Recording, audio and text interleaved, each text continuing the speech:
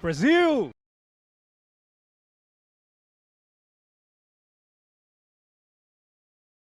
Brazil!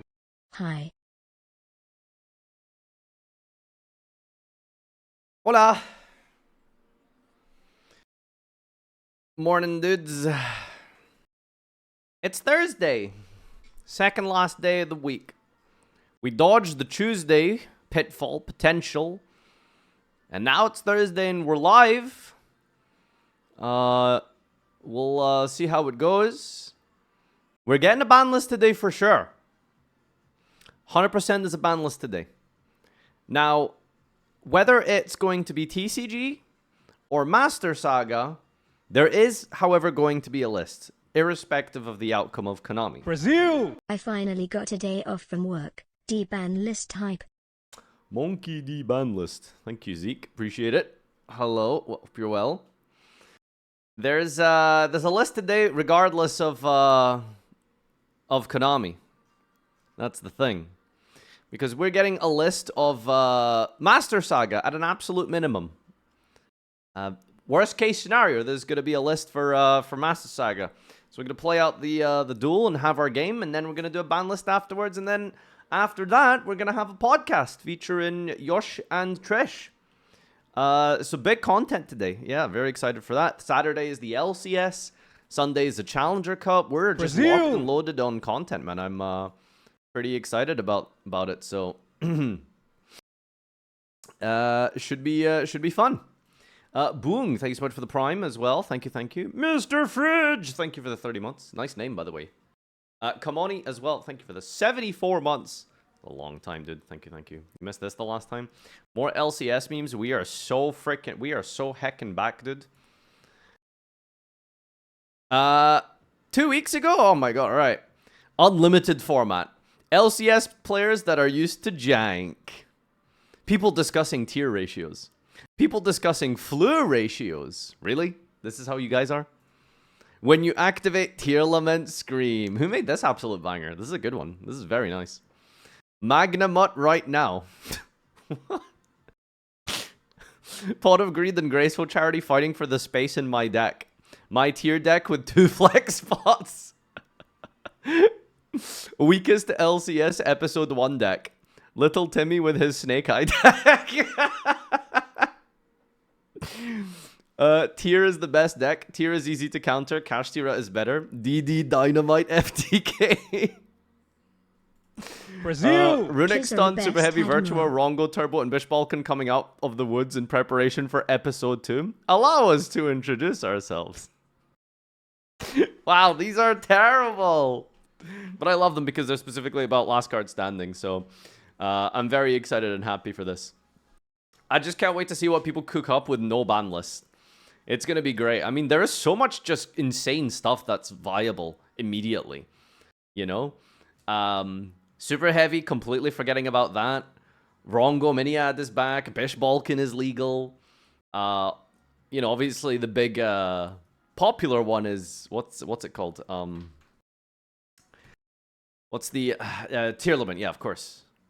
But Tempest, he's entering with unlimited dragons. That should be fun. There's a lot of just bullshit that can happen this week, so I hope you guys join and take part and show me what you're made of. It is this Saturday indeed. Steve Cernsey, thank you so much for the 39 months. Appreciate it. Welcome back. All right, well, ladies and gentlemen, we should probably jump into some content. We've got a lot of deck building to do. We're going to start at 4 o'clock with the duels. We're starting a little bit earlier because we have a podcast to fit in as well. So I'm just going to yap about my One Piece experience, I suppose, for a little bit before we jump into some deck building. Chat, I finished Sabaldi Archipelago, last night. Dude, I can't understand this show. It is just so unbelievable. It is so freaking good. It is so damn good, man. It is so damn good. Didn't give you your daily highs. Hi. There you go. I'll give you a blanket hi to all of you. Did you cry? Okay, I don't want to start with the negatives, but let me start with the positives. It was pretty short. You know, it wasn't like 100 episodes. It was quite short. So every single episode was just banger after banger. Like, literally, every single episode. There was, like, no filler.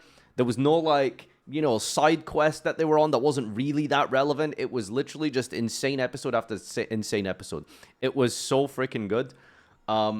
Yeah, it was insane. There was lore drops, there was high action, there was really just a bunch of just like intense moments that really had you like biting your nails. The growth of the characters as well. Luffy, but like the first time ever, like that guy usually just runs in and just pew, I'm gonna fight you. And in this one, for the first time ever, Luffy like straight up just admits, we can't win. We can't run away. We have to just run away. That was crazy. So the maturing of the characters, the actual like action scenes as well, with everyone going all out because everyone was fucked. Everyone was fucked. It was like you really just every single saga and every single arc in One Piece, you think to yourself like there's like a really bad situation. You know, and it's like, how the hell are they gonna get out of this? Like Luffy gets like half killed in the desert, thrown and left to die by Crocodile and Alabasta. In Skypiea, he's stuck in the snake, and everyone is just like scrounging to like survive. And then even when Luffy makes it out, he's like fixated in this like gold like ball thing that he's like thrown into the back into the ground with, while Nero's like about to destroy the world. There's every single time you just feel like there's like no way out, but like this time you really felt there was no way out. There's a freaking admiral who ate the glint fruit. Great name, by the way. And you just think, how do you even like what do you do here? How do you beat this guy? And then Kuma shows up, and there's 3 clones of him or 4 clones of him. You know, and you just really feel like, how are they gonna survive? How are they gonna live? You know, and then they start getting picked off one at a time, and everyone is going all out. Freaking dude, when Chopper's so underrated, dude. When Chopper took the freaking triple rumble, what's it called? Instantly took it, by the way. Unlike in Eni's lobby, where, you know, he like built up towards it. In the Archipelago, just insta took 3. And it was like, holy fuck, dude. It's so good. I can't believe how good this series is. Now, I will say, however, this is the thing. Despite the fact that how crazy and insane some of that was, Chopper, he didn't actually practically achieve anything. That's like kind of my disappointment. Like, what did he practically do after he evolved? Kind of nothing, right? And then the thing that also really pissed me off, it's like, okay, cool. Kizaru is like standing over Zoro. He's about to kill him with his freaking glint like kick or something. This is the problem with One Piece, because for 400 episodes at this point, the show has set the precedent that nothing bad happens. No one dies. There is no consequence. Pell survives an atomic bomb for no reason. Side characters, like the old guy in Alabasta, in Skypiea, the old guy and his daughter, the first people who meet him, there are no consequences. Nothing bad happens in One Piece. And yes, chat, clueless, totally, I know bad things will happen eventually. But remember where I'm at this point. I'm like almost at the halfway point of the entire series. Almost the halfway point of the entire series. Nothing bad has happened to anyone. No one has suffered any loss. No one has had any major consequences occur to them.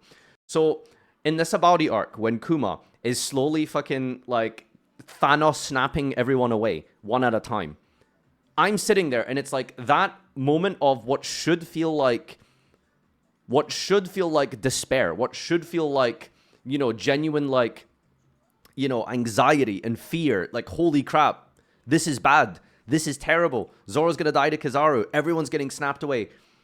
I'm sitting there and I know nothing bad's going to happen. Not because of, like, you know, there's already 600 more episodes of them and all that kind of stuff, but the fact that even if you're watching it as a new viewer, up until this point, the precedent has been set that nothing bad happens to any of these characters, right? Nothing bad happens. No, not even the slightest amount of permanent damage is ever done to anyone in the Straw Hat crew. They all have immunity and plot armor. Nothing bad happens. Imagine if Zoro actually got killed by Kizaru in that scene. Imagine, you know? And yes, I'm sure eventually bad things will happen. But I'm just talking up until this point. up until this stage, okay, to be fair, the Going Merry did technically die, I guess, if you look at it that way. But yeah, that's kind of where I'm at. That's why I felt like Archipelago was insane. But there's a reason why I felt some of the scenes in the Archipelago could have felt more stressful and anxious and just generally, like, you know, sad. It just feels like those moments are taken away from you because of the fact that the writers at this point in the anime have established that nothing bad happens to these people. So yeah, that's where I'm at right now. It doesn't take too much away from it. However, it's still been incredible. Some of these new characters, dude, Law, Kid, especially Kid, dude, freaking Magneto ass, dude, it's so good. It's peak. It's peak. Did they find the One Piece? I think the One Piece is mentioned in the Archipelago for the first time since, like, the first 10 episodes. They never, like, actually talk about it that much. But again, this is what I mean about the character growth and stuff. It was so cool. Like, Usopp is about to ask Rayleigh about the One Piece, and then Luffy's just like, no, I don't want to know. Shut up. But yeah, oh, dude, so cool. So good. I loved it all. Dude, the punch! The punch! The punch! Oh, what a moment! What a moment! I was sitting there and I was just screaming.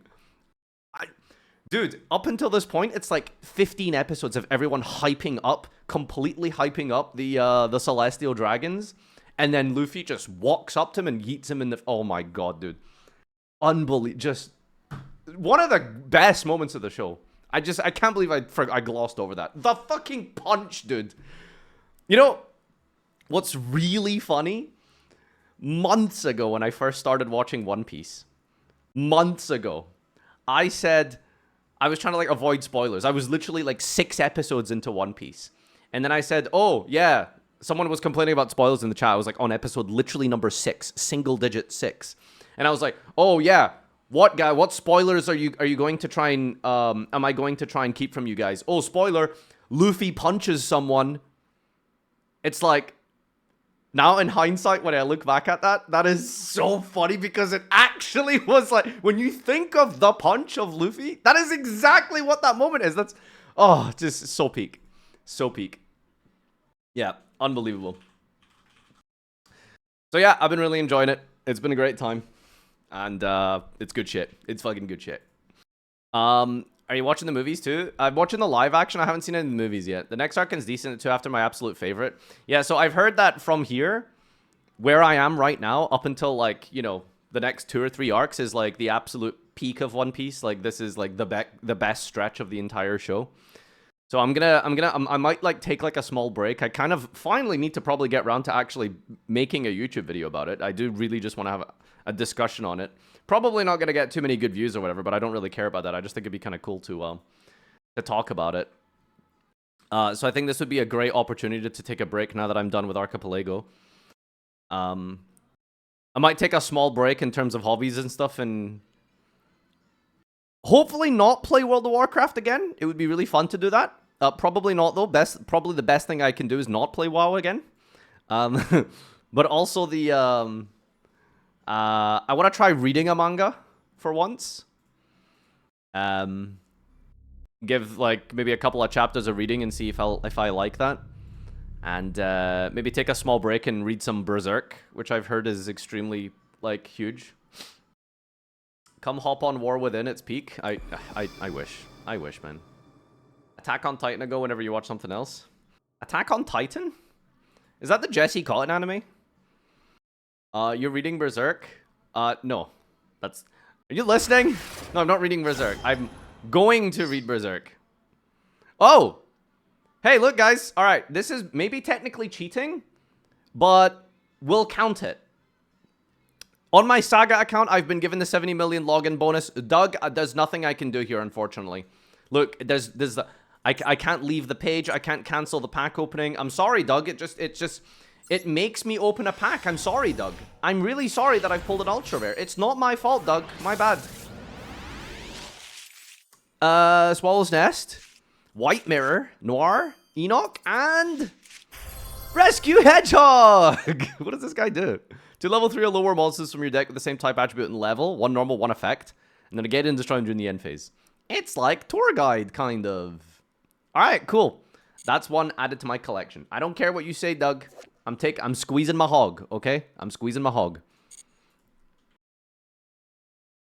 Alright. So yeah, like I said, we are only 20 minutes into the stream. But we do have a lot to get through today, so I think I'm just going to jump straight into deck building and pack opening, since there is just so much to get through. And also, my OCD here is demanding that I clear all of my notifications. Wait, who's your favorite supernova? I don't know what that means. Supernova? I don't know. Yeah, I don't know what that means. You're just rolling dice, right? I don't know what that means. Why are you all determined to confuse me today? Murderless, thank you for the 19 months. I appreciate it. Banless is totally coming out today. We are getting Kickalos back. Kickalos back would unironically make the format good again. But who wants good formats? Damn, Farfa's Enlightenment to Anime. Proud to see. Kazaro, Best Admiral. Nah, shut the fuck up. What do you mean? Kazaro is kind of cool, but come on, dude. Aokiji? I can't say his name. Iceman? Dude, that guy's insane. They're all based off of elements or something, aren't they? Your Eustace response to tweet was very funny. That had to be intentional. Okay, so everyone keeps, like, bringing that up. Clearly, I've accidentally uncovered something about Captain Kidd. So, please no spoilers. I'm clearly very clueless, but I guess something happens to him in 600 episodes that makes that tweet really funny. I know nothing about anything, spoiler-wise, about One Piece, except specifically Ace in the future. That's, like, genuinely the only spoiler I know about One Piece, like, long-term. Which, by the way, still breaks my heart until today. Anyway, let's do some pack openings. So yeah, in terms of kit, like, I actually have no idea why I accidentally discovered something there. That was completely unintentional. Yo, should I buy the dolphin? Nah. Look how many free pulls we're just missing out on. God damn it, Doug. God damn it, Doug. Look at all these free pulls, man. Alright, anyway. How many master packs is it again? Are we done with bundles? I think we must be done with bundles. Oh, there's one more bundle left. Okay. Alright, let's begin. Pack opening time, chat. Pull the Master Saga pack. Oh yeah, wait, weren't we gonna do something with Master Saga? Wait, hold on. The Master's Saga. Wait, weren't we gonna do something with the Master's Saga pack? Waiting for response. Waiting.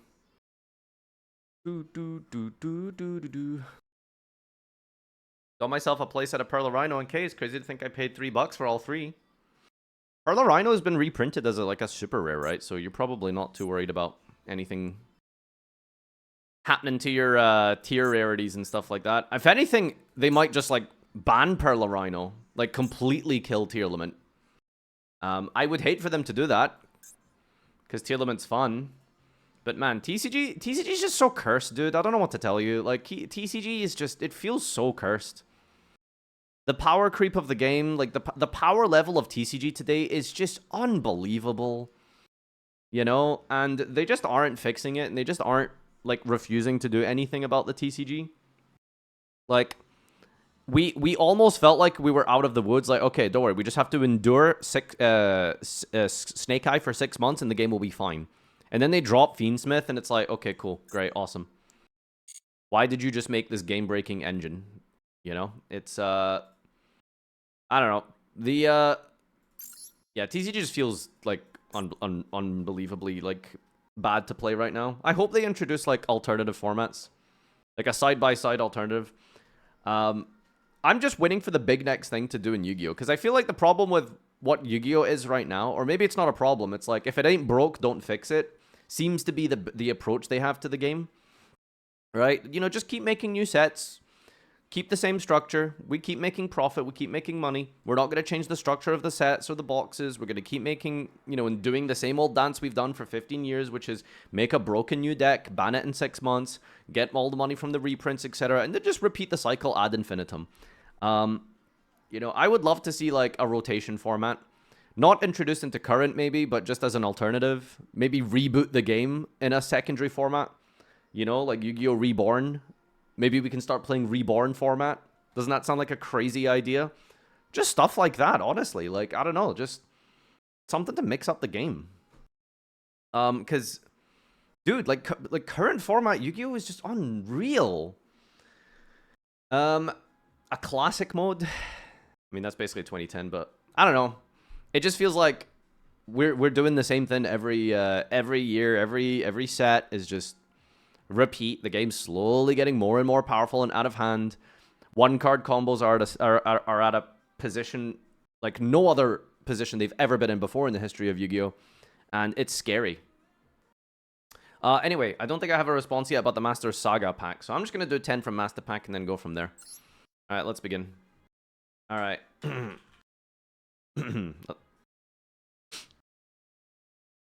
YouTube, welcome back to another episode of your favorite Master Saga. I am like 2 and 12 or something. Hi, we got a ban list today, so that's gonna fix it. Let's pull up a secret special deck. If I get something really broken this week, I probably just have to not play it, right? So I can keep it secret for 5 episodes. We'll see how it goes anyway. Alright, last week we almost didn't get a single secret pack unlocked, by the way. Did he spin the wheel? I forgot to do the Farfa wheel. We'll do the Farfa wheel after. Sorry, the loser's wheel. Oh, it's in my subconscious at this point. Alright, anyway. Spellbooks! Ooh.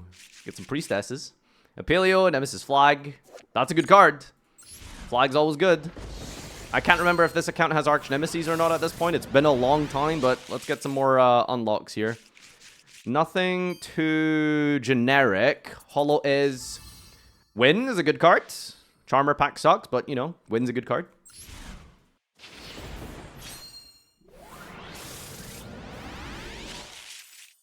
Terror King, Archfiend.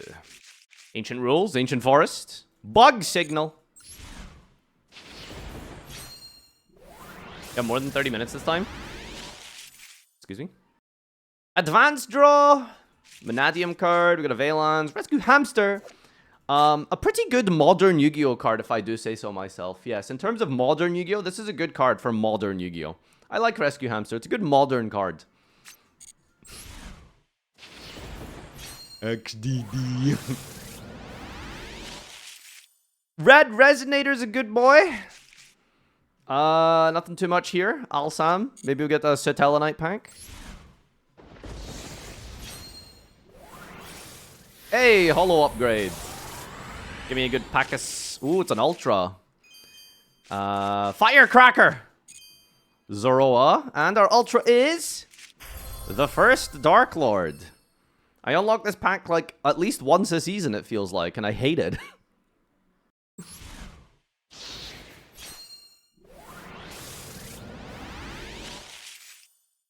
What? Keeper, Predator Prime Fusion, Batteryman C, Thunder Force Attack, Nouvelle, Koala. Sea Koala and Triotter. What a strong boy, dude. Holy crap. Hey, another pack. Another unlock, another secret. Alich! Pendulums, an Ixie Encore, Danger Response Team, and Pile Armed Dragon. Armed Dragons might be worth exploring. I think they've got a couple of good cards. Yes, this is my Saga pulls. Good morning. Good morning. Good morning, Demon. Good morning. Card Trooper. What is this, 2010, baby? Baloo Slug and Stingray. These are good cards, but nothing to really force them into just yet. Last and final pack. Can we end on a holo? Yes, we can. And before holo being classified as glossy, though. Ooh, Ultra. Plunder, Flunder, Hunder, Thunder. That's a good deck. Let's have a look here. We've got a Fire Fist pack as well to take a look at. And an Ultra. Hot Red Dragon Archfiend Abyss. These are good cards. These are good cards and good packs. Alright, let's go do the wheel first before I forget. I am still doing a wheel, right, chat? I'm not, like, making this up. Da, da, da, da, da, da, da. Okay, I feel like there's a wheel. Legendary pack card. Huh? God, what is that noise? Oh! It's Steam playing a game trailer in the background whenever I alt-tab. Okay. Alright. Is this the correct wheel? I think it is. 5 extra. What's a legendary pack card? What does that mean? Does he... Oh, legacy pack card. Yeah, okay. Alright. Alright, let's roll it up. Welcome back, everyone, to the Farfa wheel. The loser's wheel. I need to stop saying... I need to stop... The loser's wheel. Not the Farfa... The loser's wheel, okay? I just so happen to be in the position of loser this week. But it's not the Farfa wheel, okay? Let's spin. Click.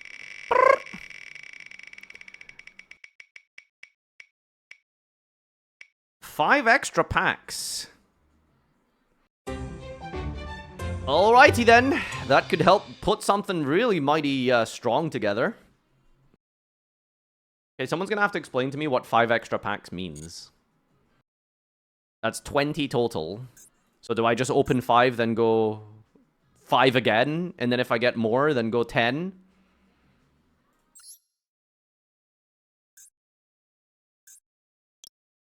Fucking ultra rare Blackbeard, dude.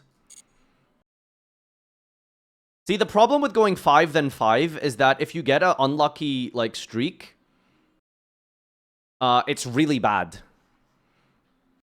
But 20 in this pack could be insane. If I just pull... I mean, any of these ultra rares are good pulls. The problem is that Plunder is... If we don't get Blackbeard, Plunder is really unplayable. Like, you need 1 Blackbeard. But Fur Hire is low-key really strong. And 20 Fur Hire packs? I mean, they're pretty low rarity, right? Look at all these commons. Recon and Dompot are just insanely good cards, by the way. Pop a face up and a face down. Playset of these as common. That's, like, really fucking strong. Let's check out what else here. Like, I've kind of wanted to maybe look at the Resonator pack. So the thing I'm worried about the Resonator pack is there's a lot of high rarity cards. There's Ultra Visions, Ultra Gaia, Super Soul Resonator. There's some really, like, there's really high potential here, but a lot of just high rarity cards in this one.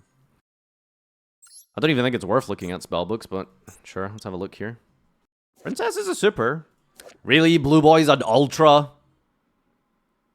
Secrets is an ultra? What are the low rarity cards? The low rarity cards are all the really bad prophecy monsters. Like, shit no one has ever played. Like, frickin' Hermit of Prophecy. Increase this card's level by 2 and attack by 3. Like, if Secrets was low rarity and Blue Boy was low rarity, I'd consider it. I don't want to play Despia again. The Dragon pack is okay, maybe? No, there's a lot of rubbish in here. Yeah, there's a bunch of crappy level cards. Alright, honestly, this is quite simple for me. I'm gonna go 10 deep with this. And then 10 again. Alright, mark it up. Secrets. YouTube! I've decided to go with a different strategy. Rather than opening 5 and then my 10, I'm gonna go 10 and 10 immediately with the Fur Hire Plunder pack. The reason for that is if we get unlucky and don't get any ultra rares, then the bad luck protection of giving you a guaranteed ultra doesn't kick in again. So we basically could potentially end up in a situation with no ultras. Now, in order to play Plunder, you absolutely have to pull Blackbeard. I don't think the deck is playable without Blackbeard. However, the contingency here is that even if we don't pull any of the ultras, I think Fur Hire is a good deck without ultra rares. Not having Rafale and Folgo is a little bit stinky, but I think Fur Hire is very playable without them. And also, I believe this is a Saga first. No one has played Fur Hire in Saga, as far as I can remember. So, let's go and do it. Let's begin. 10 packs. A lot of ultras. Could just get Blackbeard. All right, sick. There's no Earth ship? New ship? I thought that said cock face turn. Sorry. Philo, the shipping, Pride of the Plunder, and a Merc. All right, Merc Bran, insane. Get a what's it called? A bunch of main deck commons and a Blackbeard, busted. I'm gay, but what's wrong with you? Infinite Time Machine, Crystal Beacon, nothing here. Whitebeard, huge. Another shipping. I mean, these are just good discards, right? I think they search cards. No. You need to pull an emblem for this thing to be good. Red and white, that's good.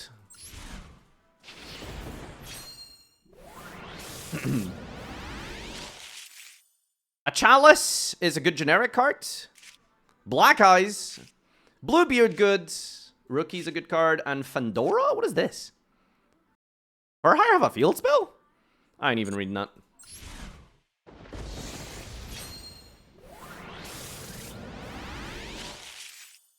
Nothing good on the generic front. Maybe a Veil. It's not terrible. Golden Hair, insane. Lice, insane. And a second Black Eyes. Unbelievably good pulls. And an Ultra Rare. Come on, give me that Blackbeard.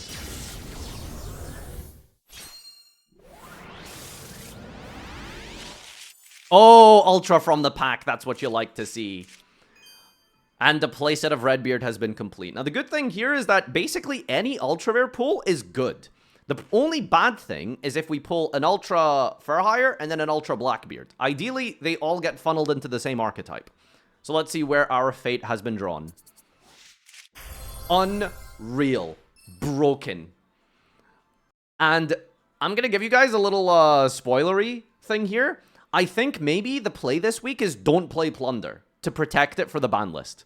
I'm not even joking. I think the strat is don't play Plunder because if I play Plunder, this deck instantly gets hit. I actually think we keep this a secret. And we play Mermail.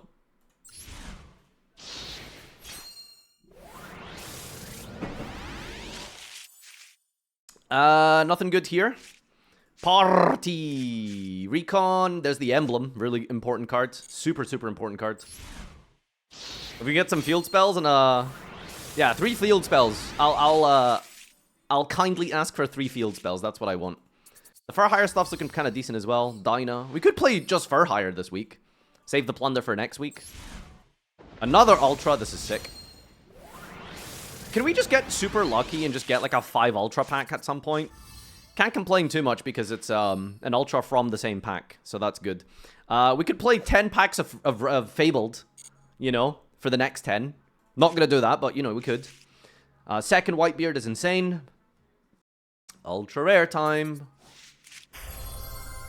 Too good. Too fucking good. You couldn't pay me to play Plunder this week. I am not letting those scoundrels, those demons, take this deck away from me after unlocking it for 1 week. Ship and Blackbeard pulled in the first 10.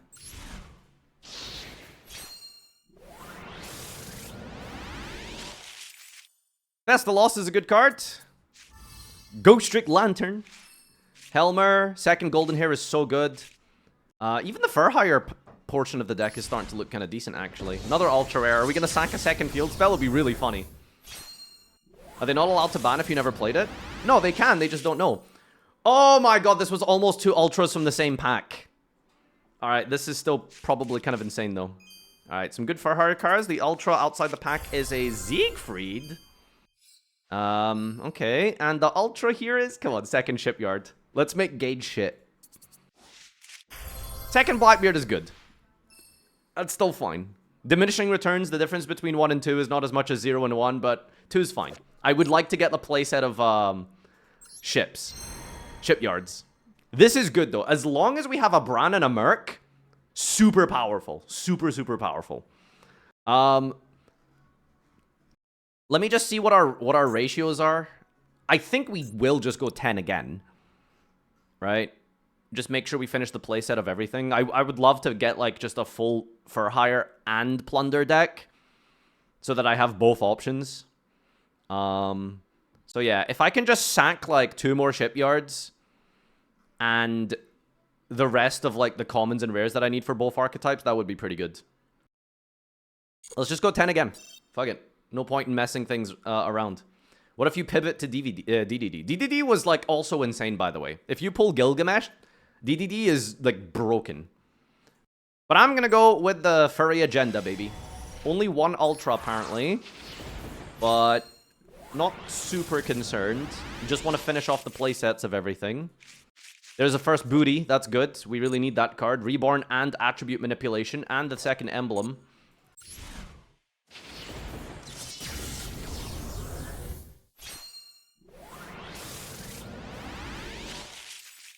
Flower Guardian. Synchro Zone.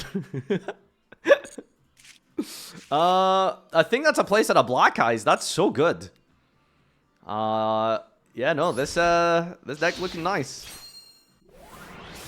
Yeah, no Jord is a bit annoying, but you can play it without Jord for sure. Okay, another Fur Hire card there. Yeah, I think I'm gonna play Fur Hire this week and try Plunder next.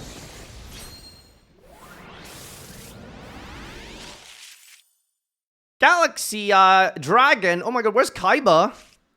Party, Philo, Bluebeard, and Wiz. Fine. It's crazy that this has allowed me to almost basically get 2 full decks now. Firelick! Recon from outside the pack. What the hell? I needed that. 3 Reborn as well is so good, by the way. I mean, it would be nice to get a Folgo, but clearly we're limited in our Ultra pulls, so yeah, just give me the rest of the playset of the Shipyards and I'll be happy. There's another Dompa, second. Okay, that's Dompa, Recon, both finished, I'm pretty sure. So, what am I left with? I guess I don't have any copies of Beat, which is a bit rough.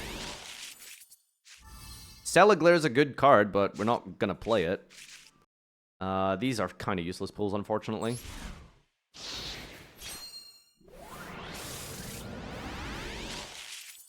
Blackstone of Legend, Lone Fire Blossom for plants. Too many Sagitas. Another Whitebeard, huge. I think that's a playset now. And finally, a super here. What are we looking for? What are we looking for, supers? Second Merc, maybe? Beat! Huge! That's good. That's actually nuts.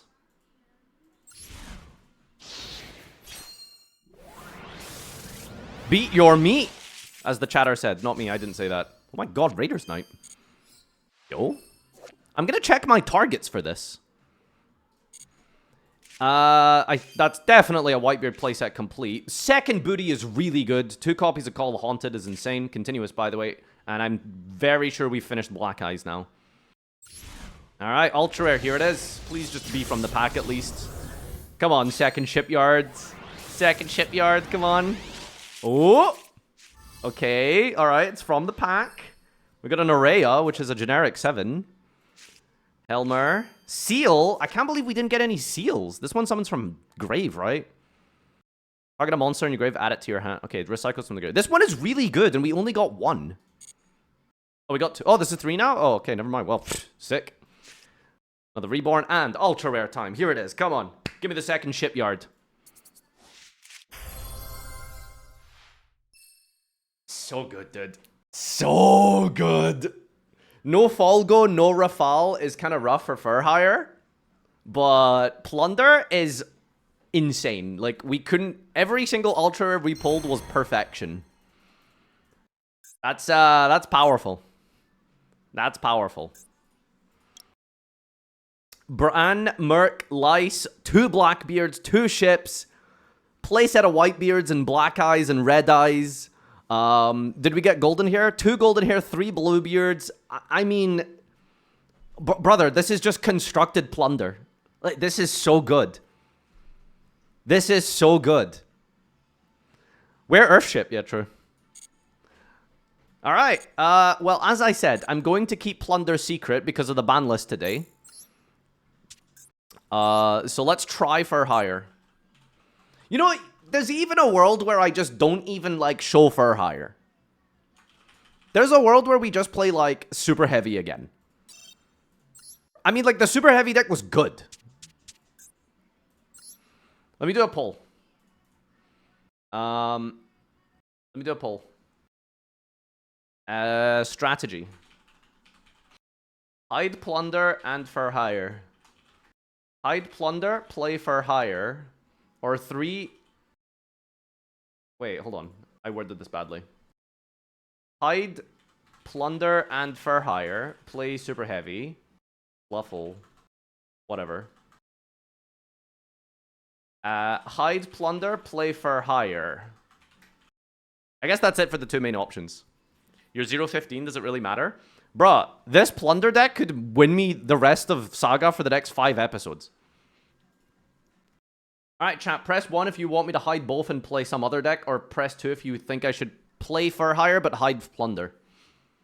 I should have made a third option, just play plunder, but like that's stupid. Why would I do that?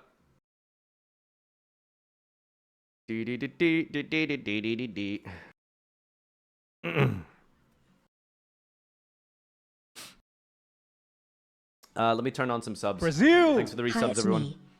Hi, Sage Neeby. Appreciate the 32 months. Brazil! HKW Wrestling. Thank you for the prime as well. Oogie Boogie. Thank you for your 26 Brazil! months. 666 Harry 666 Monka W Harry Potter. Thank you for the 13 months. Brazil! And Yui. Try build for hire, see if it's even worth saving for later. Brazil! I think it's a Hi, good Mr. deck. Streamer Man. What good is keeping 2 decks secret? Because of the ban list today. So, after we duel, we're doing a ban list. So if I play Plunder and I just have Blackbeard and Shipyards and they're going to be like, oh, okay, well, I should probably ban Blackbeard. So basically, I would only get value for 1 episode. That's basically the issue. For hire is not even that good, sadly. You are actually just wrong. For hire is very good. That is actually just wrong. For hire is sick. Which one? Philo's... Wait, did we not get the Dino one? Bro, we only pulled 1 Rex? Why does this always happen to me? Card is normal, special, add a for hire spell and trap. Rex isn't in the pack? Oh, I just have one? Oh, okay. That's kind of neat, actually. What the hell? I think we play a Sage. Definitely play 2 Seal. Play... Did I only get 2 Blavel? See, the thing with for hire is it's not bad to just play everything. Just 5 monster. Just every monster, just play a playset of. Fire hire, special tier field while you control this. Discard a card. One card for hire and draw 1. Jesus Christ, dude. The only bad thing about this deck is, like... I'm not really sensing a win condition. What does Dyna do? Banish cards from the grave. Monster you controls can't target for hires for attacks except this one. That's pretty good, actually. Link climbing. You could do some link climbing. But the thing is, they're all just good quality monsters. Like, you just summon all of them. Like, you just literally just pendulum summon. Gain some advantage, get guys from your graveyard, boost their attack with Bravo, pop with Recon and Scout. Like, they are just good cards. What does Sagita do? Holy goddamn, no one told me Sagita was... Opponent can't target monsters for hire with card effects except this one. Pretty good. Play like 1 or 2. Definitely play 2 Seal. I think we max out on Helmer. Helmer makes you want to play a lot of for hires. Like more. Like way more than you should maybe potentially. What does Philo actually do? Reborn. God damn. What does the field spell do? Is it actually worth playing? During your draw before your normal draw, give up your normal draw and then add a for hire. If you control 5 or more for hires with different names, send this from the field, destroy cards your opponent controls. That doesn't seem bad in this deck. Like, yeah, this isn't a sealed card, but, I mean... That does not... If you draw a field spell and 5 for hires, that's nuts. Does it? Kind of.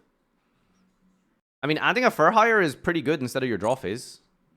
Like, I would probably rather draw a beat instead of just a random card sometimes. I think we definitely play 3 of the Reborn. Brazil! Hi. What is Rookie? Tribute, special 1 from hand or deck whose levels 1 higher or lower. Can't declare attack set with for hires. I don't know how good Rookie is. Like, one or two copies? Like, Rookie only seems good when you have, like, Folgo. Like, this is kind of a constructed card. Training. Face up Fur Hires, destroy a battle or an opponent's card effect. Target one of those special Fur Hire from deck whose level is lower than that target's original level. Okay, so just everything just floats. That's pretty good.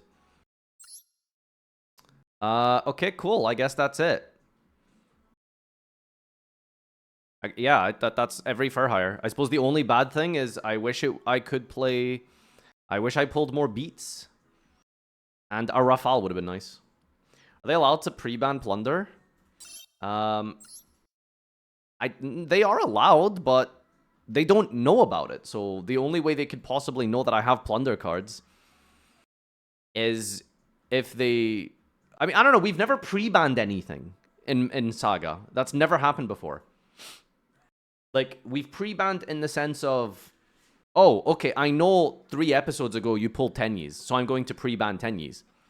But they've never, like, oh, today you pulled this specific card, I'm going to ban it. Like, that's never happened before, so...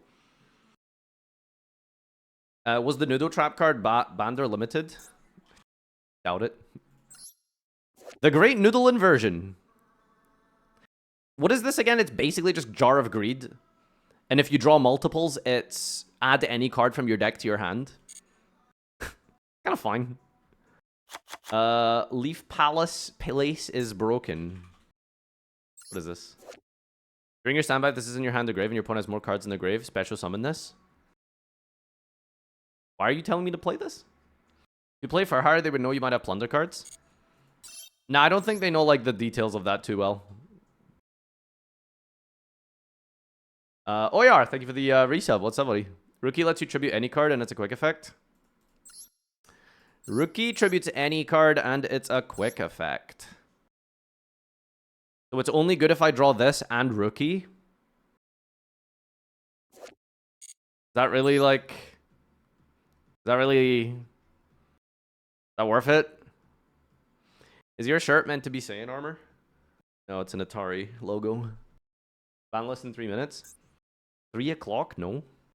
Oh my god, I forgot how broken my staples are. Jesus. Oh, Gores is sick in this deck. Kind of, maybe. Not really. Maybe?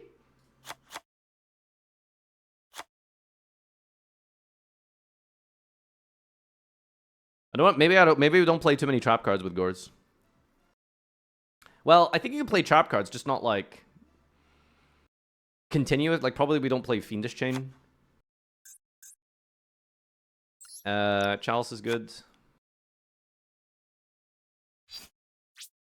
Did I get like any good staples?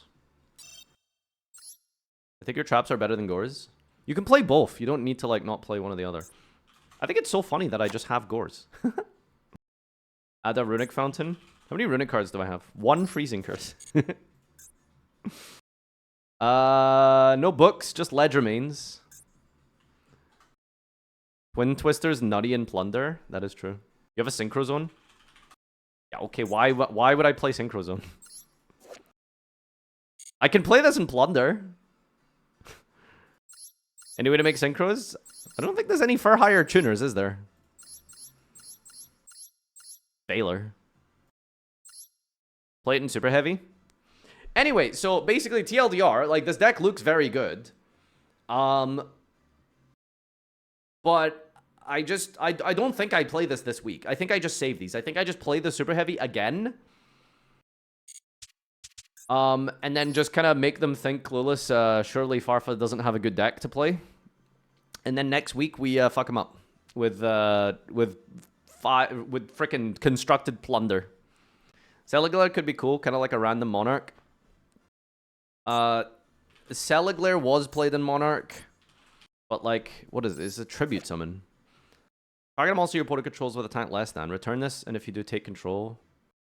Normal set this without tributing. Its original attack becomes 15. Oh, right, I see what you're saying. In Fur Hire, you kind of need your normal summon. Just joined. Are you all banning cards today? There is a ban list today, guys. Whether it's Saga or TCG, we are getting a ban list. So did I get anything today that I can play in Super Heavy? I don't think there was any, like, potential super heavy cards I pulled. Why do you guys keep saying Synchro Zone? You know if they get rid of Synchro Zone, my deck dies? The Resonator? Oh, yo, the Resonator's kind of good, actually. Right? You can also play Synchron Resonator. Wait, can I play Archfiend? How do you make this? An 8? A lot of these lock you, though. Locked into super heavies. Requires a Dart Dragon. Oh, yeah, never mind. Play Fluffle before it gets banned. I could play Fluffle again. The thing is, like, Fluffle's kind of hard. Fluffle's kind of hard. And it's also a little bit awkward to play sometimes because there's no owl. I don't think you can understand just how bad it is to not have an owl. Super Heavy's hard too. This version of Super Heavy isn't really that hard, I feel. Just make a big Chungus and you're good, right? Like, I don't know if I'd say, like, Super Heavy's that hard. So am I. Send it. Okay. Then why did you lose? With Fluffle? Because I invested all of my resources into a Chimera and got Solemn Striked. Fluffle. Super Heavy. What are my other options? This isn't a good deck, right? No. I feel like this is one of the only decks I've won a duel with, and it wasn't very good. Like, what is this? I feel like we only really have 2 options. So press 1 for Fluffle, press 2 for Super Heavy. I think just having a deck with Chimera is insane. But, you know, Super Heavy with strong style is also really powerful. Like, they're gonna... Oh, by the way, I should probably, like, start thinking about my bans. Because we're dueling in an hour. And I think I get... Let me just double check. Gage and Doug get 1 ban and 1 limit for each other player. But then I get 2 bans and 1 limit for each player. Yeah, how do we kill Shinobirds? Ban Pankratops? Oh, I'm banning Ga. I'm banning Ga. Just so Gage knows. Gage, Doug. It looks like 70% want me to play Super Heavy, so we'll play Super Heavy today.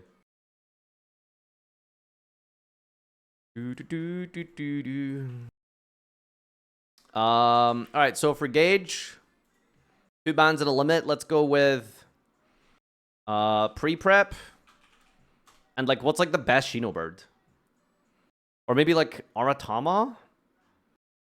What, the Retro Spell? Yeah, what is that one called? Ritual Spell? Okay, we'll ban the Ritual Spell. And then we get 1 limit. Maybe just like Aratama. Let me bring up their deck lists, actually. Kind of important. Alright. Doug's Super Ranger deck is fucking atrocious. Age's... What's it called deck? Doug's freaking Ogdodic deck. Oh man, we gotta hit the Ogdodics. That's mine. Doug has a fucking Fish Toon deck. What was he cooking? Evidently not much. Oh, Doug also had like a Furhire, an Infernoid PK deck, but I can't even remember if we hit those. We did, didn't we? Alright, anyway. This is it. So this is Doug's stuff. Let's focus on Gage for now. So this is the Shinobird. So this is Shinobird Calling. So we just ban Shinobird Calling. Limit Aratama. And ban pre-prep. Do we need to ban pre-prep? It's only at 2. Wait, hang on. Banning pre-prep is a bit useless. If we ban the Ritual Spell, then pre-prep just dies naturally. Yeah. Okay, so we don't ban pre-prep. Just hit the Ritual Spell. The thing is, if you ban the ritual spell, what does this deck do? Pankratops? I feel like Gage has better cards than just Pankratops. Maybe. I don't know. I haven't really been spying on his pulls. The field spell? Yeah, like maybe banning Pank is actually better. For Doug, I'm banning Ge. I don't care. I don't care. I don't care. I don't care. I'm banning Ge. Ge's getting banned. The hell else does Doug play? This shit. Alphan? I could just ban the field spell. The green one's really good as well, actually. Oh, they both have Pankratops! Okay, Gage can have Pank and Ritual Spell. Doug can have Get and Alphan. And then what can we limit? Do we just limit green from Doug? Gage has crazy staples. Where's he got? He's got Book of Moon, he's got Daruma Cannon. Oh my god. Diviner. Prosperity. I like how there's like a Pearly in his extra deck.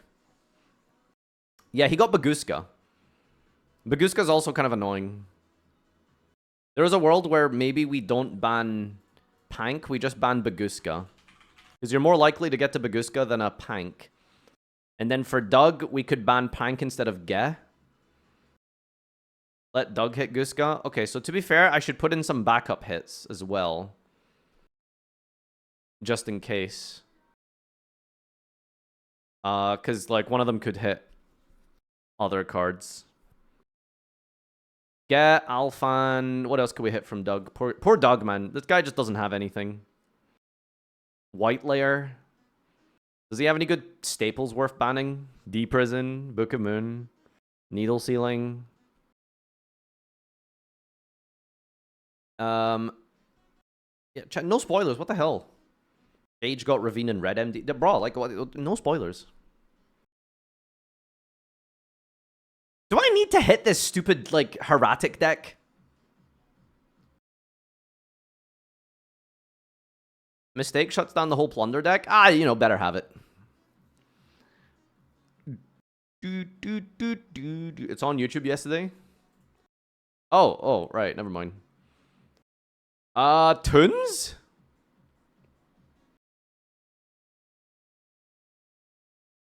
Okay, I'll put like a Toon Harpy Lady as like a backup in case like Gage hits one of them. Or maybe like I could limit the Toon Harpy Lady. Limit. Ban. Limit.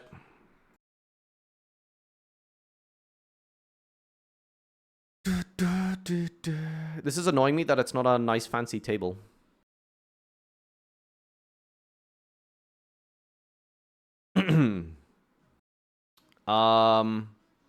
Needs to be 3 columns, I believe.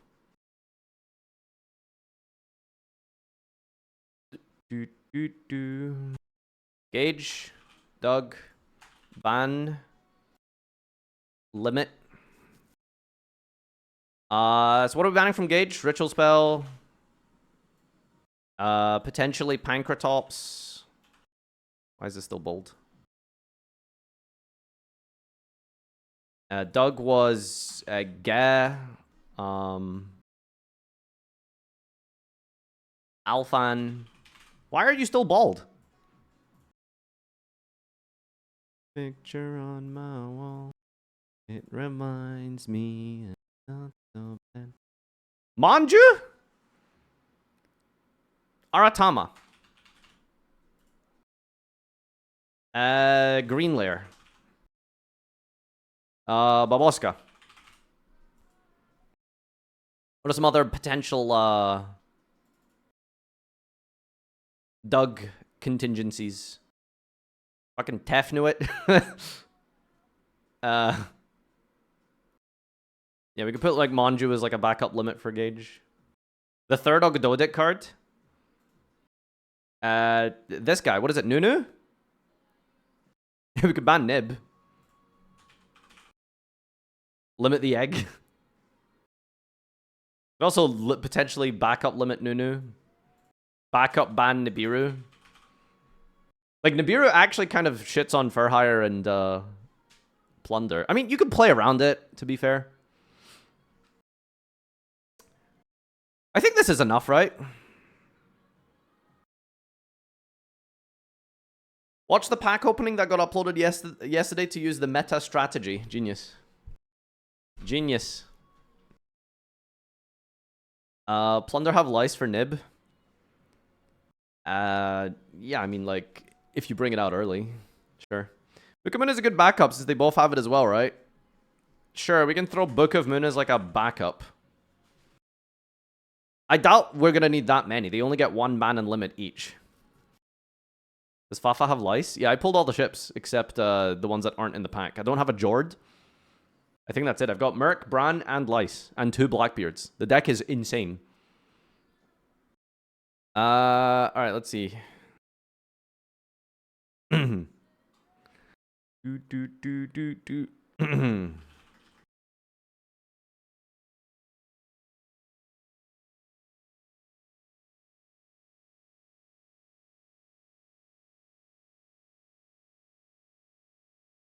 Okay, I think we're done here.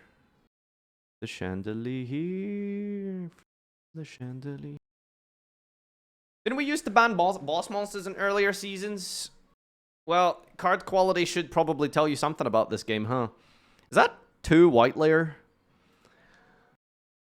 I'd rather hit like the staples. I think limiting and banning, limiting some of the main deck engine makes the decks kind of unplayable. What is the best Shinobird to even ban in this deck? I don't even know. Ritual Spell's good enough. Frost ban is not bad. What is that for gauge? Okay, so I need to think of some like backup-ish stuff here because... Let's say Doug goes first and bans the Shinobird Calling. What should I ban after that? Like, the field... Like, I'm fairly certain you ban the Ritual Spell, they can't play the game.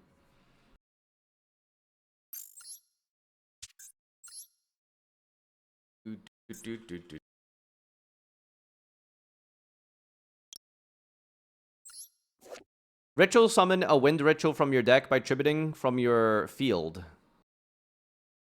Okay, I think I would like murder this deck. I don't know. Like that seems pretty nice. But the thing is, I don't even know how good or consistent the deck is going to be because it loses 5 cards if you ban the ritual spell. Is it you don't have a pre-prep target anymore, so that just kills pre-prep. And there's no ritual spell, so that's 5 less ritual spells.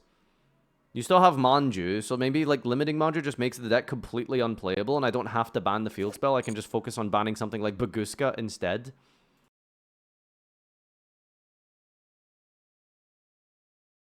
Does Gage have that field spell? He does. Needs to be on field, so he'd probably have to play more incantations if ritual using field. Field ban not needed. You need to commit to the field to ritual, which you can play around. Aratama seems like a good hit. Aratama's probably going to be my limit, yeah. I think this is a good enough list. Let's see, what do we got left? We got like 45 minutes left. Let's do some deck building if necessary. So, what sucked last week and what was fine? What are some of these cards, dude? Magnet. Special level 4 from your hand and change this to defense. Magnet? Guy isn't bad. What's the worst, like, super heavy here? Play Gamma. Gamma Driver. Big Benkai. Benkai's insane. Did Doug and Gage pull their cards? Something like that. What is this guy? Soul Claw. Can we destroy a battle? Gives it 5. And Giga Gloves is... Look at the 5 cards from the top of your deck and place them in any order. Opponent declares a direct stack. Banish this. Excavate for super heavy. Add it. Let's play a 1 and make it 40. There we go. Boom. There it is. Super heavy's done. Fixed. Did I get any new Link monsters? Sort by order obtained. We got a win. Do I have any win monsters? They are all Earth. Unlucky. Blue Slug. This thing. Nope, no new Link monsters worth playing. Any new synchros that I got? X-Saber Urbellum. A 7. Inflicts battle damage while they have 4 or more cards in the hand. Place one on top of their deck. It's kind of shit. Siegfried, Ragin. Isn't Bran generic? Yes, but it needs a plunder to discard. I think this is good enough. Do we not get Sekkas? No. If I had Sekka, I would very much be playing that card. What if I just craft it and lie? Playtest? Alright, let's go do one ranked game. Dun dun dun dun dun. Oh, wow, we're almost in bronze, baby. Can you play a small plunder engine in Super to trigger Whitebeard when discarding for Scarecrow? Why would I do that? Why would I give any information away about plunder? When I have what is basically a constructed deck that's going to dominate for the next 5 weeks. Clueless, you never know. Do I go first or second? I don't know. Second? Crimson Resonator might be good for the extra tuner. Brazil! Yay. I'm already playing the Resonator. Oh, I'm playing Red Resonator. Maybe? I'll have to read it. Alright, what is this? This hand could... Bruh, come on, dude! Frickin' Ubelin rookie.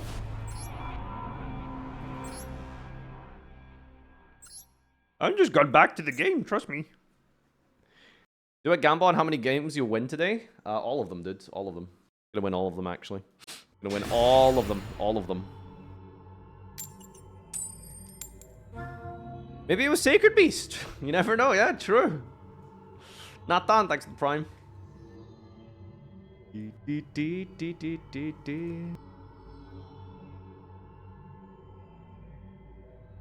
Inside out. Swear gold is easier than bronze or rookie in this game. Don't say that. It probably was with his 5 extra deck. Wait, what? He had 5 extra deck cards? How many does this guy have? This guy has 5. 5 extra, 4 main. 40 main. So this is the tribute that specials one, right? Lootist. The targeting protection. This is Lone Fire Blossom, right? No, it's actually significantly worse than Lone Fire Blossom. Ranked today from bronze to gold, it was all Blue Eyes, Dark Magician, and something New Bell, but bad. Sick.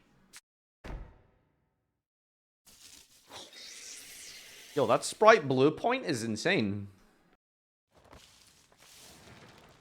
Okay, I think I'm gonna buy the Dolphin, mate. I'm wasting the Doug fund, but I gotta get that, dude. Yay! Structure deck! Good testing. How do we play around memory of an adversary? Yay, this guy. I kind of want to summon the Golden Sword Soul. I can make the 6, but I can't really do that. How do I make the 6?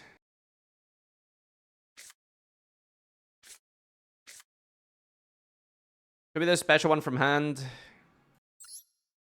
Get the Pacemaker, I suppose. Is there a level 1 tuner? We'll get there. It's possible. The only thing you care about in this, what, maybe like, what's it called from an adversary? 2 + 4 = 6? Thanks, I didn't know that. Viva la loca. Hello?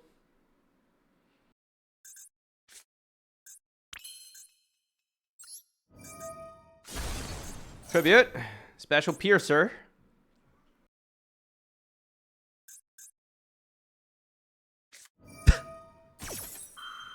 Okay.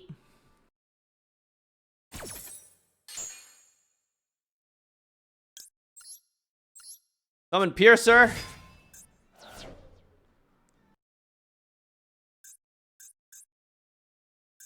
Soul Pisser. Shut up, dude. That's not funny. Brazil! So we can summon the tuner here. Zrilok, thanks for the prime. Yo! Ring of Destruction for 0. You know you just won the game if you, like, hit my normal summon? I don't know about winning the game. Oh, I can protect it from targeting protection. Thank you for teaching me how to play my deck, Master Duel. Yeah, I guess we'll keep you alive. Wait, hang on. Does Ring destroy a monster if it has 0 attack? Yeah, it does. Alright, what do we add in here? So I can get the Trumpeter to make a 7. It's probably good. Special. Special. And then make this guy. Got an OTK with Rise to Full Height next turn, baby. So do I need Gold Sword? Declares an attack. Any attack? That's broken. Just bring back the Piercer. Get a search for follow-up next turn. Battle phase. Wait, why can't this attack? Oh, Threatening Roar. Target is equip it from the field, inflict piercing. Equipping this just doesn't do anything, right? We just leave it up. Alright. Well.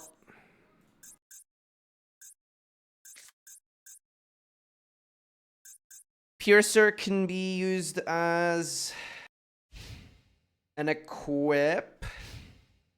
We're gonna special the Golden Sword Soul next turn. What do we do with it? Do I have an 8? I do have an 8, but it needs a machine tuner. Oh my god, you cringe. Back to Fortnite? There's no way. My man. Joke's on you, I'm just gonna make it again.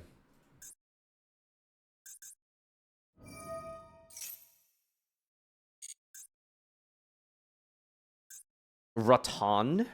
That's a funny card. 2 monsters, 2+ monsters with the same type. Spellcaster. Oh my god! Ragnarok? Alright, do I need to negate one of these attacks? I don't think so.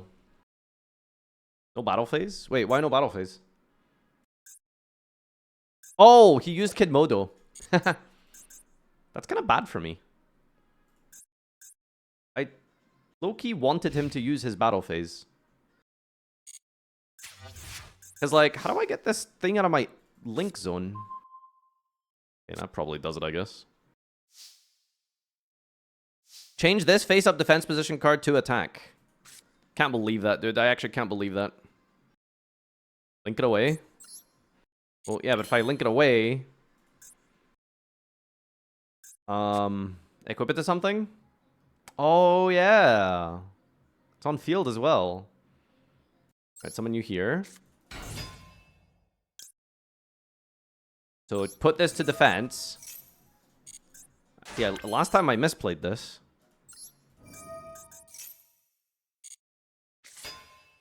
Oh, this only searches what's it called? Okay. Oh my god, this is insane. What the fuck? This is crazy. Equip this onto you. Tribute. Special summon Tuner, I think.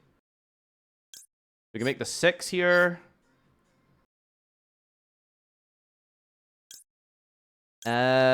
This deck has a level 1 Tuner. Interesting. Is this guy good? Musashi? Add it to your hand. Fuck it, why not? And then this is gonna search Big Benkiss. And we're gonna play some Benkiss control.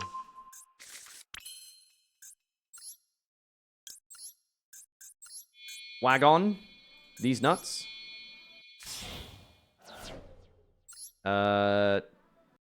Transversion. Then re-add the... What's good? Like, what's good YouTube? Is Soulhorn a double attack? Holy shit, that's nice. Fuck it, let's take Soulhorn. Oh my god, Soulhorn with Benkai? Let's fucking go. Alright, this is gonna be some damage.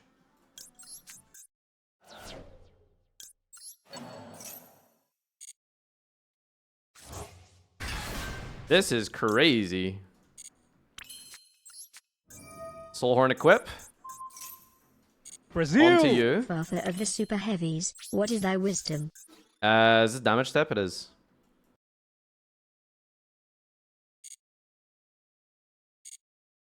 Damage step.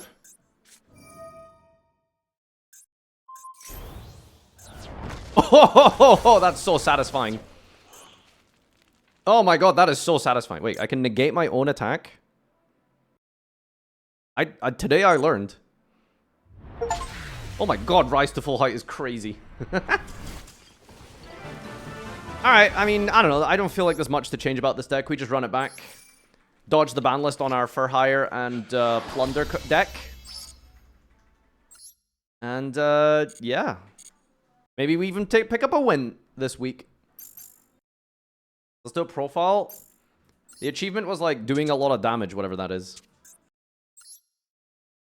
Alright. Thank you so much, Flea Dark Sama. Alright. Saga profile. Yeah, there we go. Alright, let's begin. I get a craft? No, I get the loser's wheel. I don't get a craft as well, do I? Stop confusing me. Alright. YouTube! Welcome back to the deck profile. You're very shocked and surprised to see that it's not Plunder Patrol, huh? Again, like I said, I'm extremely intelligent. I am hiding my strategy, my constructed Plunder deck. I refuse to bring it and then get destroyed on the ban list after one use. So we're not playing Plunder. They don't have any idea that I've pulled any Plunder cards. They have no clue what I've got or what's available to me. So I'm going to disguise it and go back and run back the Super Heavy Samurai deck. Fur Hire as well. I could have played Fur Hire, but that's, again, just more unnecessary information. We can run that at some point as well in the future. I don't want to risk any of the new cards being hit. In some world, Fur Hire might be probably worse than this deck, and I'd rather they hit that instead of this. But they already know I've got Super Heavy Samurai, and this guy's going to die. And without the Link 1, this deck feels pretty bad. Okay, so other than that, there's really not much to say about this. We're playing Big Benkai Turbo. We've also got a good different array of synchros available to us. We've got the Stealth Ninja. We've got the 8. We've got the 6. So lots of good options for us. I genuinely feel like we just got clobbered by Gage's deck being so unbelievably more powerful than ours. I don't know what to tell you. Like, Shinobirds is insane against this deck. He made me start. I make a big field. I thought it was a really good, impressive field, but Shinobirds non-targeting bounce is pretty good. So we need the coin flip. And yeah, let's jump into today's episode and duel. And let's see how it goes. Wish me luck. Alright, sick.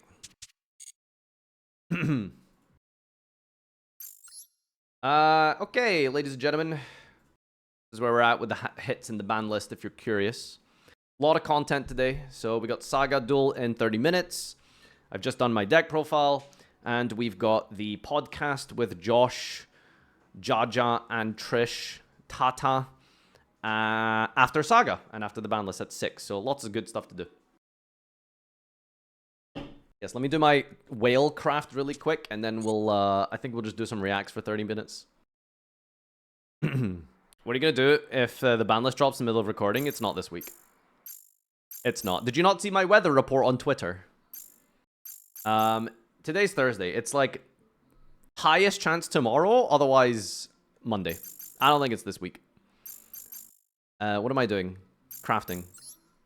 You're a shit weatherman. I don't trust your predictions. How do you think this guy feels? Look. This guy's getting banned. Spicy lad. He came in and made a big bold prediction. 26, that's Monday. This is the real danger. Want to bet that it comes up tomorrow? Ban me if not, VIP me if it is. Sure, Bubble. I won't be here, but remind me on Monday to ban you. Why would I ban you? Banning isn't a good thing to do to good chatters. If you're a bad chatter, then yeah, banning is funny. But if you're a good chatter, then that, feels bad. I don't want to ban good chatters. Oh, I completely forgot, by the way. I was gonna do a mass unban. For the anniversary of Dante, but I completely forgot, and I don't think there's a very good occasion for it. Where am I at here? Protector, dual field, mate.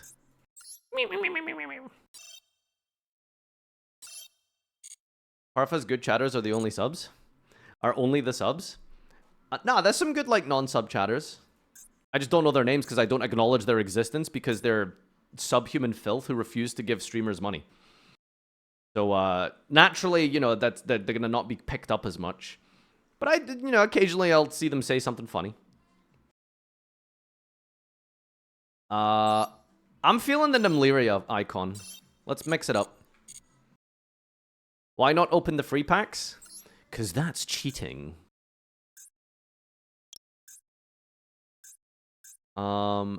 Yes. Dreaming Gage Lyria. Gaga. Mr. Gaga. Gage will shit. It works. Alright. Got my username for today. Brazil! Does this mean my existence is now acknowledged? Welcome, ECS, my good friend, brother, and compadre. You need anything at all, bro, you just hit me up. You are now a subscriber. I trust you with my life. We are now best friends forever.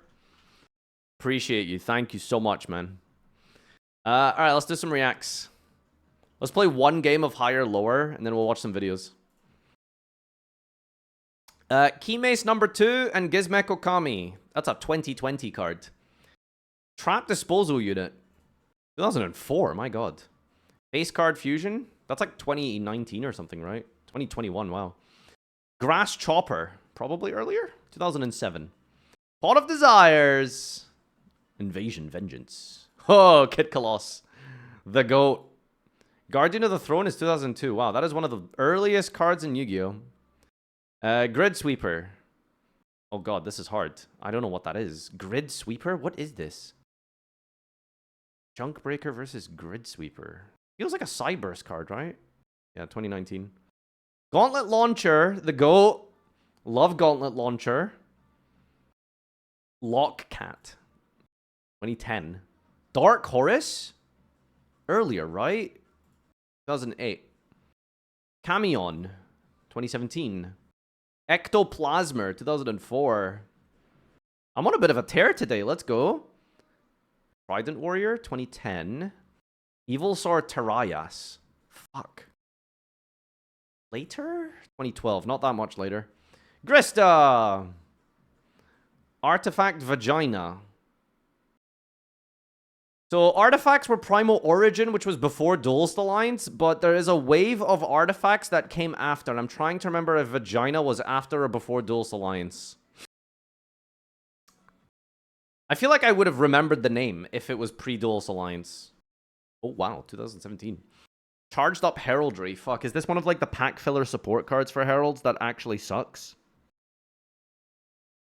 Oh, God. Earlier? Oh, dude, we almost beat the streak. 20. All right, last one. Last one. Humanoid Slime. That's a speed duel card. Okay, that one didn't count. That was a warm-up. Bonding H2O. 2005. Noble Knight. Perder. 2014. Blue Cat. 2016. Endymion the Master Magician. That's the OG Endymion. That's pretty early. 2009. Photon Wyvern. Later? 2012. God, is it Wyvern or Wyvern? Junk Blader. Earlier? Alright, fuck this game.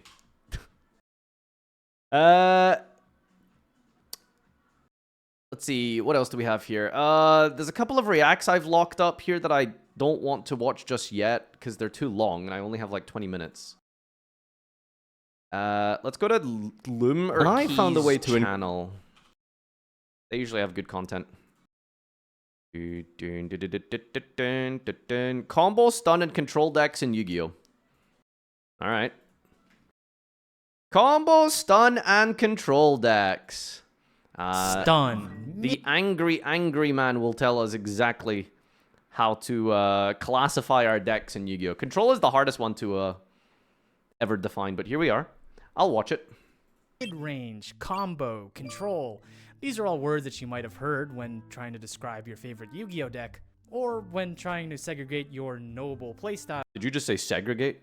What is this diagram? Our powerful metal call, our one-of-a-kind negate, wonderful set 5, our numerous decision points, our consistent setup. Their overpowered one-card starter, low-skill gameplay, insufferable combos, oppressive boss monster. Wow, this is like so meta. I love this. Against your opponent's barbaric win conditions. Bro. But when you step back and really think about it, this is something you guys need to understand when you're playing competitive games. Everything my opponent does that's better than me is cringe, virgin, sweatlord, tryhard, and broken. But anyone worse than me is a noob and sucks at the game and needs to get better.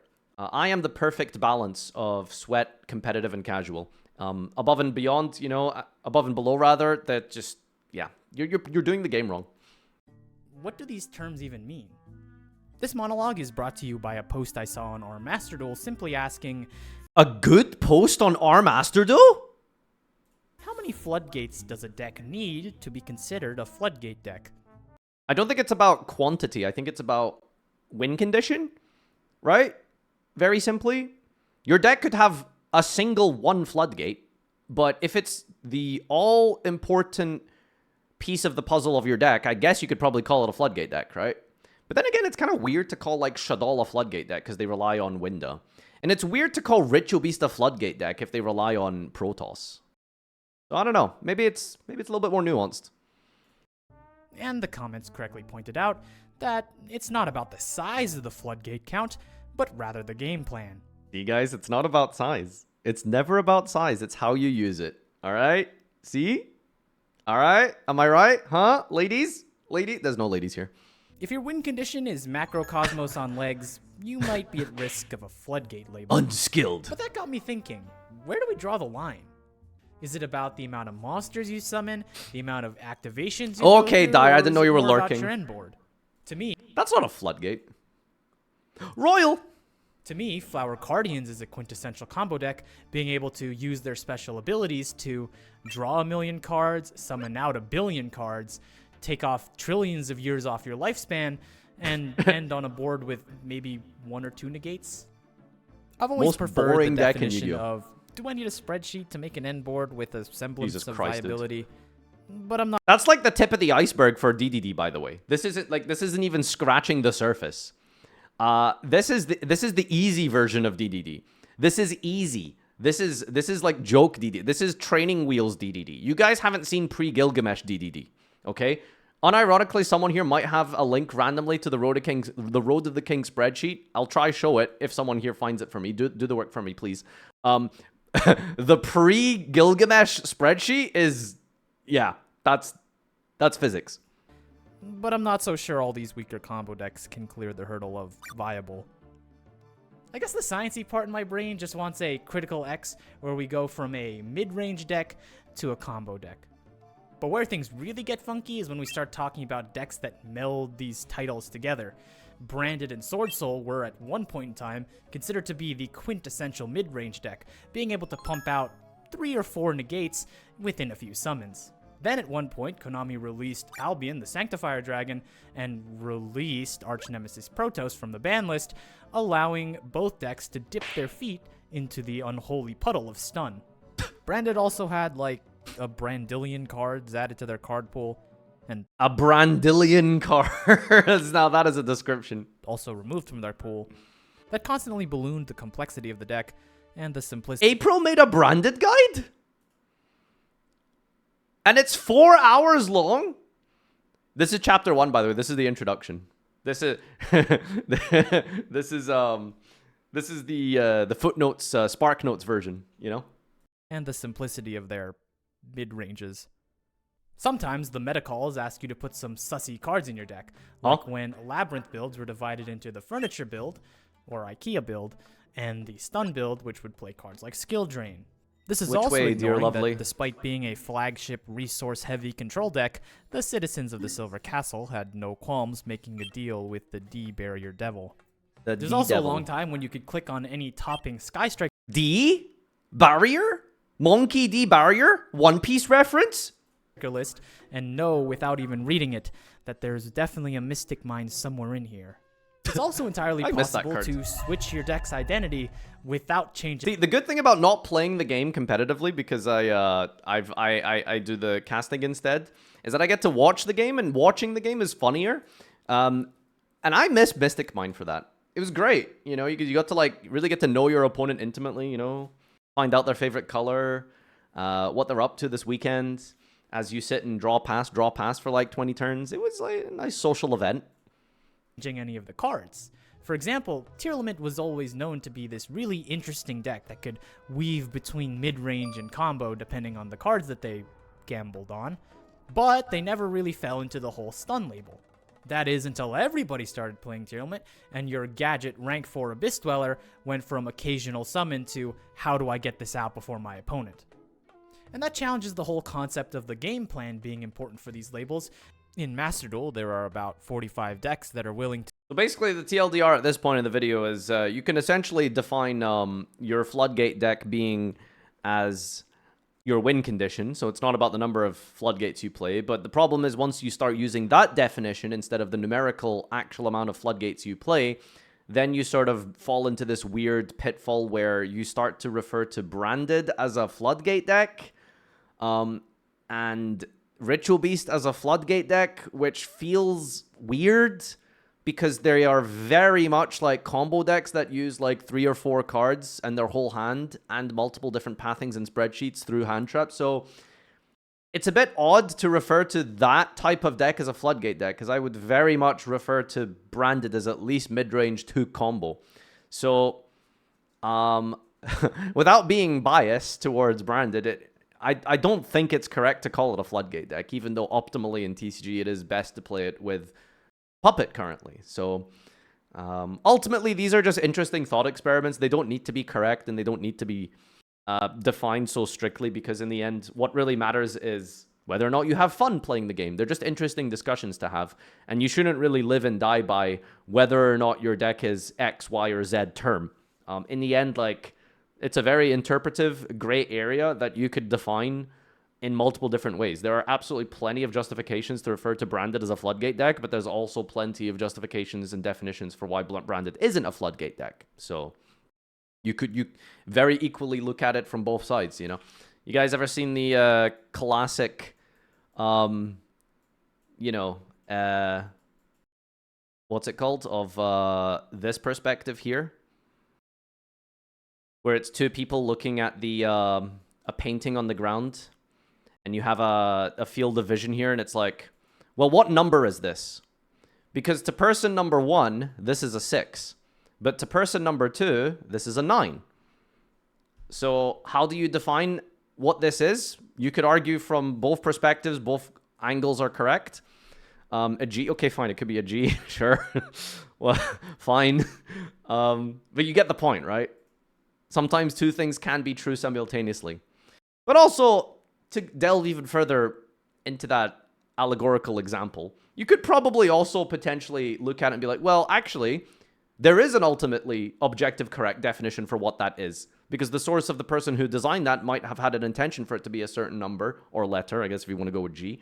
And then both parties have to detach themselves from the situation, look at things objectively, and... what's the word in term? Ontologically understand what it is? You know, the study of what is, the study of something becoming, or the study of something being, like what, this is very like philosophical. There's no need to go into that type of depth here. But anyway, so what I'm basically trying to say is Branded is a Floodgate deck. Heck W. to No, it's not settle on a etymology. It's Baguska ontology pass or should their epistemology. interesting combo lines One of be those. threatened by a maxi. Entomologically? There's also the I aspect never of heard of that. favoritism where decks like Etymology. GX's Destiny Heroes And get lauded ontology, for right? being able to summon out The Skill study of- Drain on legs, not oncology. Macrocosmos on legs, and Imperial Order Sorry, on anyway, legs. watching the video. Comparatively, just holding a Fossil Dyna Pachycephalo and a few Solemn Judgments might have you at risk of a microaggression. I think my favorite part of the whole discussion is how Did he just say microaggression? Oh, I've been the victim of many microaggressions as I have 3 back row behind my Fossil Dyna. Stun moved from this abstract concept into a deck itself, focused around Fossil Dyna, the barrier statues, and about 5 set. See, this is, you could absolutely just call this a floodgate deck, right? But why is this a floodgate deck and Branded isn't? If you really want to use the term, because like so many of you, probably because of the bias, all of you here said that Branded is a floodgate deck. So what is the difference between this deck and Branded? It's not. There is no difference. Okay, sure. So this is the same deck as Branded, yes? This is the same deck as Branded. Cards.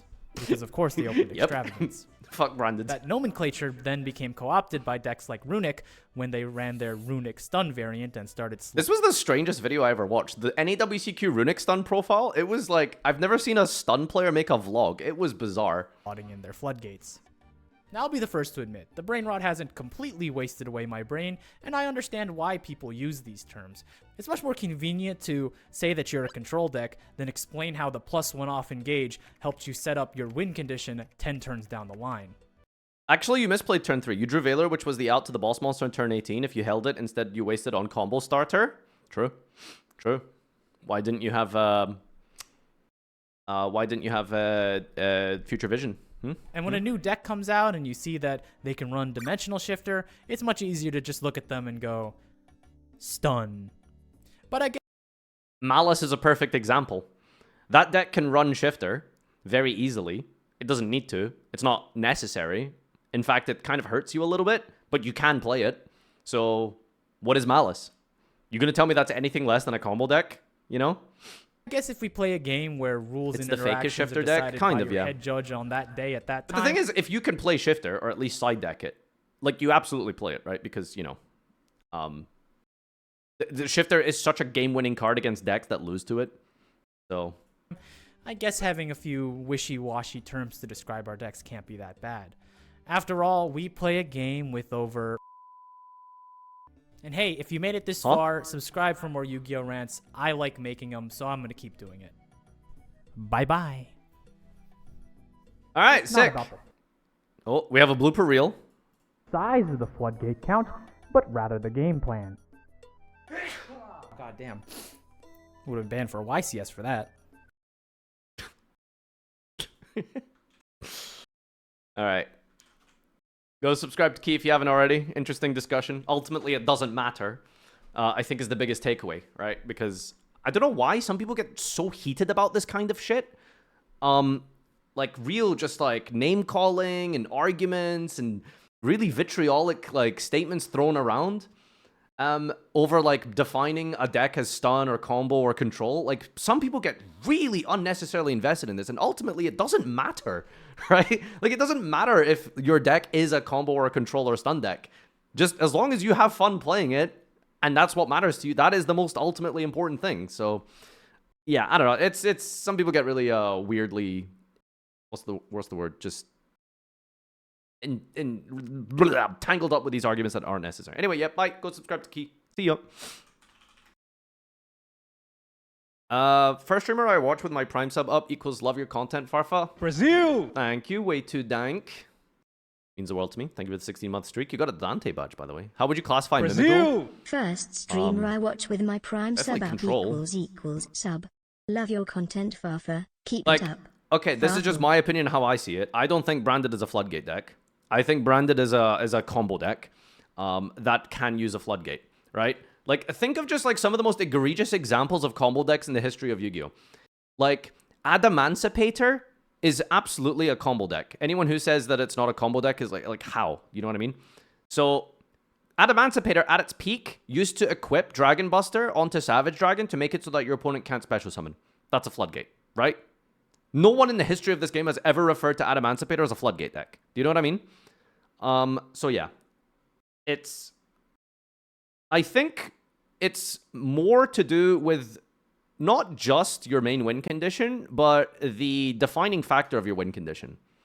If your deck basically only wants to floodgate you, and pretty much has no other ways to play the game other than trying to floodgate you, I would say it's a floodgate deck. Whereas Adamancipator, Kashtira, Ritual Beast, I don't think they're floodgate decks. I think floodgates are very much part of their strategy, but I don't think it's how you would define them. And ultimately, maybe in some ways you could even look at it as a lot of people, I think, now that I'm thinking about it, when you really look at this discussion, you're looking at like the end goal. Whereas maybe it's about the journey, as weird as it is to say. If the journey towards the floodgate at the end goal is filled with combos, maybe it's a combo deck. Maybe Kashtira is a mid-rangey control deck and not a floodgate deck. Because while the end point is our Ice Heart, which is a floodgate, the way you get there and the friends you make along the way, which aren't many if you're playing Kashtira, then that's what matters. Is Flu a combo deck? Yes! Non-Silver Stream. Shut up, please. I'm just trying to make you guys think, okay? Open your world and reality to other possible explanations. You guys gotta believe me here. What is Generator? I don't know what Generator is these days. Haven't you made it degenerate as fuck, Dyer? Haven't you, like, incorporated a bunch of, like, goofy, what's it called? Floodgate? Yep, I figured. The friends made along the way got banished face down. Yeah, so it is what it is, man. Alright, we're almost good to go with Saga. I think we are, 8 minutes left. Ready? Oh, Doug is running 10 minutes behind. Alright, we probably have time for another video, I suppose. Alright, what do we got here? Let's check the recommended feed. World of Warcraft Powers Within trailer. Oh, dude. Wouldn't it be so cool if I could play the new expansion tonight? The game that I'm not going to play for the first time ever in my life. 20 years of World of Warcraft. First expansion I'm missing. I'm so sad. MBT ban list video. Has Jackass made a ban list prediction? Well, the thing is, I watched Josh's, so there's no point in watching MBT's, because, yeah, I could watch MBT's, but why would I watch a reworded version of Josh's video? That's kind of the issue, right? Josh's, I played Runic for the... Okay, generic stream highlight. This Yu-Gi-Oh card is in Eternal Pain. What does that mean? Is this like a lore video? What is this? Jack Daniels and Coca... Am I getting ads? How am I getting ads? My thing isn't working anymore. Oh my god, I'm getting ads! Aquino, what's up? Thank you for the 59 months. Playing Vigrati. 1 hour until Magic Dragon's unbanned. Inshallah, say a minute. Sure. Bro, these ads are so long. Oh my god. Alright. Women's football. Amazon. Alright, let's go. Alright, I saw this in my recommended. It's called This Yu-Gi-Oh card is in Eternal Pain. I have no idea what this is or what this is about, but let's let him yap.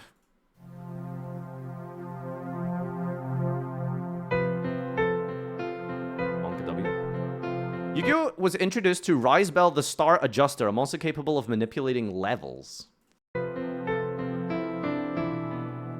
At first, it seemed like a random one-off tech card that Konami had created to aid synchro summons. Yet later that same year, we received Rise Bell the Star Psyker, a curiously modified version of the previous.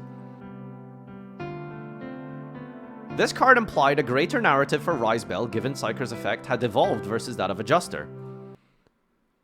When this is special summoned, target of face-up monster increase level by up to 3. Once per turn you have the player's turn, target of face-up monster increase level by 1. Okay. Come 2014, we received Wavering Eyes, a quick play spell that took Rise Bell's lore in a strange new direction. First, it implied that Rise Bell wasn't inherently evil, despite what we might have assumed from his looks. Okay. Second, it introduced a culprit for Rise Bell's current form, Hypno Sister, a level 4 released earlier that same year. Thirdly, it tied the level 3 Psychic to Pendulums, a mechanic it seemingly had no relation to prior. This card gains effects based on the total number of cards in both players' pen zones. One or more gain Start damage set battle, destroy. 3 or more monsters must attack if able. 4 if this destroys, draw 1. And then, of course, we know what Wavering Eyes does. I hope you guys know what Wavering Eyes does. Hypnosissy, thank you. Someone had to say it. You're banned.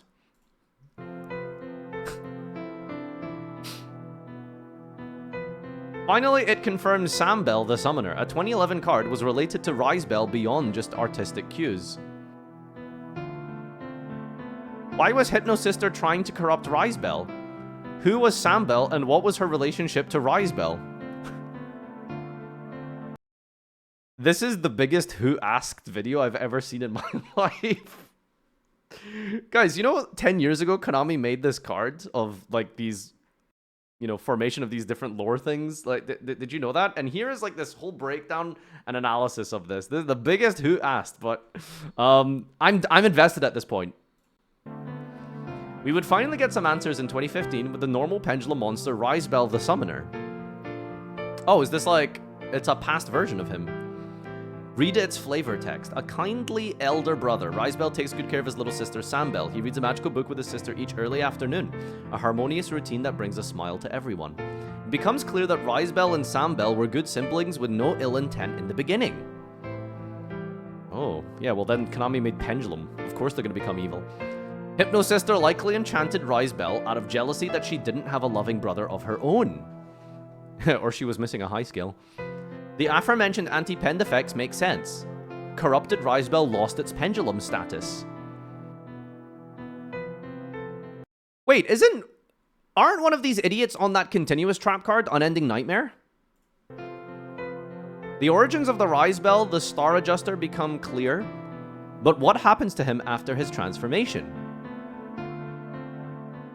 Well, there are 2 reigning theories. What are there in the Rizebel community?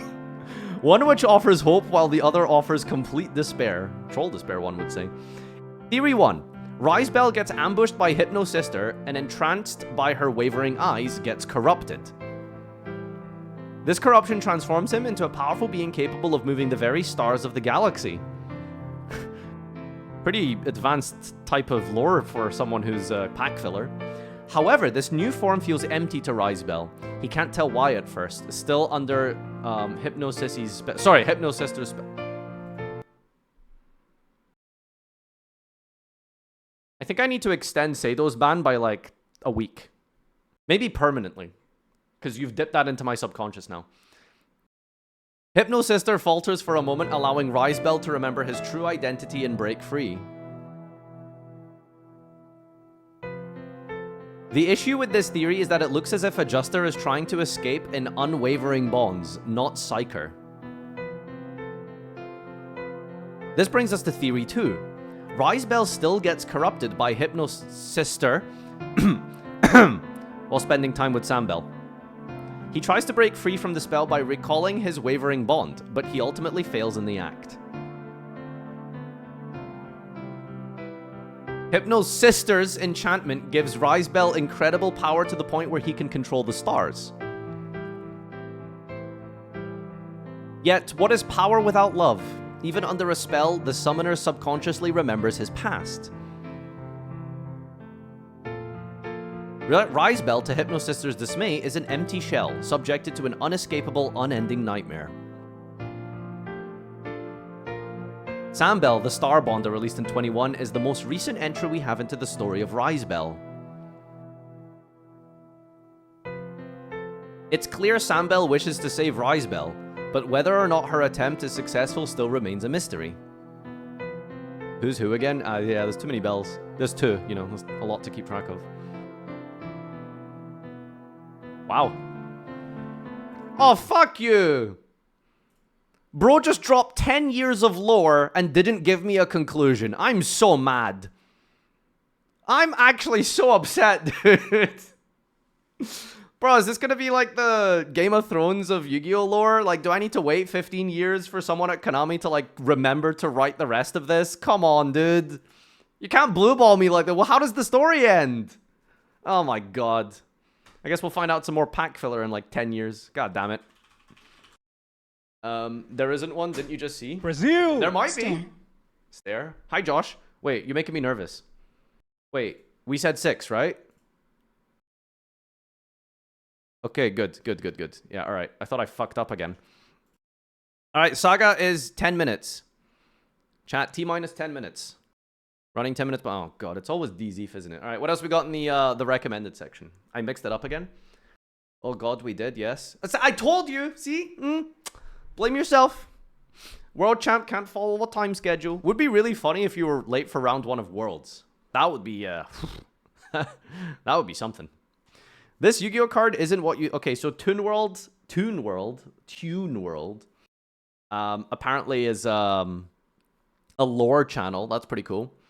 All right, what else do we have here? Skipping turns with Galaxy Photon. Yu-Gi-Oh silly strats. You're so silly. You're so silly. All right, this is a little bit long. Let me find something a bit shorter. One Piece soundtrack. Why am I getting ads? Oh my god. Anyway, I guess we'll have to skip this good video. This Yu-Gi-Oh card shows how flawed Yu-Gi-Oh is right now. A dogwood discussion. Ooh, spicy. Click my link. Okay.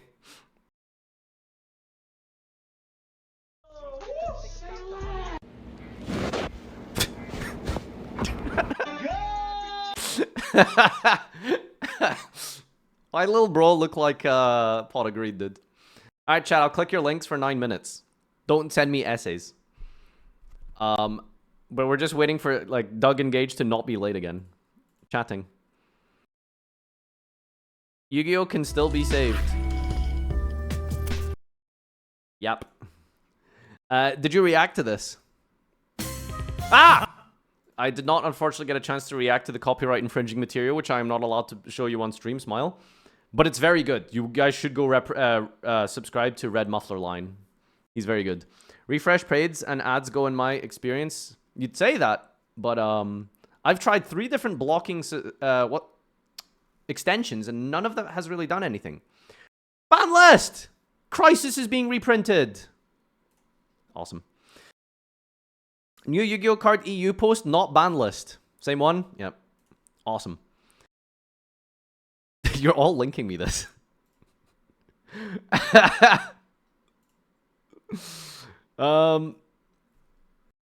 Wow, this card sure is powerful. I wonder if it'll be addressed in the upcoming late August Forbidden Limited list. That would be crazy, imagine. Continue this. For the past couple of months, The mystery behind Kazuki and cash prizes. This is indeed a mystery.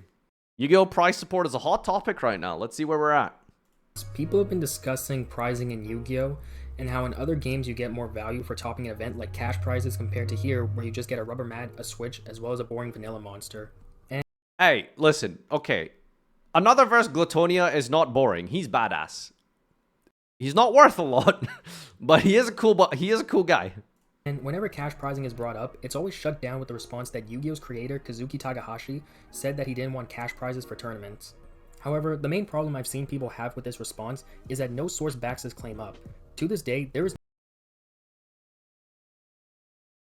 If I speak, I am in big trouble. no direct quote from Takahashi himself saying this, and the main source people keep using has a glaring hole in it.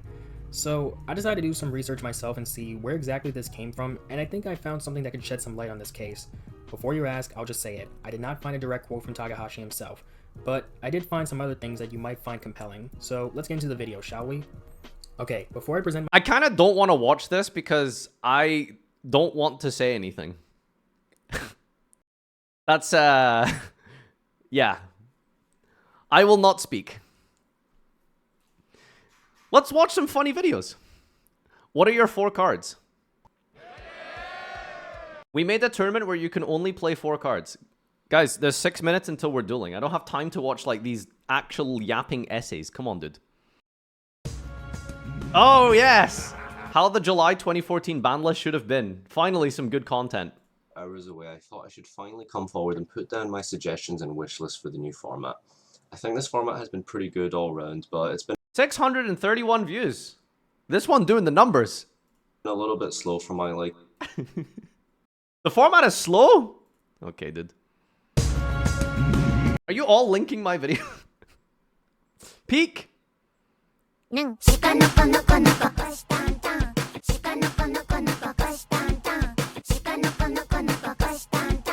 pretty good. That is actually pretty good. You need to watch this. A huge debate about drag queens reading to kids in schools. Nope.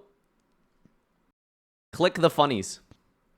Man, I can't wait to watch this episode. Wait, the remote. Usopp dies. Zoro leaves. Shanks is fucking butt. Oh my. Man, I can't wait to... Dude, it's so true. Every fucking One Piece episode just starts with the title screen spoiling everything. This isn't Yu-Gi-Oh related, but it's a good video. Recently, I played all of Bomb Rush Cyberpunk. Loved the game. Okay, Reggie, thanks. Kids costume change. Activate. Okay. Yu-Gi-Oh animation channel.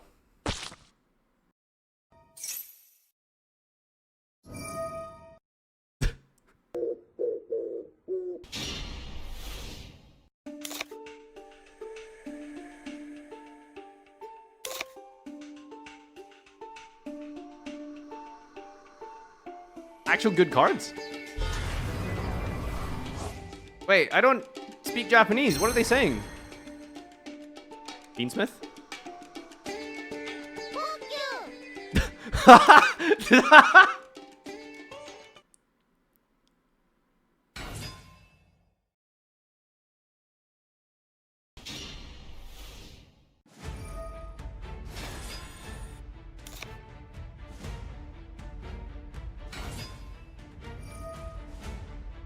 Was that a pen summon or?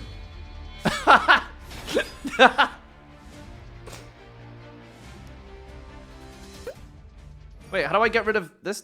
Wait, what? No, go away. This is annoying. Wait, this is ruining the video. How do I get rid of the fucking thumbnail end screen thing? There's a button for it. Watch share. Ah, go away. You can't. Well, this is the creator's fault. They've enabled these at the end screen of the video, which doesn't really make sense for a video that's 1 minute 24 seconds.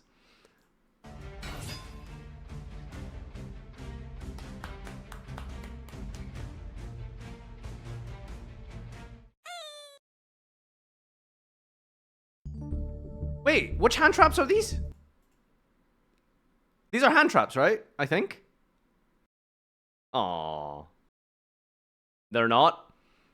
Man, I don't look at my card art enough, apparently. Amazing video.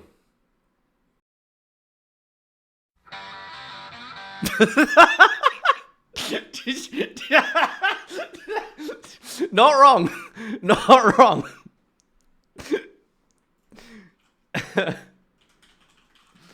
Alright, you guys are giving me a lot of links here. There's only... Oh, we're done. Sorry, chat. Sorry, we're done. We're done. It's Saga time.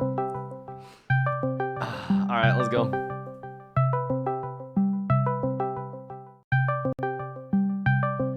One day we'll do nothing but click links. How does that sound?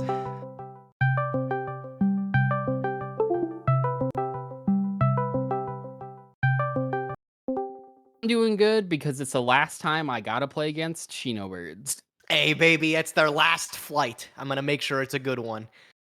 Like, this really, I'm curious to see if it's always gonna be your stretch. You really seem to always, actually this season you've had some crazy decks, but you always see 5 through 10, you really start popping off. Oh yeah, that's when I finally get in my groove.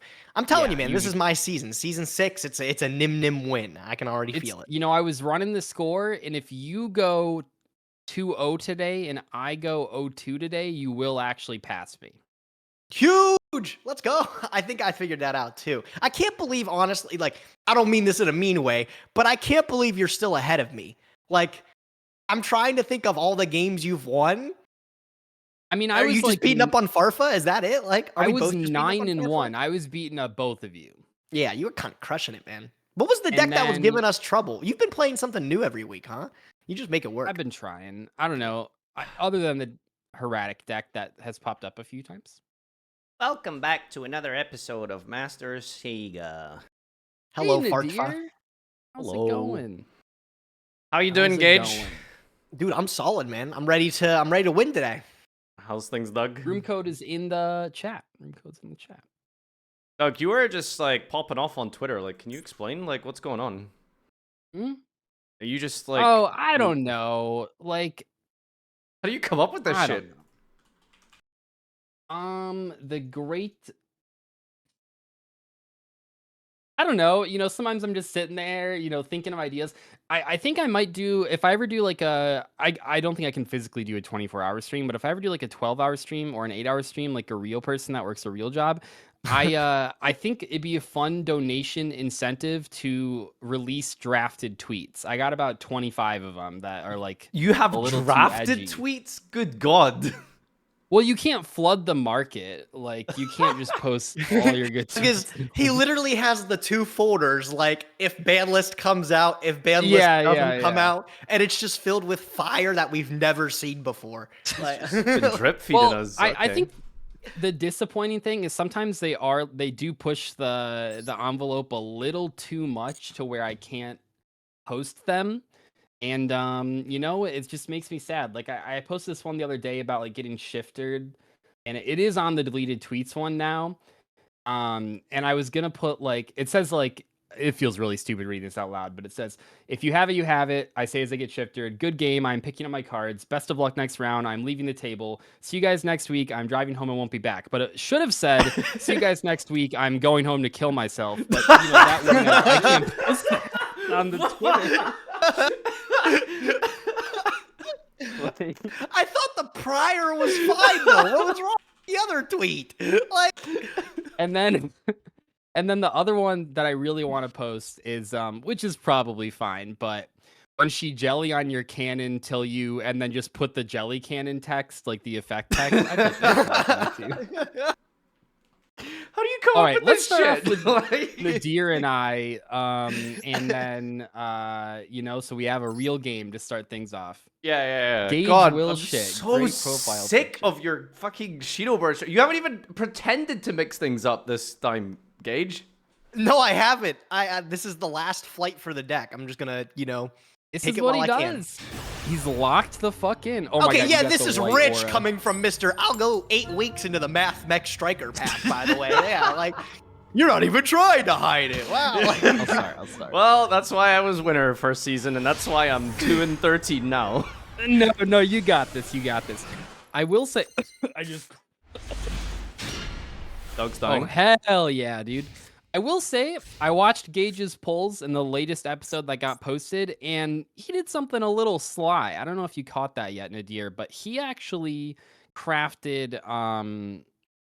What did he craft? Oh, 3 copies of the dire field. Sorry, generator field spell. Generator yes, boss. the dire field spell. I was like, what is the archetype called? So Gage actually has something in the waiting room here. And I know in the past people have been pissed about hitting things, but I'm just saying a preemptive limit on the field spell is not out of the question.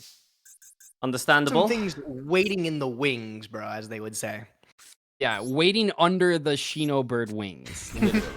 Here's my super right, heavy samurai Waraji. Does anyone man, he's know back. what the Spanish word for like the flip-flops is? Isn't that normally like a thing people say? Spanish Wait a word for second. You have a solemn card. You think? Oh, no. Oh, this is rough. Yeah, it's La Chancla. I just realized this isn't even gonna work. Okay, we'll see. Damn it, he's got a freaking... What's it called? I'm so upset about this. It could have been like pulling the rug.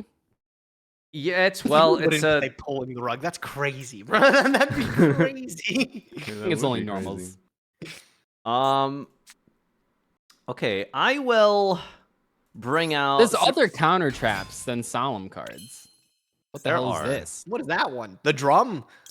Oh wait, 5, 6. I see where we're going here. So, first I bang the drum, and then I bang your... Back row. This is a children's channel, okay? No, it's not marked for adults. Marked for adults. Isn't there What's the song, bro? There's a song that goes like "Spank my ass like a drum." Like, yeah. Have you guys heard that song? I'm pretty sure it's. I think we're listening to different music, man. I don't know. We're listening to different songs, buddy. Okay. Well, I'm not gonna run into a solemn, so let me just give you a scarecrow. Are you scared? No. Yeah, I can't. What do you think I have? I think you're overestimating what's in the back row. You think so? Okay. Mm-hmm. Okay. All right. I'll trust you then. I'll discard another drum. I'll summon a drum. And then I'm gonna go into this guy here. All right. I summon forth shooting doji. Oh, I'm shooting dojis today. The ogre, bro. See, I don't even have a solemn. I do have Titano Cider. Is it permanently negated? Wait, is that a negate? Oh, that's so upsetting. Permanently negated, attack to 0, and it won't banish itself when it comes back like Lost Wind. But it is a little bit slower than Lost Wind, so there is a trade-off. Yeah, hit me with the... Hit you with the donut? I could get really punished here. That's very funny. Can you do this every turn if you've no spell? Yeah, yes. Fuck it. See you later.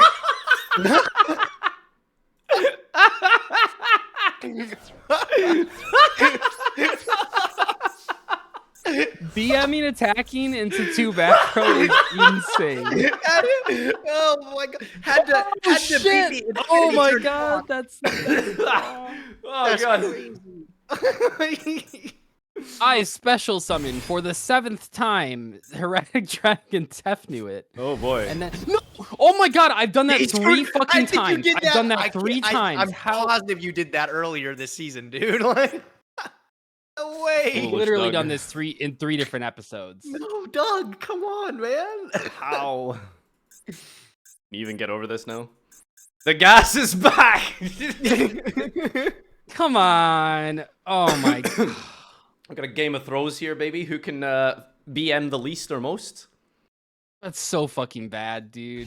We're just whatever, man. Scheming for Gage's win, apparently. That's actually, I can't believe how many times I've done that. I just get so excited. I'm just clicking. It says, "Do you want to summon it?" Oh yeah, I want to summon it. Do you want normal? It doesn't ask you. Politely. Maybe it does. I don't know. Bro, I wanted to hit something from this deck, but I don't think you're skilled enough for me to be worried about it. Like, I'm like 6-1 with this deck. What are you talking about? So rude, dude. So rude. This is what I went on the streak with. Like, I'm gonna go and normal summon Flutist. First, I play you the Song of My People. What does this do? Tribute this card. Okay, this seems like a little crazy, but I'm just gonna assume you don't have extenders. Let's activate Judgment. Solemn. Dude, what? He actually did have a solemn. Oh my god. Yeah. Not Why does the he point towards Godudgament. me when I activate it? I'm gonna link away my shooting doji. Oh shit! Right, you have 2 of these. That's not good. Okay. You can't use that this turn, right? It's just Lost Winds. Right. Yeah. All right. So we're bringing back a Super Samsai. What's the best one to bring back here? Just read my cards for a moment. Can you bring back the synchro? Yeah, I can. No, well, I just need to yeah, figure it out what won't to trigger. discard. Yeah, it's not Heavy Storm when it needs to be synchro summoned.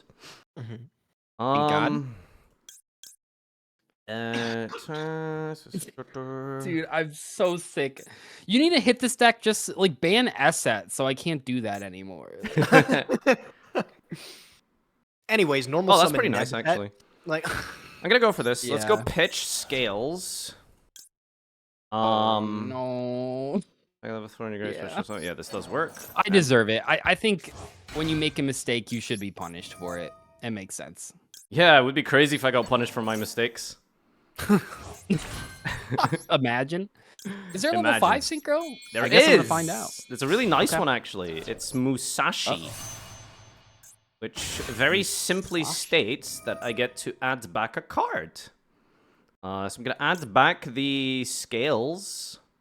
Oh, but Or- you I could can't. just No add more this back, special maybe. for us to turn. Okay. Doesn't really do much, I suppose, just now. Are you a tuner? You're not a tuner. oh, that's an ultra rare. Jeez. Yeah, we'll just add back the scales for follow-up. Yeah. Does one of these destroy monsters? Target a face-up dragon. When this card's tributed... No, that's the other one that looks like Asset. That's Nepet. Nepthet. All right. What are you doing? let's, Oh, 23, attack yeah. This. I Clear this actually thing. was like thinking in my head, like, it only has 300 attack. Attacking and Not defense. quite. How? Oh, no. All right, Doug, if you have a hieratic, don't screw it up this time. It would be believe so it. cool if I did, wouldn't it? It'd be really nice. Okay, that's fine. That's okay. Go ahead. I think I'm still fine. I just have to, yeah, Why did wait this for card another work, Trent? erratic. Okay, but if you have no spells, and this goes in your hand, especially if you do.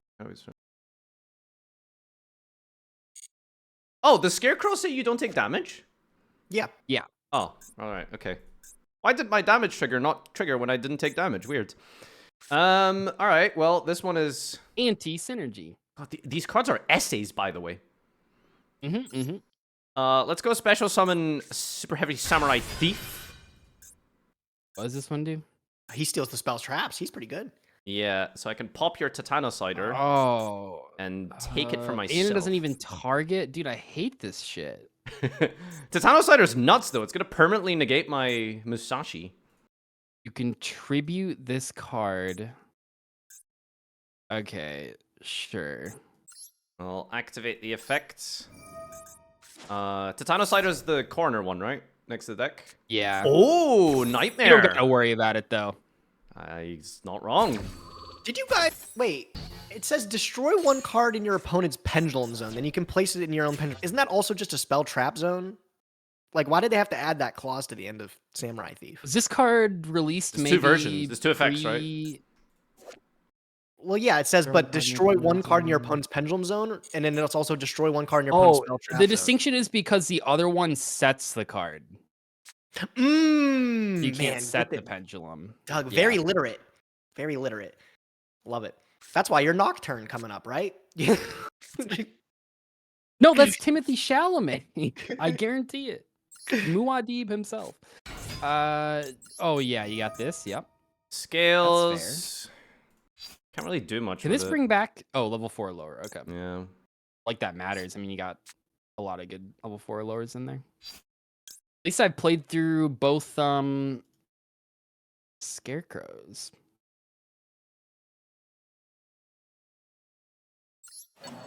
Just bring this back. Sure. Do you have another whatever this guy's called? Do not have a third one, no. Oh, but I guess you now have I don't know if I have to. I think I can do this on attack declaration, but I don't want to lose because of that. So negate. Oh, right. I forgot about Targeting that guy. protection. He's playing the Song of His People again. No. Wait, this thing still sets itself? It doesn't banish itself when it leaves it? This card's broken! Well, you can't unlike Lost Wind, you can't set it the turn that you activate it. So it's much slower. I mean, it's just infinitely recurring, though. That's pretty nice. Dude, I can't believe I made the asset mistake again. That's... I mean, that's fine. Let's go Gabeb. Beb. Oh my god, the drum has a floating effect. That's He does. really annoying. I special summon. Who is that? Peppered What? defense. How do you just have these... Who's that guy? I've never seen this dude. Oh my god, man. What does this do? Anything else? It cannot be destroyed by battle or card effects this turn. Sure. Sure. Am I winning a game? Am I winning a Main game? phase 2. I'm at 17. I mean, I feel like that's okay. Go ahead. Go ahead. Gorgon egg. You don't have game on board, I guess. I don't know. I do get to make this guy though. I think this turn. Let me read it. I don't know what this guy does, but we're gonna make it. So let's see what it does. I special summon Waraji. Yep. And then Why does it have an animation on the board? Oh, after the special summon this way, you cannot. Sure. Combine all of my monsters into Mistworm. Oh my god. Super 9? heavy samurai beast QB. Oh, isn't this like the worst one, but it's gonna be like killing me right here? Yeah, I mean, you Or should wait. be dead. Oh yeah, you're just dead, bro. It doesn't. No, I'm not. Isn't this 16? Oh, I'm 100 on. Oh cringe. my god, Whatever. I can't count We're either. back here Oh. again, baby. I mean, no way. that was probably still the correct play, to be fair. Go ahead. Yeah, probably. Okay, here we go. I'm back in it. Let's see what I can draw. Chat, like, what did you want me to do? Like, not clear the board? Like, okay, he gets the Thanosider back, but I have 2 defense guys that kill him next turn. Like, That like, level 9 is so bad. That level 9 might be one of the worst cards I've read. Like, it's in a pretty long useless. It doesn't do much. It's funny that that's the is that the highest synchro, or maybe they have a 10 now. They have I think they have a 10, yeah. They have What they the have a fuck, 12 even, dude? right? Why is this in your stupid ass deck? What? Because it's a monster. I can't it play can spells negate, and it can traps. negate. Okay, it can negate. He called my card stupid, dude. I would never. Oh my god. Okay, well, I do at least want to find out if I can do this on attack declaration. I'm pretty sure so, I yeah. can. Yeah. there you Yeah. go. Okay. We win a game! A game! Yeah. You know, the Asset incident of episode 5, 8, and 2 or whatever is really crushing me at this point. The asset incident. Oh no, Jellying Canon is here. Jelly Cannon versus Unexpected Die. No, man, that's an all-star match. Okay, I have to go watch them after. Please remind me this time. All right, tag me in, coach. Let's Who just am I jump up in right against? now. They're playing. Spectate. I want to. Here, let's check it out. Let's check it out. Yeah, let's check it out. I always wonder what they're playing. My chat has made me a carbon monoxide alarm. Is it going off? What is going on right What's now? going on here? X-Head Cannon versus Performant Pal Abyss Actor. Wait, are you guys watching? Yeah. Okay. Just taking a little gander here. It's like This it's like a structure deck. This Jelly person's and playing Cannon showed up with every like a bit. Performance Pal card I've never seen. The Flying Squirrel. Chat, I've never chat, seen you've been any enjoying of the these content Performance today. Pal Give me your cards. Twitch Prime. Subscribe right now. It's Oh, shit. completely Link for 3? free. Or pay the cost of Power half a pack. Coach Support your favorite versus content Link. creator would mean the world to me. Talking And Baby you don't get versus Talking ads. Baby. Like the one that's about to show up right now. All right, Subscribe. Let's. Yeah. Okay, that's it. All right, let's duel. Let's duel. Okay, let's get this over with. Who's next? Who am I up against? Doug, I guess. All right, Doug. Let's Gotta play redeem them. myself a little bit here. Maybe this is a week of the Farfa 2-0. All right, man. Can I clarify? I'm looking. This is my episode today. You already punted the one against Farfa. If I win this one, I take the lead of the series. All right, come on. Definitely He want didn't that. punt that hard, Oh, considering yeah, that 'cause I lost it. I was. I shouldn't have hit going first. That's fine. Not a I big didn't deal. unmute myself.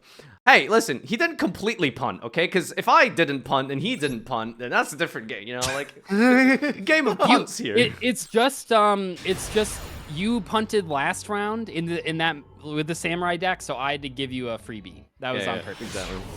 Oh yeah, I definitely should just won last week. That was What very do you dumb. have? Fucking Max C? How can you activate a card right now? Yo, can we clarify something about the ban list? So we're not allowed to like pre-ban things, right? Define pre-ban. What do you mean? I Like- mean, Like you don't You like we don't know are each other's allowed- pools this week. I mean this week not necessarily, but like the last episode. Like Yeah, I yeah. said, I mentioned like the generator thing, but no, I'm not against pre-banning. Like I know the comments might eat you alive. Oh, I thought but you pre-banning picked based off of first. current card pool, not I did. today's Yes, card it was. pool. That's what I acknowledged. I thought it was a mistake too, but we're gonna find out if I can. I mean, make something out technically of you it. can ban off today's card pool in that like if you see a card, if you see a card, pre-banning is cringe. I mean, it is what it is. How did Like I My said, the chat- by commenters the will way, eat you alive. this is the lowest I've had, but chat is 10% on me today. It's all Gage, 10%? Doug, or Doug is playing this exotic deck again. How am Dude, I'm I? surprised you hit. I'm surprised you hit double digits. Shut up! 10%. Man, are you chat's optimistic on your end? I was actually just gonna say that. Sometimes you have So to you have give your up. chat It's been vote on 10 who goes weeks. 2-0? No, it's who's just gonna, who's like, gonna win win? the week. 3 of us Because and I then a put draw. I forget it like 80% of the time, but I put my predictions at like my score 2-0, 1-1, or 0-2. Okay. What are you thinking about? You're I'm- resolving Manju. Like I've fuck. literally got, dude. You are not in my world right now, Doug. Let me think, man. I want to add the little peacock here, the Shade Baroness peacock. Listen, Doug, you don't know what it's like to play a deck that has decision trees, That was a Mr. mistake. Summon Oh my Gebeb. God. Dude, I'm throwing. I'm throwing. I Oh my had a goodness. decision. It was normal summon asset without tributing or with tributing, and I made the wrong. See, and you still fuck that up. Whereas Gage has a very interesting 10 deck. plays. Yeah. It's only yeah. been 6 weeks or so, but you know, you'll get good at it eventually. Maybe. What is this? Little quill pen? Little Lil pencil Quill, pull. Yeah, sure. Okay. What does this one add? Nothing. Specials That's just from a deck. It's specials literal from deck. nothing. Okay, cool. What was the point of that? Give me a Doctor minute, Strange, man. thanks for gifting this us up to guy's getting on large my cock. nerves right now, bro. Can you please let me play the fucking game? You know, after losing a game, it's like I just gotta have the fire, right? I gotta roll with it. Gotta try to, you know, amp up. So what do you guys think? Ban list in 29 minutes? Yeah, when we record it, yeah. No, it'll probably be what, next Monday, which will be last Monday by the time it goes up. Yeah, let's really throw out some random words here and see how I bet badly it'll they be age in the middle next of the video. Monday at 12:59. Dude, it's crazy they actually banned Beatrice. I can't believe it. 2 days ago they banned Beatrice. That was... I never expected Thank that. God they banned Snake Eyes Oak. I'm glad to see that one gone. Yeah, I was Okay. expecting a limit just to reduce the consistency of Oak, but they did it. Did you see that post that was like ban Oak, limit Oak, Yes, semi-limit it Oak? was so It was good. so fucking Yeah, funny. Oh my God.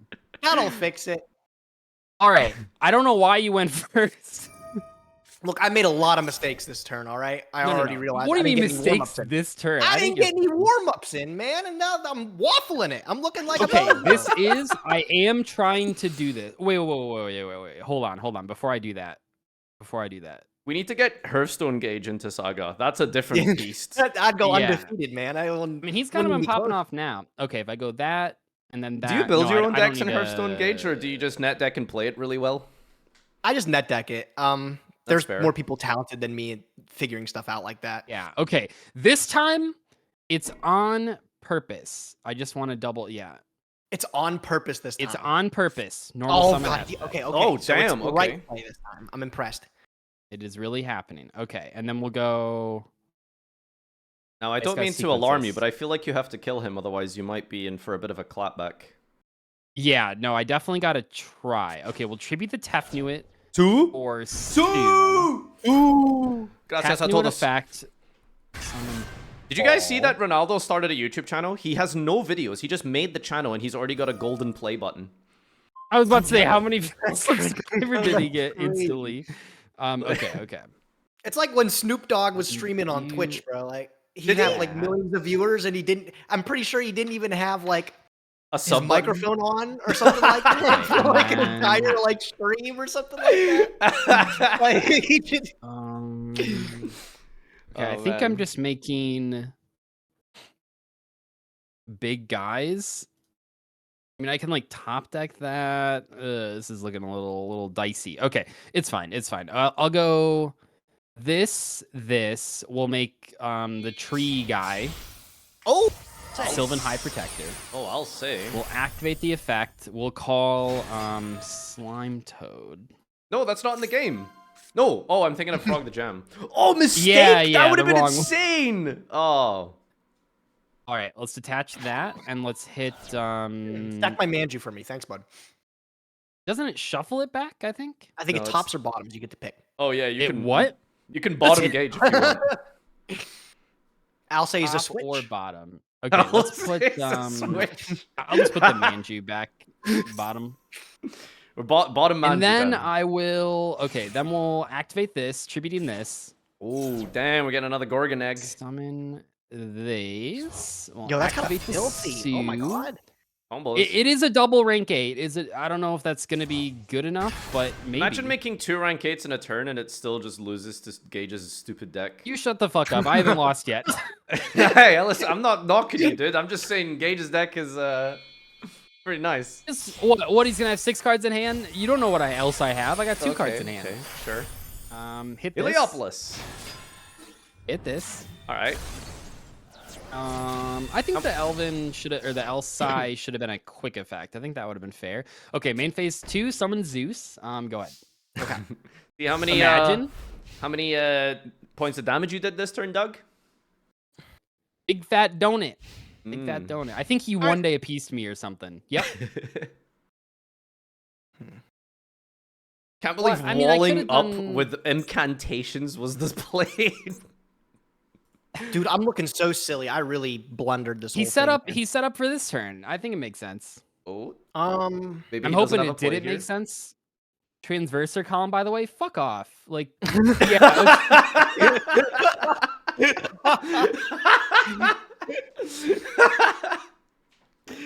All right, man, I'll tell you what.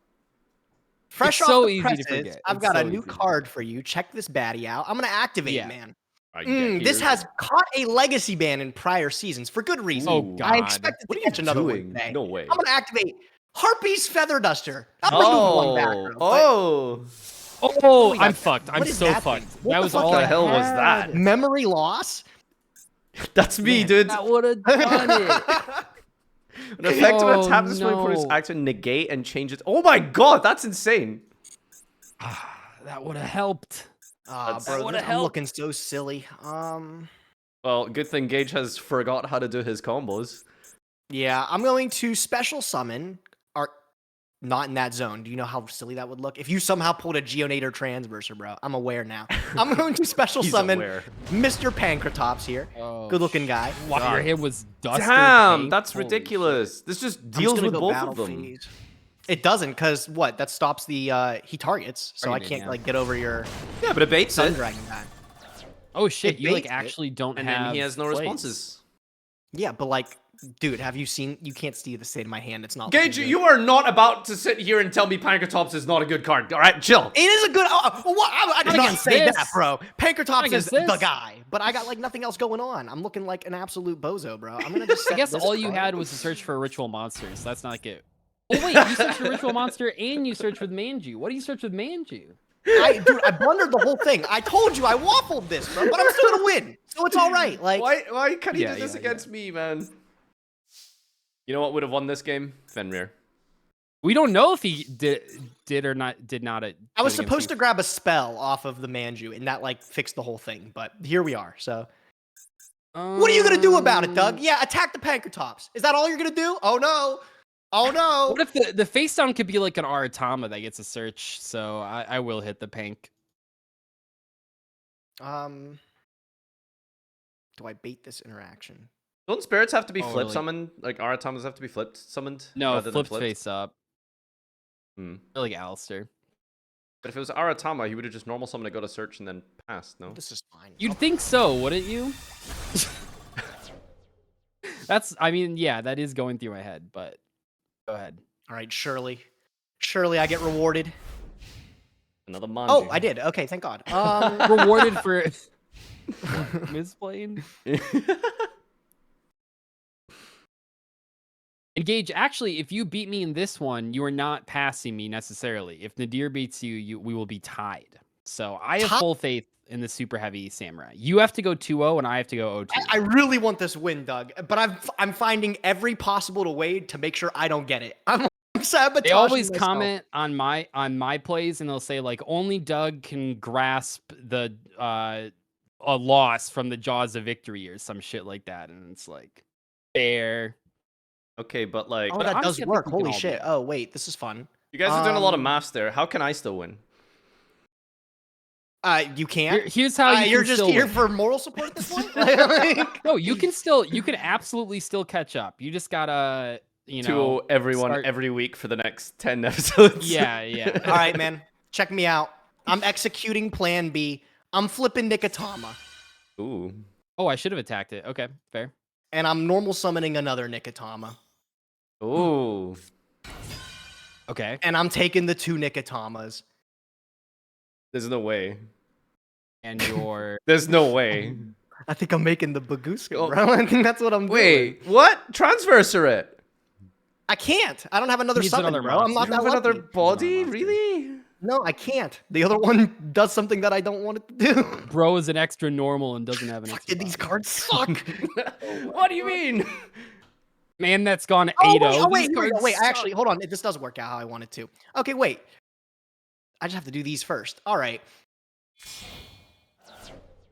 Beautiful. Okay, Transverser, and then I will give you this very nice Incantation Candle. You man. can All for normal you. summon these cards? Yes, Yeah. yes. Dude, Gage the type of guy to pick up Eddie and Tekken and then be like, this sucks after getting 2-0'd by literally anything.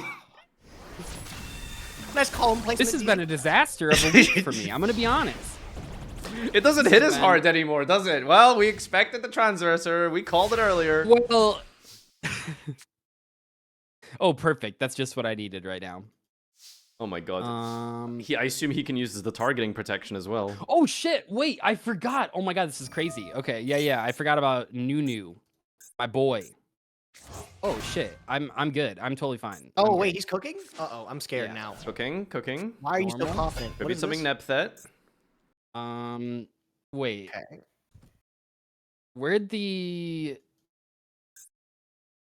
Gorgon oh my egg god, is, he's is... underneath the Heretic. do you...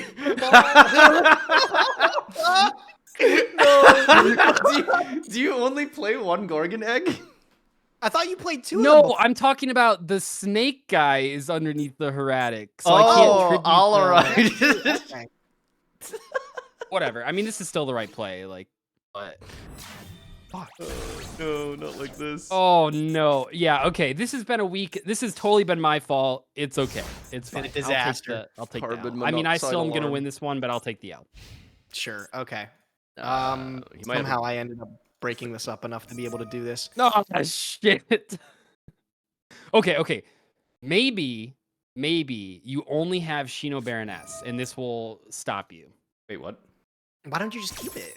What? Because if you have Shino Baroness, you need a back row to target or to shuffle back to get the effect. I don't even know what you're yapping about, bro. What are but you yeah, okay, go talk- pop huh? off king. Yeah, you could have saved that for maybe like the field spell or something No, like that. no, if you summon Shino Baroness right here, you could have shuffled back the Olenoids Right. to summon a guy from deck. I lose if you do that. So I have to play to my outs. Do I just summon this one? Probably. Oh, I mean, Like, you're you just dead. can't, Yeah, you I can't don't save have to it. do You anything can't leave extra. any back row up. Googling some cards right now. Or. Oh, I see. Yeah, what I'm you're not gonna saying. do anything extra. Whatever, man. Like, yes, I saw him search the 4.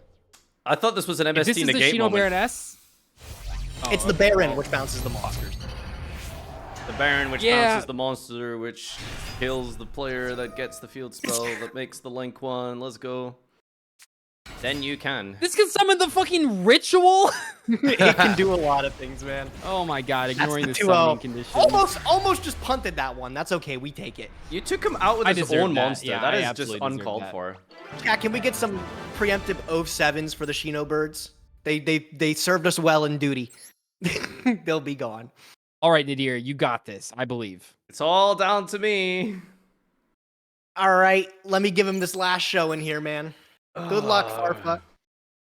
Oh, I'm farting on my roommate's door right now, dude. This is rough. Your roommate's door? What even is Your that wife? say? Yeah, I was gonna say your wife. You crop dusted your wife. I hit first again. Start referring to your wife as your roommate now. No, you guys need to watch more Peeps and Danny. Is that TikTok where the guy just like farts on the board for 2 minutes? Is that what it is? I don't know, dude. Let's forget about it. Did you Pressing see it? first was a mistake, but I'll make it well here. We'll go. I was gonna Aratama. say, why the hell are you going first?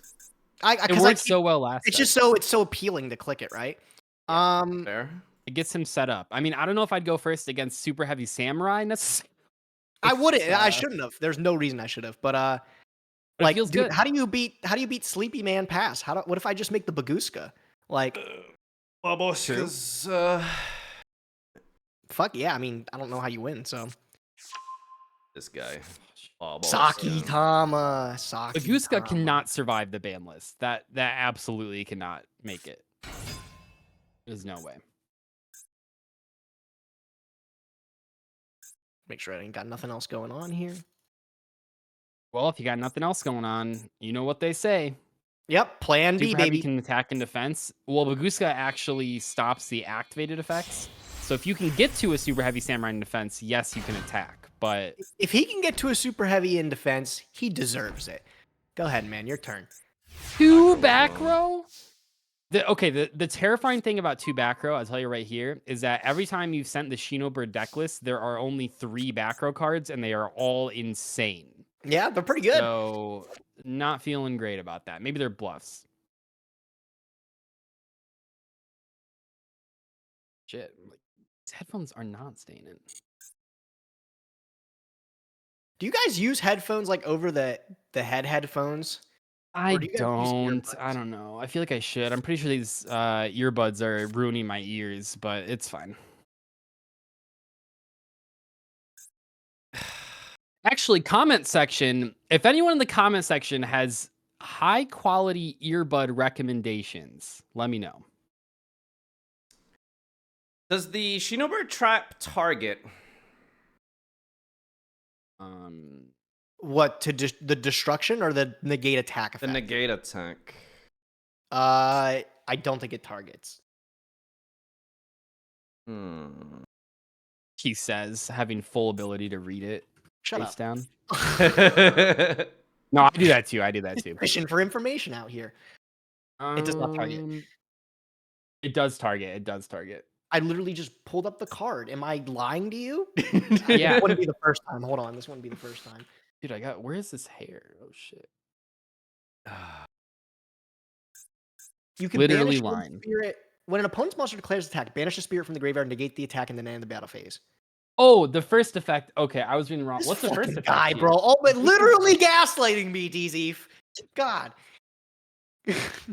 I'm gonna be honest. I glanced at the card and just so I just speed ran the reading and just looked for the word target, like it was a crossword puzzle. So whoops. Like, basically, I'm just weighing up whether it's worth trying to play into, like, Oh, we're a passing? line that, yeah, like, just passing, or... It's probably not just I think we just play into it. Oh, you want to use earbuds? I don't want the dent on my head from the over. How long do you think you have to like do things to actually get that dent on your head, though? I've been like, I wear headphones like almost 24/7, and I don't have a dent. I don't know. Like, I think some of those streamers, like, what, you guys stream 6 years, 12 hours a day, and then you get the dent on your head? But it's real. I mean, it's real. The gamer dent.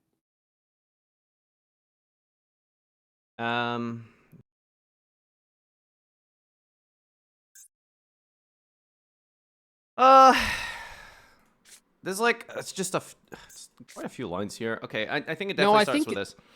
Let's play the game. I'm gonna go with Waraji. You always open this guy. He's your best friend. Yep. No, I don't want this to be like the second monitor thing where people are like, how do you not have this? But I will say, I think I should buy like speakers for my computer so that when I'm at home, like alone, I can just like, I don't have to use the headphones. Do you guys have speakers on your computer? I own a pair of speakers and I never use them. I never use them. Somebody that does though is Dan. Dan uses his speakers a lot. Well, he's got the setup. He's got the setup. Okay, Well, this is pretty it's the same good. speakers that I have. I don't know. I just don't use them. Getting a search, huh? That's pretty good. Yeah. The Scarecrow still works, right? Because It does, yeah. Okay, It just has to okay. be sent. Yeah.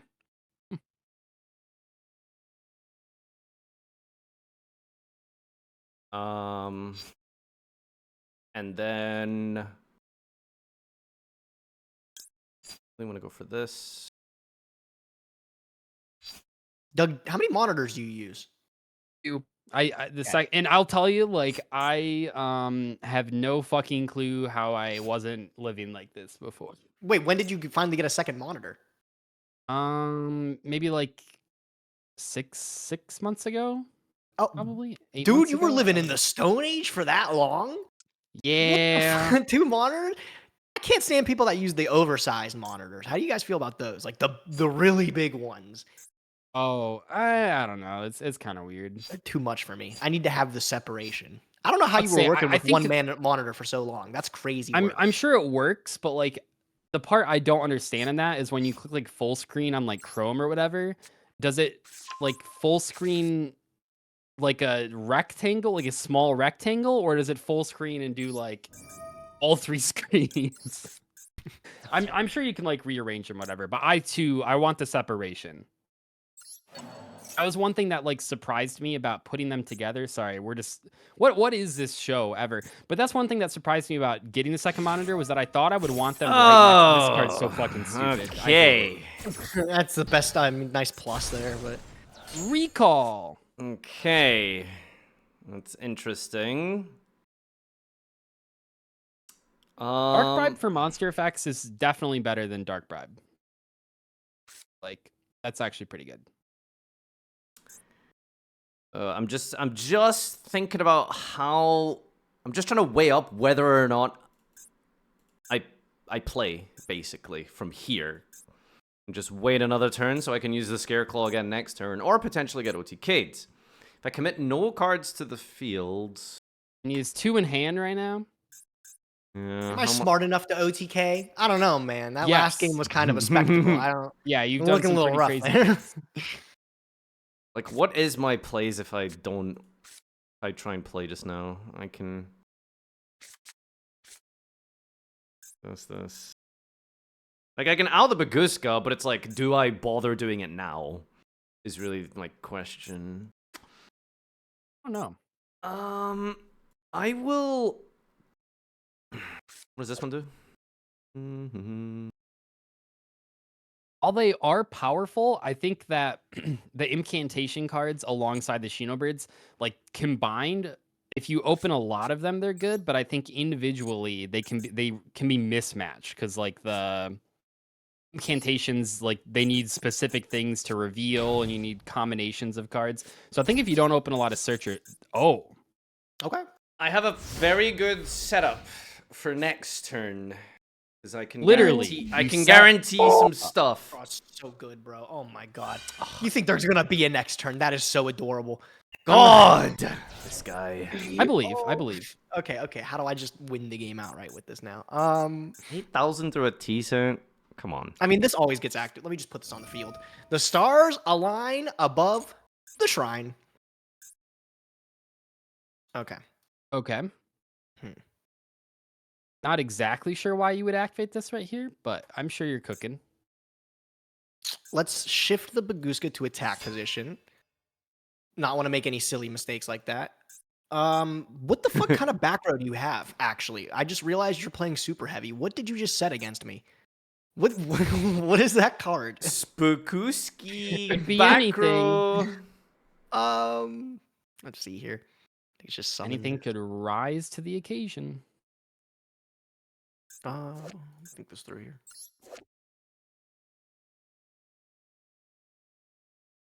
Yeah. Okay. I'm going to Silver Sentinel. Yeah. It's artifacts. Aratana, and I'm going to use. Oh my god.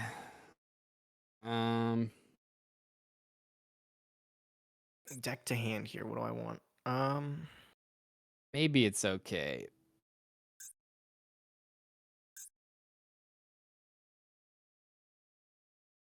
Like double Aratama. Not cool, man. I think this wins. Hold on, let me do some math in my head. This, pick up this, summon this. Don't forget to play through Nibiru. Summon. It's coming. Yeah. Okay. All right. I think I figured it out. I'm going to add from deck to hand. I'm going to pick up a mono Iwato. And then I'm going to use the stars align above that shrine. Yeah. Those stars do be aligning, huh? They're lining up. You got it, dude. You can target his monsters with this? Yeah. Yep, you got it, dude. No problem. That's a 3,600 Aratama. Oh, it goes to defense. Yeah, Gage. Caked defense. up, bro. Caked up.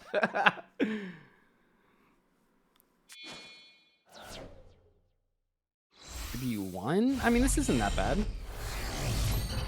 Oh, Why didn't you Shade. target the Baguska? Shut up, you dumbass! Sorry. Read the cards! Like...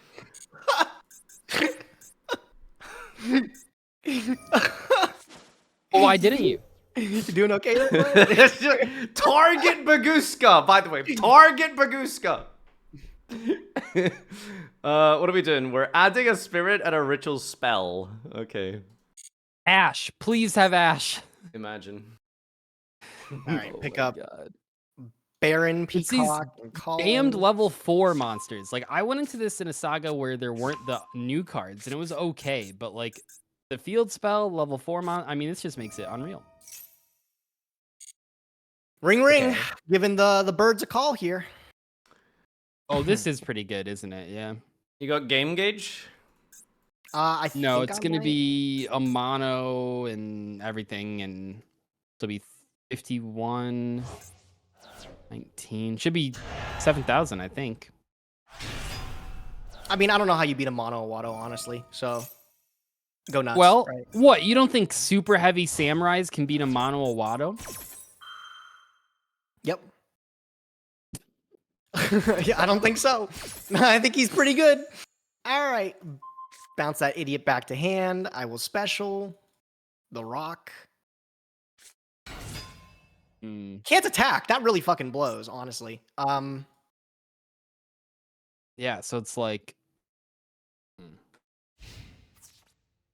Come on, why game pretty bug? good setup, though. That was okay. That was pretty clever.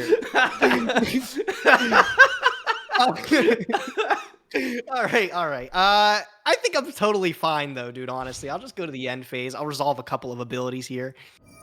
So that stupid rock stays on the field. It does. Sure yeah. does. God damn it. My monster deck.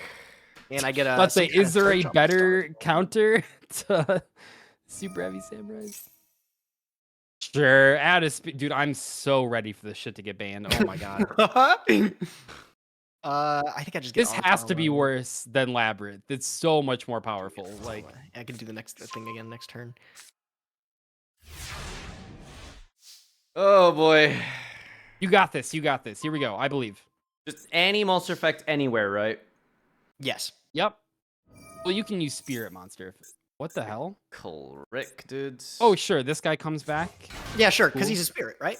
That's That's not just usually so what- unreasonable. And it bounces back. And it triggers a... I mean... Wait, hang on. How did these cards not win a YCS? I don't know. This doesn't activate. Oh, famous last Inherent. word. Let cook. Or, sorry, don't kill me, judges. Someone that doesn't start a chain.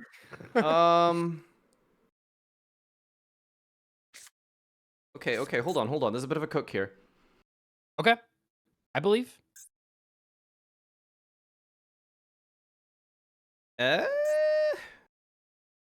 It's like attacking and defense isn't an activated effect on most of them, so possibly. Thinking.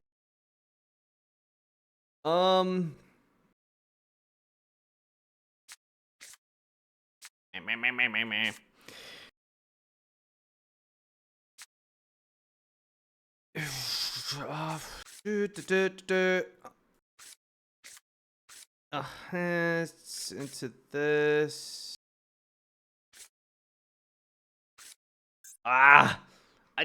The thing is, like, I can beat like the Amano, and then I lose next turn. Yeah, that's Like, how it works. That's like kind of the issue here. He's gonna end up with like 7 cards in hand, and then oh my god. All right, let's go. I'll play you the Song of My People by special summoning. Let's see. Okay. Okay, sure. Yeah, you got it, man. Fuck, I misplayed.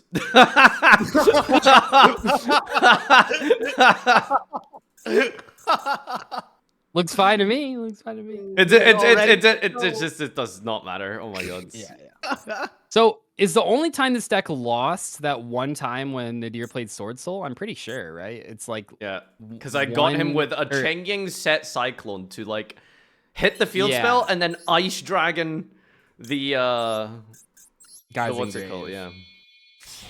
So this deck is 5-1, I'm pretty sure. Or did Gage plays 4 episodes? Because then it'd be 7-1. Oh my god. There he is. Big club. Okay, hold on. Actually, let cook. Let's go battle. Those 4 bans next week. Well, he deserves them. So I guess just book a moon it. Yeah. great. Sick. Very 12. very nice. And I can't even use the target negate on flutists. Damn. Gage, I hope you get bad polls the next 5 weeks. I'm gonna be real with you. Would you wish that on me, man? That's very mean of you. I hope you Here have a I am just doing my like. best. I hope before every time we sit down to duel for the next 5 weeks, you get a really sore stomach.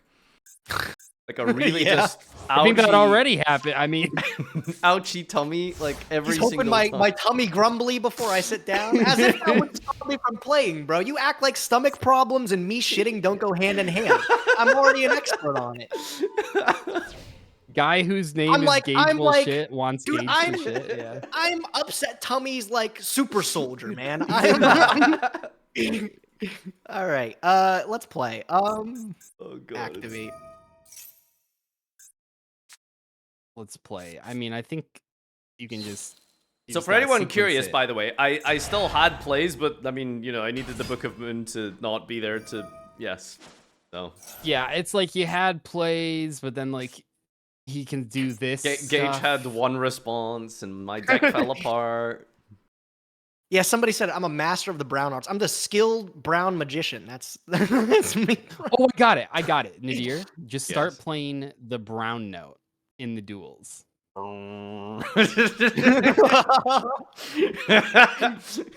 That's a myth, right? That's not actually a thing. I've never done it. I'm too scared. Oh, okay. Imagine there was Here's like what I think, right? Here's what I think. I think the people listening to it have to poop already. So right, I see. Like I think it's like hypnotists, where like you have to want to be influenced by it. You have to want to poop to be pooped. Well, like some people are saying it's real, but can you imagine if there was like, you know, some sort of like terror attack, but instead of did I not like count? violence, it sorry. was, you know, a giant Wait, you're speaker. letting him live? I just straight up didn't count. I'm gonna be honest. It's the homie turn. He needs it. He needs it. It's the homie Yeah. turn. I got so distracted by our poop conversation. I thought I could weigh in properly. That's a punt. Oh well. You're not winning anyways, right? Probably. I mean, I don't know how, but you never know. You now don't have a back row anymore. What am I doing about a mono, dude? Holy crap, this isn't true Draco format. Oh, this is so frustrating. What else is triggered? Oh, the field spell. Yeah. Yeah, this is rough. This is I'm just toying with his emotions at this I mean, point. you're doing better than I did, so actually, I don't know if that's true. The mono is like really unfair. Would it be really funny to like go to a locals and play the brown note thing, and then just See how many people- yeah, just people just start shitting in the middle of like round 3. I'd say it would actually be like a Hunger Games situation because there's only one bathroom at locals normally. The bathroom's So- like the cornucopia, like everyone just sprints towards it. Yeah, and it's Just like a straight out the doo-doo war in the middle of Katniss's coach is telling her like, don't go to the bathroom, just go outside and shit. It's, It would it's smell the faster. Just- same. It's All faster right. to go to the Amano. guys Let's next go. door and shit in there. I added the Amano. Do we still have plays? Let's go. Maybe. Amano I added. don't know. I'll just click some buttons for a bit, see if it does anything. Yeah, I mean, you have an opportunity to do monster effects. Might as well do monster effects. You've Exactly. survived the Baguska. You've survived the Amano Awado. Might as well, you know, enjoy it. All right, scales. Mhm. Oh, he's popping off. Yeah, I guess we're popping and locking for sure. I mean, is there a world where you can like get to a pop for the field spell? Maybe that would do enough. He's used a lot of resources. I mean, yeah, I can make the Shootin' Doji pop the field spell, but like, is that good? Like, that. I mean, that might just stop his play. I don't know. bring Maybe- back I mean, maybe not. Piercer, and then Piercer doesn't really do much. Search. I love the dude's acting like I don't have 6 cards in hand.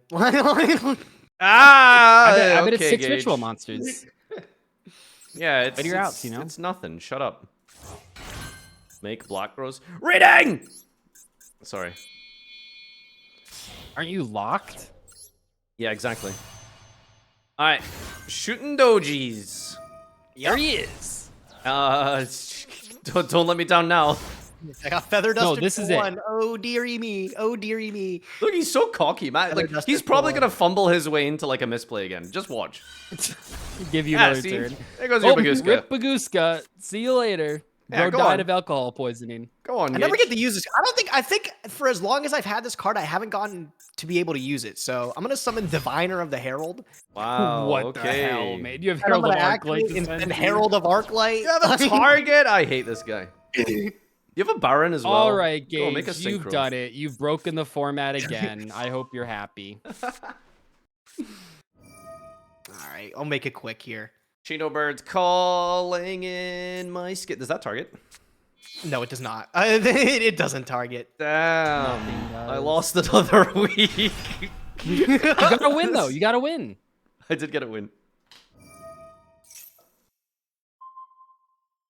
No! Ha, you recycled my You can thing. do it again. The grind Infinite game. value.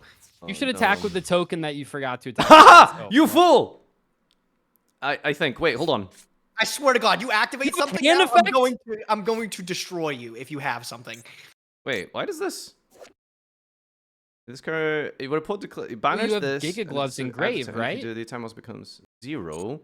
Okay, but then I Yeah. get hit by the 2. What's it called? Wait, so I think I have to cancel this and then use this. Let's fucking go! Woo! Goddess of Sweet Revenge. Golden shit. Sword Soul. Yeah, I like it. We got this, baby. Baby, having a good. Fuck you, man. Why? Why can't you just be a Why good won't boy you and just take it? die? What are you doing, bro? Why are you delaying the You had to inevitable? do that because if the Giga Gloves missed, Oh you were my just dead. God, Okay. bro! Yeah, Why? so- There's no way. I can't I believe think this. if I use the glove, it means I can't activate the golden sword soul. I could be wrong though. It does, yeah. So it's like if you miss, it's fucking over. Okay, that makes sense. It's bigger than the 2 tokens anyway. There's like nothing I can draw though. Not true. Gage might just have ritual. He's he's talking, but he's used a field spell. He's used 2 ritual spells. Yeah, go on, He's- Gage. Come on. Both I'm are just gonna make that. I'm gonna Atomos. just make that card, bro. It's fun. What's Gore's gonna do, chat? Hello? Look at my life points. You would have died. No, that doesn't- Gore's in game 4, I guess. I don't know. We still in I this? can't believe I'm this. holding This on is by a miserable, thread. Whatever. You're not gonna kill me. I'll just go end phase and put this back. You're not gonna kill me. Man about to be killed. I don't know. I mean, you're at 76 and you got 4 attack blockers. It seems kind of unlikely, but who knows? Maybe he'll summon Ultimate Conductor Tyrant. Yo, fuck! What the hell? That was the worst card in the deck. Oh my god. No. No, he didn't draw me out. How? We still don't know if Gage has a ritual spell. It's still possible that he doesn't. Yeah, Golden never Sword know. Soul's gonna hold down the fort here. Go ahead. Not over until All right, it's over, let's right? go, baby. Do you have All right. multiple of this card, by the way, or just one of the Golden Sword Soul? I think 1. Not a ritual spell. Doesn't boost the monsters on board. Ah, come on. Ah, shit. Well, that's a ritual spell. That's this is definitely over now. Okay. Good sneaky try. things up my Really good sleeve. try, though. Good try. Really I good respect try. the effort. A for Really hustle, good you know. Okay, do we want to look at the decks because we're about to film the ban list, or do we not? I think we normally still look at them, right? Yeah, We still yeah. send You can check. them? Yeah. Okay. We know what Gage's deck looks like. I want to see if Nadir has anything new, if you got anything going on. I don't think I changed anything. You got 2 of the camel guy. Was that in there? Is that Which what that one's is? the camel? I don't know. What's next to the beef jerky? You are just saying words, my guy. You need to like tell me some card names. What's next to the the flare left of resonator? The kelp, whatever that is. Left of Rare Resonator is Soul Claw. No, right of that. Oh, Fist? No, I always played 2. Oh, I thought that was camel guy. Okay. I will, I feel bad about showing you guys this because I feel like it's going to give you some extra bans, but I will pull my deck up. I did go into the Solemn pack. I do have Oh my god. 1 Judgment, 2 Warning, 2 Scolding, and 1 Strike. Just Jesus so we're all Christ. aware. That's insane. Oh my god, Doug. Wow. Can you Yeah, it would have post been the nice. picture Would in? have been nice. Yeah, okay. We'll reconvene. See you guys next week. But we'll reconvene in 10 minutes. In like a couple minutes here, yeah. Wait, why? I have my bans. Did you guys not do your bans? Well, and I now that do we've have 'em. revealed your list, does it change your decision at all? It changes mine for Doug, at least, I think. I mean, do you need to like leave though and come back? Because I got mine ready like right now to do. Just post your list in the chat. I'm ready. No, I'm. You know what? Let's do it. I'm ready. Yeah, I'll still do this. Okay. So Nadir, you will have. I'll do the intro, kind of talking about some new rules, but you will have same thing as last time. We'll go through all 6 bands, and then you'll get 2 extra bands at the end. Yay. Okay.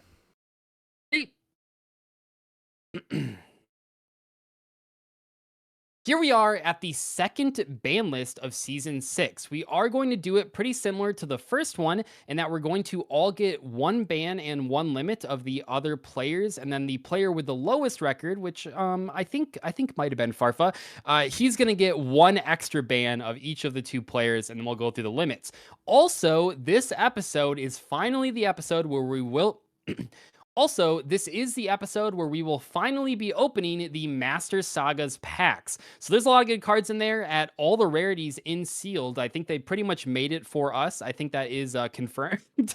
But so that we will be opening 10 of those before opening any of the other packs. There's some good stuff in there, so that should be pretty exciting. Also, we are upgrading the wheel, the loser's wheel, even more. It's pretty powerful. You guys seem to just want it to be good, which I think makes sense. So that will be even better going forward. Without further ado, though, let's get to those bans. Who wants to start? Can I get a recount on the losses for this season, please? You need to make sure it's correct. You need to make sure it's as bad as it looks. Like calculate it. So I don't trust Gage or you either, Doug, to come up with cohesive, strong, intelligent bans. So I'm going to ban based off of what you ban. Because Gage will do as an astrograph again and hit the wrong card. I can start. I'm going to just hit, the card we all want to hit, Shinobird Calling. Get rid of that shit. Yep. I don't want to see Shinobird. If I ever see a Shinobird summoned, I will kill you. I'll have to find I don't know how else you could. But... No, that one's fair. Who wants to go next? Can I go next? Yes, yeah, go next. All right. Doug, I'll hit one from you, man. I walked into this saying, I'm not even scared of anything you guys can play. I know that sounds cocky, but it's fucking true. My polls have been pretty bad the last 5 weeks. I'm to ban from you, Doug. It might not even seem like a smart decision. I'm going to get rid of your hieratic rank 8. The Overlord Sewer, whatever it was. No, I think it's, fitting you finally have hit the hieratic deck because it seemed pretty strong to me. But there you go. Bye-bye hieratic. Well, I guess it's me now. I think I'll... there's a lot of good cards here that I want to hit. But I think I'll save one of them for the last portion. I'm just trying to decide in my head, do I need to go further against Gage's deck in terms of the Shinobirds now that the spell's gone? Because I know the field spell still lets you do stuff. But I think I'm actually going to go and ban Baguska. Okay. And, okay. That's way too easy for you to access in any deck in the future. And that seems like a problem. So I'm going to go for Baguska. Okay. Powerful, too powerful. Fair. Let me pull up my... Okay. For my Farfa hit, unsurprisingly, hitting the Super Heavy Samurai Link 1. Yeah. See you later, Scarecrow. Really? Damn. I had You got fun to use playing it a couple times. It seems very... Honestly, I think your Super Heavy Samurai deck was one of your best ones this season, for sure. I think it was a really strong deck. It just can't deal with non-targeting spinning. Yeah, nothing can. I mean, Gage is... That might be one of the best decks in Saga history. I don't know. All right. Let me give you my next ban here. Farfa, I'm going to keep it in theme from last ban list. I'm going to ban something powerful out of your extra deck that maybe you haven't gotten full potential out of, but I'm too scared to see it. I'm just going to get rid of your Chengying, Big Bungus. I'm going to remove him from your extra deck. You guys are not hitting Fluffle? I would say you're not hitting Guardian Chimera. That was gonna be my other. We still have some limits. We still have some limits. We're not there yet. God. Okay, Nadir, what's your last regular hit before giving us your bonus ones? This is my ban for you, right? I think. Yes. Yes, I think so too. Okay, Doug. Your decks suck. I'm not gonna lie. So there's not a lot. They sure do. I could go for the main deck instead of the Hieratic dude, but I think you're kind of cooking with the quantum layer thing. So I'm actually gonna ban the little white guy, the little white rabbit. Alpha. You're banning Joseph? Okay, yeah. See you later, Alpha. Fair. Okay. What are these little bonus bands? Oh, so I do my bonus bans now? Yeah. Okay, so my bonus ban, I don't know if this counts as who it's targeted at, because you both have this card. I'm going to ban Pancratops. You both have a copy of Pancratops. I was waiting for that one. I was like, why hasn't he said it yet? I thought that'd be the first thing out of your mouth. No, I figured leave this last to apply to both of you. My bonus ban, it's really hard to decide if I should go after Gage's Shinobird cards. I don't know if I should go for Gage's Shinobirds more, or maybe just go for like a staple card. I'm gonna stay on the safe side because I haven't read those cards and I don't want to think about it too much. Dragoonity Synchro. Nah, I'm okay with Dragoonity. I'm going to hit the... Oh god, no, now you got me second guessing myself. Gage, is your deck playable without calling? No, it's not. Absolutely not. Absolutely not. Fine. If you want to listen to Doug, you want to listen to Doug, bro. You just said none of his decks were good. He can't search the field spell, right? So it's like, how is it like? None of the incantations work. None of the I'm not afraid of it. I'm not afraid of it. Okay, Doug. So if you get this wrong, and we have to deal with if we have to I'm afraid of it. Hit it. Well, hold on. If I say I'm not afraid of it, are you gonna now hit a card that I have? No, I wasn't gonna hit any of your cards. I was always gonna go for a Gage hit here because his pool is just better. The Solemns live another day. Cool. Yeah. Okay. Oh god. Yeah. The Solemn cards. Didn't you promise you were gonna hit Get? I was gonna hit Get. Man, you guys suck. Shit. Forgot about that. Yeah, he's got to deal with Get. Okay, so I will admit that my chat is stitching. They're telling me to ban Ravine, but I'm not going to ban a card that you have not shown us yet. So that I saw that too. I don't think that one's I'm not going to ban something that I haven't seen yet. But I will hit the... Wait, do you have a chatter's name in there? I need to ban them from my live stream. It's got to transfer. The episode is up where you pulled that. I said nobody literally out there. That guy will never say another word in my chat again. Please get me a name. It might have something to do with the fact that I don't want my cards being leaked. But anyway, I'm going to hit the big synchro... Dragoonity cards, the negate. Oh, the negate one instead of the pop one. Okay. Yeah. Which one is that? Omelet a dread bear or something like that. A dread bear. A dread bear. Art of beer. A dread bear is the negate. Yeah. Yeah. Ascalon's the one that pops. Okay. A dread bear. There it goes. Cool. Okay. Those are the bands. Let's get to the limits. Okay. Let me pull up the limits. I can go first again. That's fine. Okay, so for my first limit, I'm actually going to hit, I know it sounds crazy, but I think Dragoonity is actually still playable, even after that, mainly because of the Excel Stardust, and because I couldn't ban that, I will hit the Dragoonity Glow, which is one of the best, I think it's like the only searcher in the deck right now, so I will hit Glow, and maybe that'll crush the Dragoonity deck, even when it has Ravine. Y'all at this deck week one.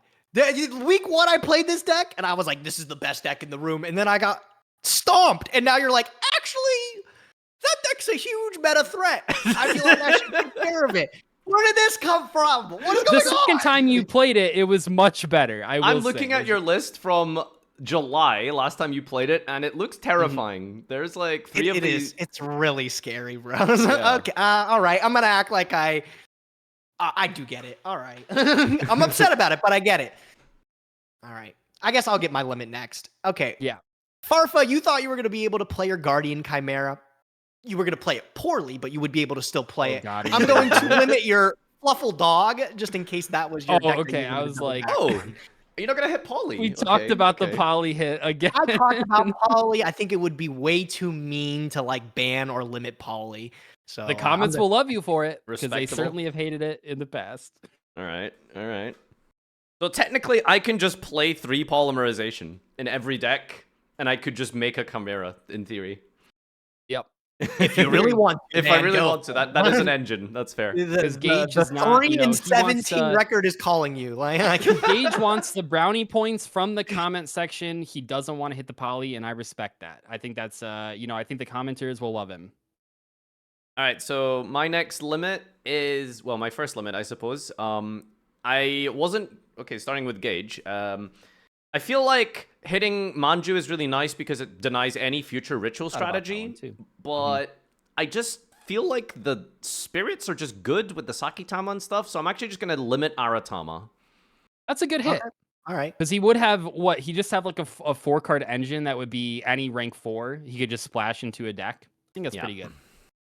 Okay, my next limit, let me think. Poly. I'm going to limit polymerization. No. See you later. Look, I was already the villain once with this. Wait, happy are to you be the actually villain doing this? I thought you were joking. I just kind of chuckled. Wait, are you? No, I'm actually doing that. Are you kidding me? I will say, I will say, I know comments get mad about this one. I think most fusion archetypes are playable even after this hit because almost every fusion archetype has its own in-archetype fusion spell. I don't think this actually prevents fusion strategies from being played, but either way, fuck that. So Yo, there it goes. Evil DZ. I like this guy. That's crazy. Oh my god, I didn't expect you to limit that. Do it again, man. I'll do it every season. Okay, well, I guess my limit. Doug, I don't even know what the limit from your collection, man. You wanted to get rid of his white super quant thing, Farfa. I don't even think that deck is scary. Wow. I'm just gonna limit your solemn warning that you just got because I hate playing around 2 of that in Tengu format. I'm gonna hate playing around 2 of it in Saga. So I'll limit. Sorry, what did you say? I was laughing too hard about the polymerization. Oh, you were chuckling? Okay, I was saying I'm gonna limit your solemn warning. Okay, yeah. Warning. Yeah, I try to play around 2 of those in Tengu format and don't have a good time. So I don't want to play around 2 of it in Saga. Okay. Go ahead, Nadir. Yeah, like I'm generally half regretting not just banning warning because like 1 is still annoying and you have 6 fucking solemn card. Well, now 5, I suppose. Floating doesn't count. Yeah. I would never probably actually be How scared. bad could 5 solemns be? Let's not worry. Let's not. This can't age poorly at all. Your Heretic deck is still full power, basically, except the Ixi monster. I don't know if it's that big of a deal. The problem is, like, hitting your deck with limits instead of bans is basically almost inconsequential, so I feel like the most impactful thing is I'm gonna limit Nunu. Yeah. You figured it out! Whoa, got it. Nice. Okay. I'll... For the good of the game, I will not ban polymerization, not hit polymerization. I will limit, I'll take the L. I will limit Ledgerman from Nadir. I think you have 2 of that card. Trap card? Okay. Yeah, there we go. No polymerization. The comments won't complain. Oh, wait, you're actually taking it back? I don't know how I feel about you anymore, Doug. Spineless, weak, bro. How do you not? You're right, man. You're right. Let's put Poly back on there. Okay. Oh Gage said it. It's 2v1. Here we go. Poly's hit. See you guys in the polls. Wait, do I not get bonus limits? Yeah, you do, don't you? No bonus limits. No bonus limits? Oh, just bonus bans. Okay. Yeah. Oh, okay. Wow. Okay. Here I was lining up to limit your green layer, Doug. Yeah. Take it out. Okay, see you guys, maybe next Thursday or whatever. And then, Nadir, you said you wanted to do some collab on Monday. I do not know the rules at all, so please send me those if that's a thing that we're doing. Yeah, I'll update you at some point on Discords. Okay. Cool. We definitely need to get a couple of sessions in because I'm going to Worlds 2 weeks from now. I think I still have some time. I have next week and the week after. I have like 2 days. Let's say, let's try to do like next Thursday and then maybe like next Monday or Wednesday or something. Maybe that would work. I can do. I'm flexible. I can do whatever. But okay. Catch you guys later. Have a good Thanks, one. boys. Bye. See you guys. Oh, I can finally take these fucking headphones off. What nice young men. All right, chat. Well, next up on the agenda is the soon-to-be podcast between myself, Yosh, and Trish. I'll add all of them in the Discord just in case we're early and ready to go. But technically, we're scheduled 35 minutes from now.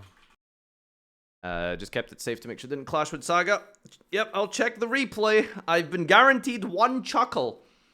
So, one chuckle is coming from here. Let me read some subs as well.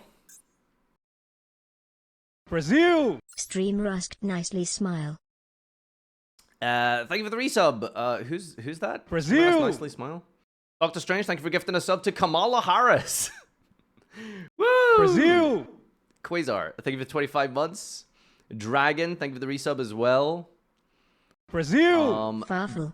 Vicetnet, thank you for the resub. Dr. Strange, thank you for gifting a sub to Large Cock. Oh, I already read that one. Thank you. Cryptics as well. Thank you, thank you. Brazil! Alright, who was it? Die versus Jellying Cannon. Alright, we've got a bonus replay here. Brazil! This is from the people who join the room for Saga because Doug leaks it on the stream for a moment here. Alright, we've got some sort of performapal deck here. Saga packs. Yo, author, thank you so much for the bits. Let's go. 1100. Thank you, thank you. Alright, we've got a pinch helper that's gonna be flipped to summon Momon Carpet. We're setting X head and a back crow. Let's activate a scale here. We've got best actor trendy understudy. We are going to do a pendulum summon. What is this? Like, what is this deck? Like, why have you made this for me? Power Code Talker. Bro, are you playing like a seal deck? And he runs into a Yelly Cannon. Wait, what does Pinch Helper do? Does it protect targeting? Hold. No, it doesn't do anything. Why did we send it? You take no damage? I'm so confused. Okay, anyway, here's Jellyfish. Oh! I see the deck. We're playing a bunch of cannons and jellies. Get it? Aha! Okay, dude. Genius. Oh my god, Devouring Sarcophagus just stealing the entire field here. That's a crazy strong card, by the way. Head Zodia! My man. Alright, Head actually destroying a monster. And we're down to 500 life. Heart of the cards. That's completely useless. Pendulum Summon. Odd Eyes Seer. Sending Persona. We're sending on an 18 Defender. Oh, baby. Oh, we're walling up. Okay, we don't have a response here. And draw for turn. We've got Dragon Pulse Magician. Normal summon. Attack over the Zodia. Nothing else. Okay. Draw for turn here. We got a Y Dragon. You actually just can't out a Seer. That's insane. Fire Hand. My man. Whoa! Another Power Code Talker. Is that worth it? Pendulum 1. Yes. Oh, you're going to take 200 here? That's so funny. Moai Interceptor Cannons. That's insane. Look at this card. Moai. Flip this card into face down. Set another card here. Double Moai Inceptor Cannons. Normal summon Dark Worm. We're going to overlay. Malevolent Sin. This is it. Oh, okay. Into full armored Utopic Ray Lancer. Wait, couldn't we just... Destroys, make a second attack. Oh, okay. I guess that works as well. And finally, we've done some type of damage this game here. Oh, there's more. Oh, Zeus! 3 materials Zeus. Interesting. Look at you go. A little D. We've got a Dharma Cannon over there, by the way. Animation! That's crazy. Sorry, was that really worth it? Why did we do that? You cleared a little D. Dangerous card, I see, huh? We're crashing into the Zeus here. And passing. Okay, I think we've given up here. We had to. They had little D. True. Tribute summon Shayama over the Zeus. Wow, the BM, dude. The BM. Alright, chat. We are ready to go with the podcast. We're just waiting on Trish. Josh is ready, but Trish is not here. He said he could be late and could forget. According to Discord, he is currently playing Microsoft Excel. You think if Kamala wins, she'll force Konami to print Tenyi support? There's always a chance. All right. Well, as we wait for the podcasters to get live, what do you guys want to do for, I guess, technically 30 minutes? Should we watch more content? Should we do some more reacts? I'm starving, dude. I kind of want to get like some food here. Click my link. No, I'm not clicking links. Check the ban list. I just believed that it wasn't going to be today. What have I told you? What have I told you? Kickcock rating. It's not Triff. I swear that's what you've been saying this whole time. Trish, not Triff. Why would we do a podcast with Triff? I mean, I guess like we could just do one with Triff. I mean, there's no reason not to. That is fair. No, Link Karibo ban, not again. Got this freaking image like embedded into my psyche now, I swear to God. The Prize Support podcast. When you're getting Triff, I might watch that one. Oh, okay, so you don't watch the other ones, huh? I see you, dude. I see you.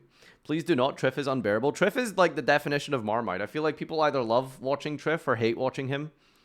So, yeah, I guess I get it. He's very much rubbing people a certain way, either really nicely and also not so nicely.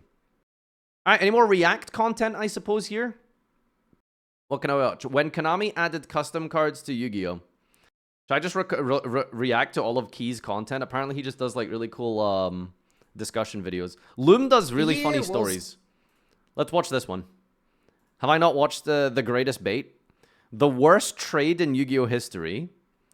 Sharks might be a tad broken. Chronomaly is back and it's looking good. Duel Links content. Good lord. Duel Links content. The greatest bait in history. I'll watch this one. Was 20. All right. Get comfy, boys. Get comfy. The year was 2017. Nintendo just released the Nintendo Switch.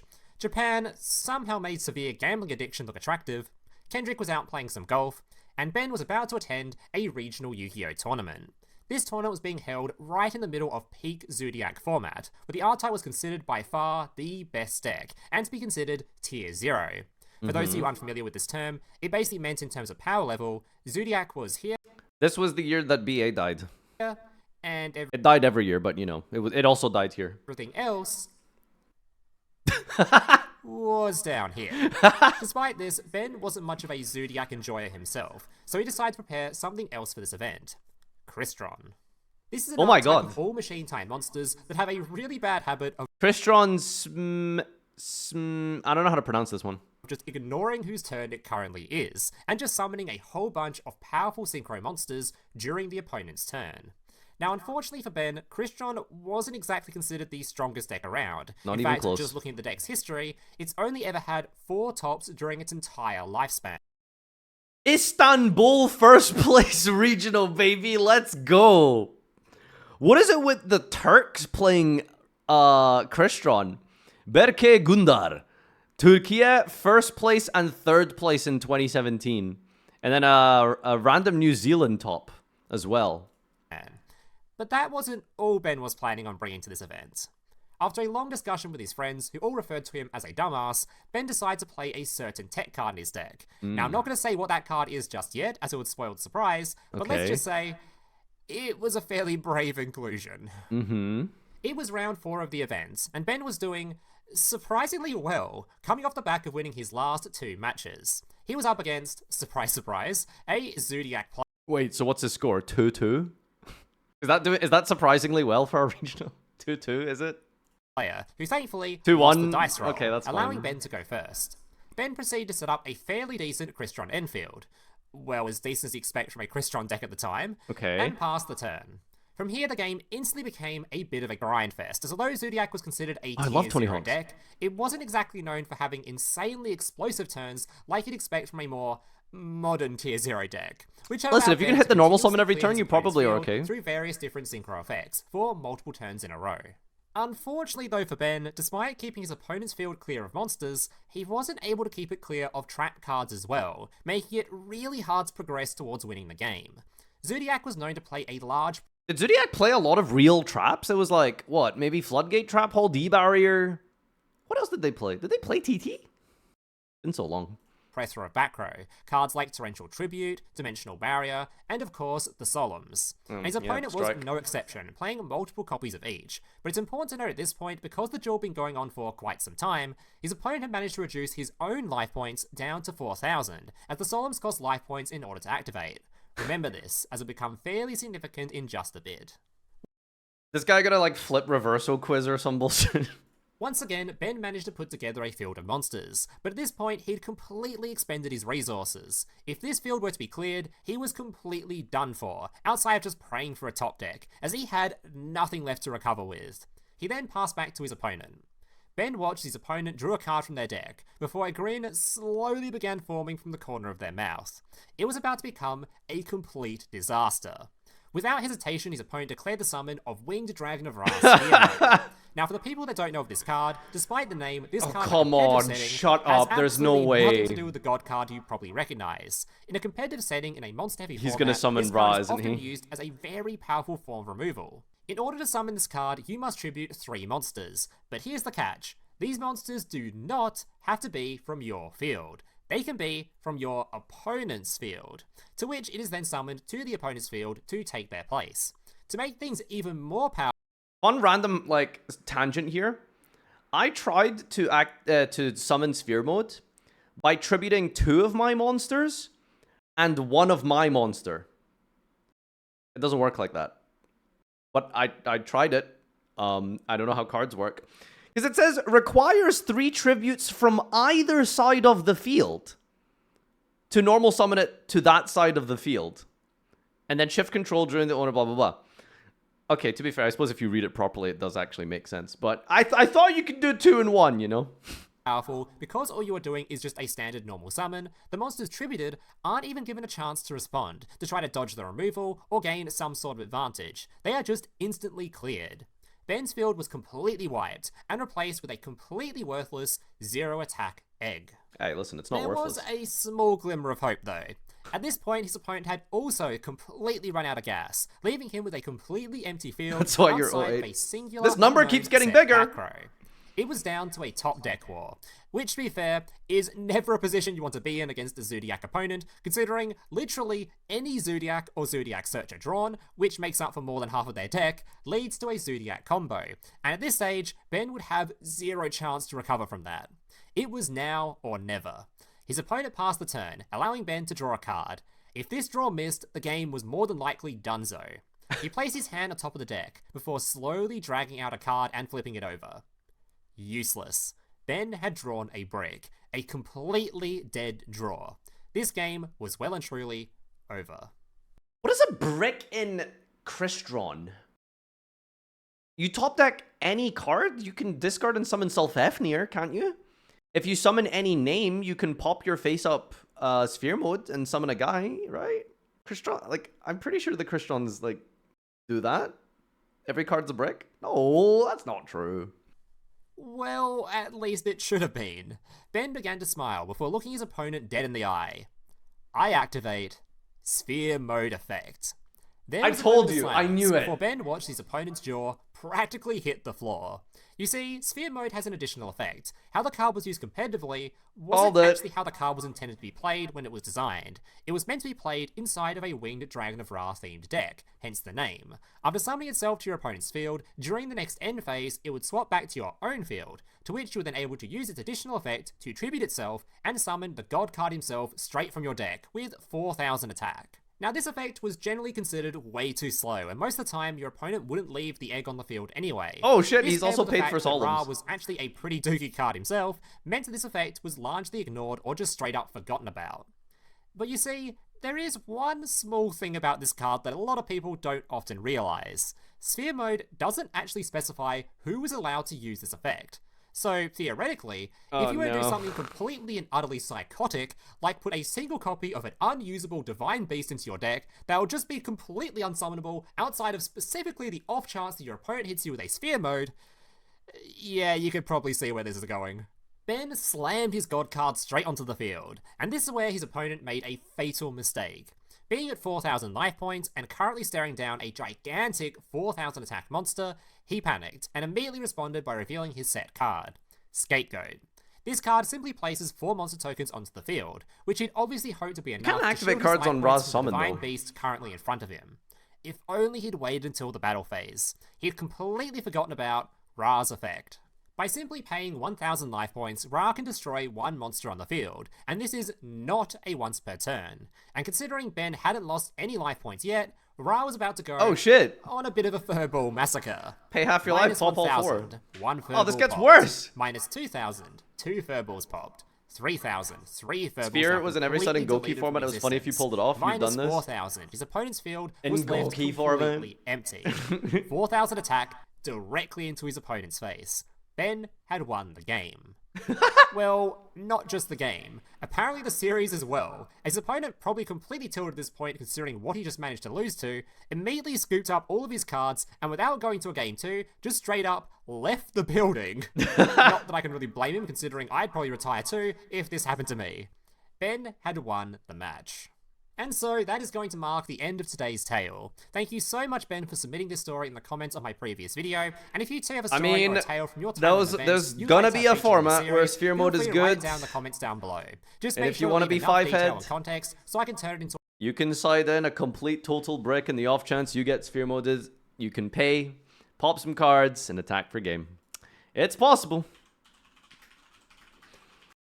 Play this next. No, we're not clicking links. What time is it? I got 20 minutes left. Yeah, this banger was on Twitter here. Yo, can I just call out Ready for Duel really quick?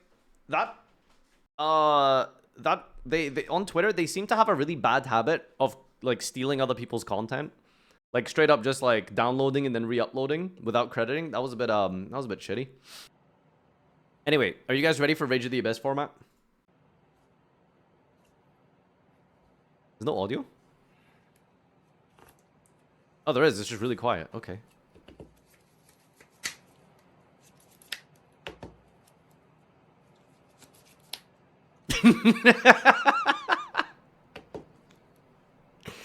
So, if you summon a monster from your hand, you draw. If you summon a monster from your extra, you draw. If you special a monster, you draw.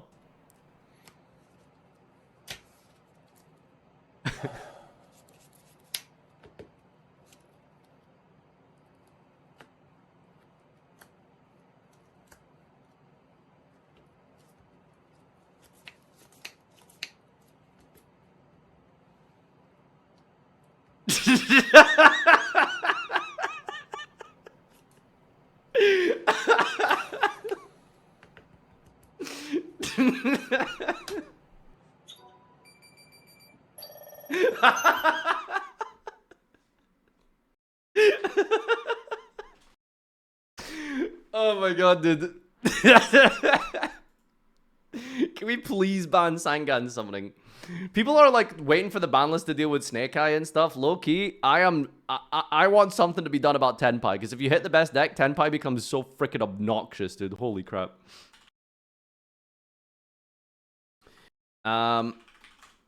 New branded combo, because why not?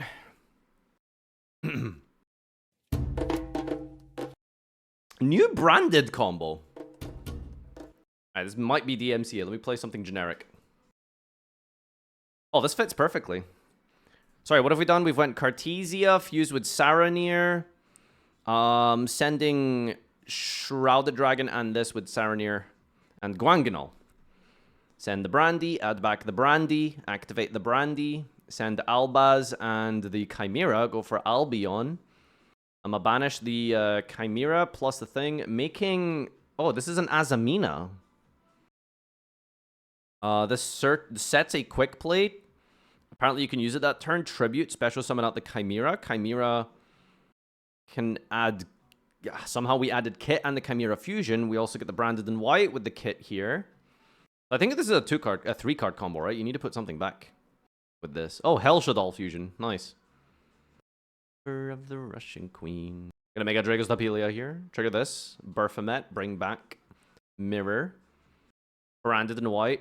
Hey, Winda! I love that card. Set a branded opening. Hey, whoa, there's Winda! It's not that impressive, to be fair. That's a 3-card combo. It's kind of a lot. It's not even that good. Yeah, it just loses to well, it doesn't lose to. It's just the same as puppet locking. Why am I clicking a link in chat?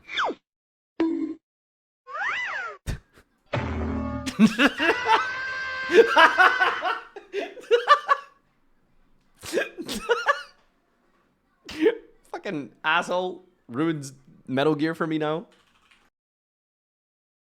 Oh my god. Oh god, is this what I'm doing? Hang on, I got Discord notifications. Are we ready? Was in the shower. Let me get dressed. Yo, Pog! Alright, chat. I'll click some links for like 10 minutes until we're ready to go. Where's the sound from? It's like Looney Tunes ass content, dude. Alright. Is the Yu-Gi-Oh! Ban list coming out today?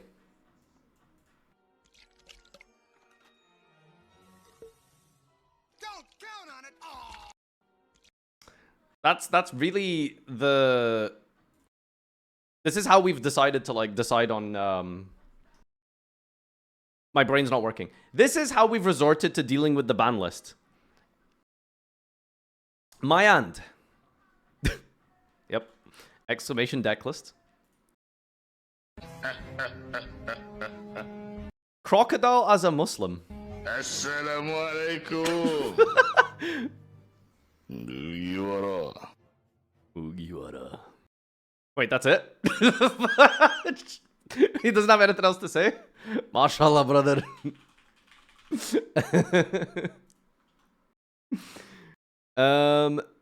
Wait, where am I at here? Are we done here? That was the last one. All right. A funny tweet. Excuse me. I'm a cat. Oh, that's just quoting. Oh, it's gonna spoil it. All right. Glasgow Cat Simulator. I got off cue a catnip. Fucking gutted about being ginger, man. Since she calls me a wee orange bastard, is that a hate crime? Susan, I've told you to swap this out for Bucky. I'm a cat, I can't drink blue Mad Dog. Fucking use your heat. Fuck off. Oh, you fucking, she just fucked me with a frying pan. That's fucking bang out of order, man. I'm going to tell the vet you put your finger up my ass. You're a miserable old bastard. Whoa. Here, turn that up. Susan! Oh! She fell asleep standing up again. If you don't get your shit together, I'm gonna put you down. Fucking get a grip. Poof. Use your shoes, man. Shoes. Imagine she actually wizarded and I'm just sitting here playing with her toes. Susan, your ass is humming a shite, man. You got it? You're a fucking wanker, I know, Susan. Stop throwing.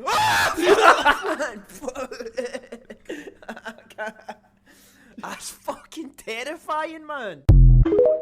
I'm so sad 90% of you here don't understand this. That's the problem.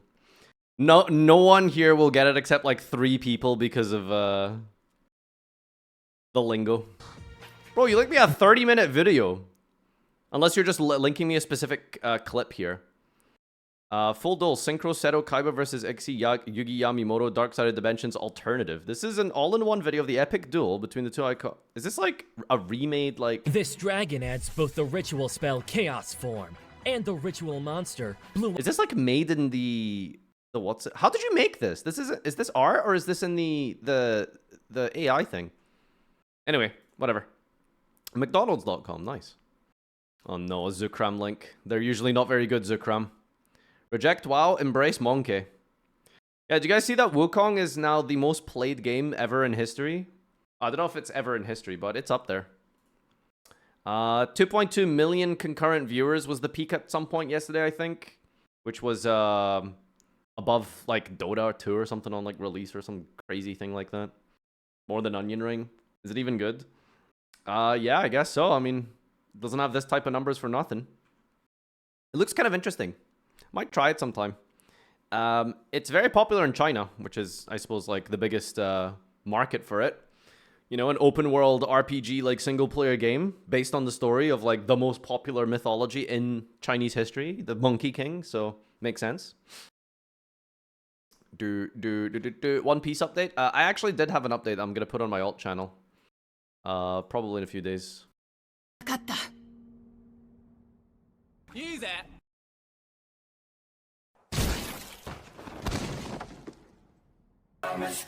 I don't watch JJK, but sure. I can't believe it.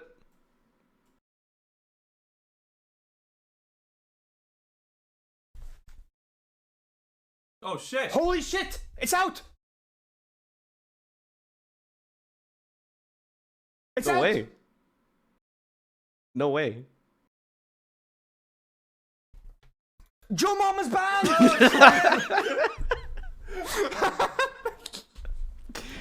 Me when I inspect element. Look at his chat.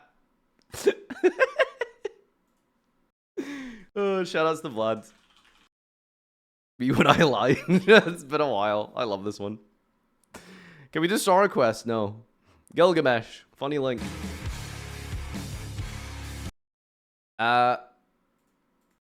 Me staring at bro after he returns my trimmer back with a full beard. I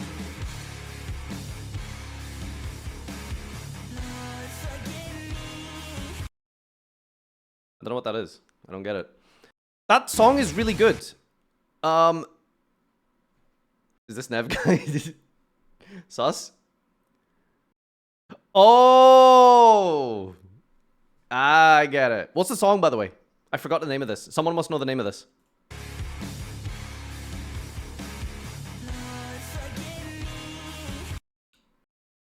How do I turn off autoplay?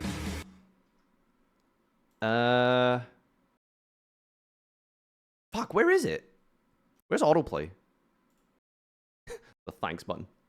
Darude Sandstorm. I made that. No, you didn't. 2.5 million views? Delete your video right now if not lying. Never gonna give you up. Nice. Oh, we have a response here. Oh. Trish is ready. Is Josh ready? Waiting. Brazil. There's Trish. Half a pickle. Farfa pickle. Get your pickles down. Chat, get your pickles down. We're ready. Everyone's ready. Podcast time. All right, mods, change title and all that kind of shit. Let's go. Do you have 4 sets of info? Yeah, it's for my box opening thing. The sponsored segment. You want Just Chatting or Macedo? Put it in Hello Kitty. Don't do that, actually. I think it's illegal to use false categories on Twitch.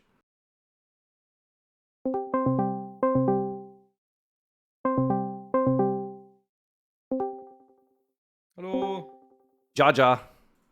Jaja. Fafa. Wow, that was just perfectly recited. Holy shit. Let me make the room here. All right, there we go. All right, join up. Let's go.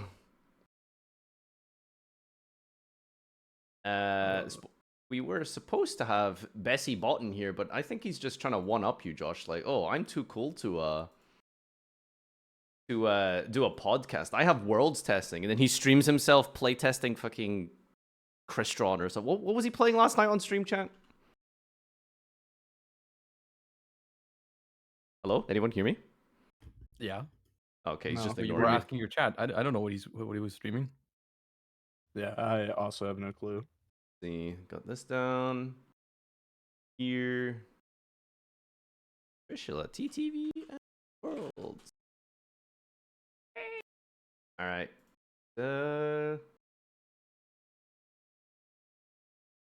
Good enough. And let's get the boys on. Oh my god, is that Yosh? Oh my god, is that Mike? Alright, good. I was using his green screen today. Why am I so blurry? It takes a minute to like render or something. It just seems to be weird that way. It always does that. I don't know why. It's not British internet this time. Alright, gamers. Hello, hi. Josh is 2 hours early for no reason. Appreciate that. This happened to me last time as well. Last time I started my stream 2 hours early. I was like, let's start podcasting, and then no one was there. I don't know why. Thing for you, I suppose.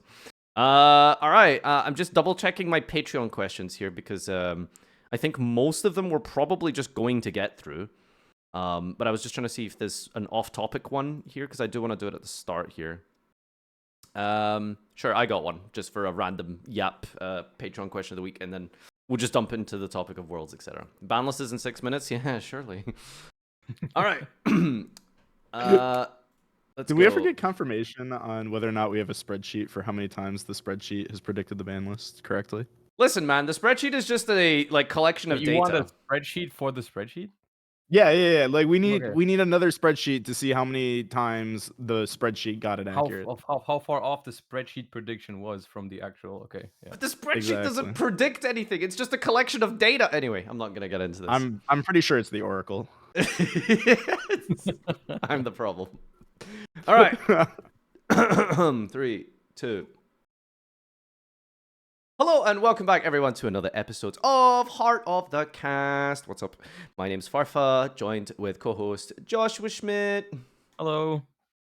And special guest Trisha La Twitch TV, Mike Thomas. Hi. Hi. You're excited today. This is about as excited as I get. Most excited Worlds competitor. I mean, yeah. I've seen your streams, dude. How many Master Duel accounts do you have? I think 37. Don't answer that question. Don't answer that question. It's a trick question. That's true. He has one account that he plays on. Okay, let me. Playtime is currently 7,546 hours. Is there a combined playtime thing you can look at? On my Steam account. Okay, yeah, I'm checking. Hold up. That's impressive, honestly. Where do I go? Library? Yeah, just in your library. It's a little fake. It's a little fake because I forget to close the game a lot. But how much did you have? I were to anticipate the number of hours I've played Master Duel on accounts that are definitely on my main account. It's probably in that range somewhere. Dude, I have 1.7. 1.7? Yeah. How many did you have? That's not a lot. I mean, to be fair, you jumped into Master Duel very late. I have 2.1. Yeah, you mean like streaming wise? I mean, I started streaming when Master Duel came out. Did you? Yeah. Okay, but you didn't stream Master Duel a lot. You were doing other things. I spent a lot of time streaming TCG. I think. How are you streaming TCG, Josh? Check a better number. Is that a Patreon question?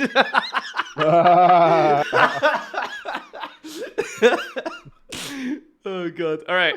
Anyway, so for those of you tuning in and listening, etc., today's topic is Worlds. We have a Worlds competitor. And Trish is a very, very cool, unique guest for this because he's someone who is going to TCG Worlds and has attempted to go to Master Duel Worlds multiple times. So you kind of have a lot of experience with the metagame of both games here, and it's I suppose kind of an interesting dynamic that you can offer. But first and foremost, I suppose for anyone who doesn't know you, want to introduce yourself really quick, tell us what you do, what you're all about, etc., and where people can find you. Well, if you're looking to find me, please don't find me. Not physically, at least. But yeah, please do not find me. But if you have to find me, I'm unfortunately live almost every day on twitch.tv/TrishLaTTV. I play way too much Yu-Gi-Oh. But yeah, I think I'm just kind of like Mr. Dragon Link at this point in the community. Mr. Dragon Link. Yeah, like the Dragon Link guy. Honorable. Dude, you qualified for Worlds with Dragon Link? That's crazy. In this format? I'm so depressed. Why couldn't it have been last year? Last year, dude. What happened last year? It was close, right? What was I didn't play in WCS last year. I went to Philly instead and scrubbed out with cash. That's depressing. Oh god. Oh, you mean like the Worlds qualifier for Master Duel? Yeah. And it was funny because I told Ray, because me and Ray, we were somewhere in Canada. I think we went to a Toronto regional. And we went to this Indian restaurant that he really wanted to go to. And we were sitting in the parking lot, and he's like, I think I'm going to start playing Master Duel and streaming it because I want to qualify for Worlds through Master Duel. And I was like, Ray, don't do it. The DC Cups they're so hell. Don't do it. And he was like, no, I'm going to do it. I was like, man, you're skipping Philly. You could top the YCS. You could get a mat. And you want to play Master Duel? And then he what do you get? First or second? And I was like, all right, I apologize, Ray. I'll never doubt you again. Yeah, that was like a weird situation. I am very, very triggered at Master Duel clashing with YCSs, and it's happening again this year for YCS Lille. So is it? Yeah, I YCS didn't Lille realize is that. on That this. sucks. It's the same weekend as the Duelist Cup, so that sucks. yeah, that's genuinely really irritating. I suppose it doesn't affect that. I mean, I think it affects enough people for it to be somewhat relevant. I mean, it would definitely affect more people if it was the actual Worlds qualifier, the one that gives out more slots to your region, because that one is just way more realistic to qualify through. So I think it's more likely that someone would skip a YCS to play that one. But the thing is, it's still important to play the Duelist Cups now because of the new system, right? Because now you earn points for your team. If you want, right? I haven't really looked into the point system, how exactly it works, and if it's like worth working towards. But like, yeah, technically, I think if you were gonna try to get the points, then you should be playing all of the Duelist Cups. Yeah, maybe don't listen to my advice on it because Ray didn't listen and he did go to Worlds. But just do what Mike doesn't say. Yeah, do whatever I don't say. But it is very scary to try and qualify through points because there's that one Korean team that has like, what is it, like 9,000 points or something for Worlds Was points. there somewhere you could check? Yeah, it's in game. Okay. Yeah. What about it? But there's just, it's whoever Gimlet's team is, I think. That like group of guys, all three of them have like just hella points every season. It also just Like, wasn't it animals. random this time where they announced like one slot through points and then they just upped it to 2 at the end of the season? Yeah, they might have done that because the gap was so huge. Like that's my guess. I don't know if that's like real, but like I think they just did it because they noticed they were gonna have 11 teams, and that doesn't split well into 2 groups. Oh, yeah. Because now it's 12, and that makes way much like that was way more sense than yeah. That makes sense because they reduced one of the regions. They reduced this year, multiple right? regions. They took one away from Japan and they took one away from Europe. Which I don't know if the one from Europe is because the winning team from last year is from Europe, but they also took one away from Japan, so I don't know why exactly. Huh. Yeah, I think introducing the system is messed up the ratios for like a structured tournament. So I guess someone has to lose out, I guess. They had to make adjustments to it. They didn't necessarily have to cut slots. They could have just given the 1 to the points like they announced, but they just decided to up it to 2. I'm pretty sure that was like almost before the season ended. They just added 1. They were like, yeah, there's an extra 1 through points now. Yeah, plus like it's also awkward because they either make 12 or they go up to 16 teams, which I mean you could do that, but that's like, you know, I mean also cost wise, yeah, like exactly. 4 extra teams means 12 people, not 4. So yeah. Let's begin with a Patreon question before we go into some of the topics today. This one is kind of random, but it's dedicated at you specifically, which is nice. And for those of you who are watching and listening, the Patreon is popping off. Make sure you subscribe. It is a singular dollar. That is like 80 cents or something for Europeans and British people. So make sure you check that out. You get to be part of the discussion, the feedback, and the direction of the podcast. And of course, you get a Patreon of the Week question. Let's start off with Bubble. You're given the ability to unban one card in TCG or Master Duel, but it cannot be a dragon. What would you unban, and how does that make Dragon Link broken? Oh, wait, the goal is to make Dragon Link broken still? Without unbanning a dragon. Okay. Oh. Is that possible? Dude, I'm opening up the ban list. Hold up. There's... Hulk could help, actually. Maybe? So I guess the question is, which banned card is the best in Dragon Link? Oh, no, it's Union Carrier, actually. Is it? Yeah, equip Buster Lock. That's easy. Very cool. How do you access the Buster Dragon, though? Oh, it equips from deck. You just make the Union Carrier generically for a Savage. Yeah.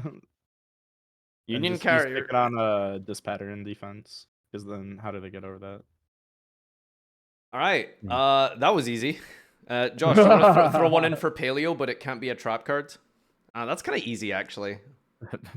Well, Ronin, Toadin. There's like a million things you could do. Or grass, actually. It's one of the two. True. But the question is does this card go to 1 or does it go to 3? Just unhit, I guess. Do what you want. If it's a 1, then it's definitely Ronin. If it's a 3, then I might consider grass. Yeah. Regrass in a 60 pile. Mm. All right, cool.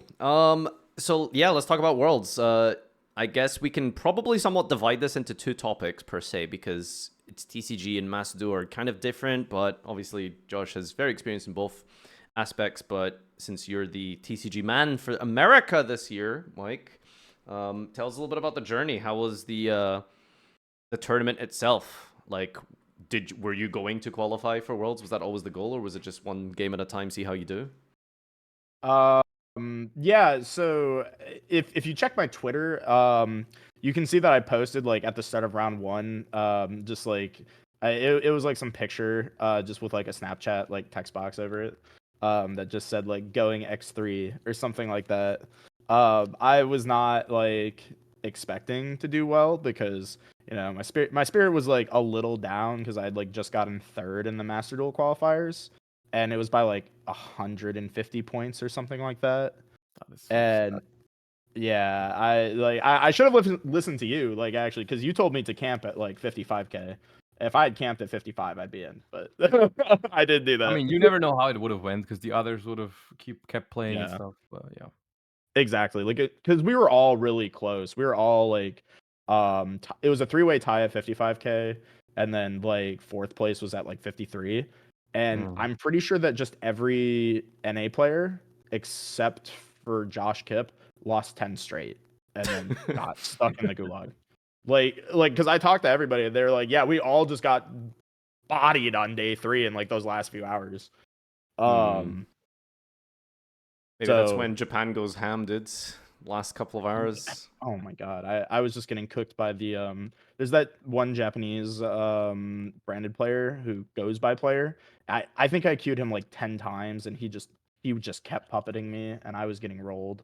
I was feeling bad. But 60, yeah, 60 card branded as that well. single. Always drawing the right cards. Yeah, it was very painful. So, you know, I just kind of took it one game at a time. So Judy, who is one of the Master Duel reps for Latin America. For Latin America, yeah.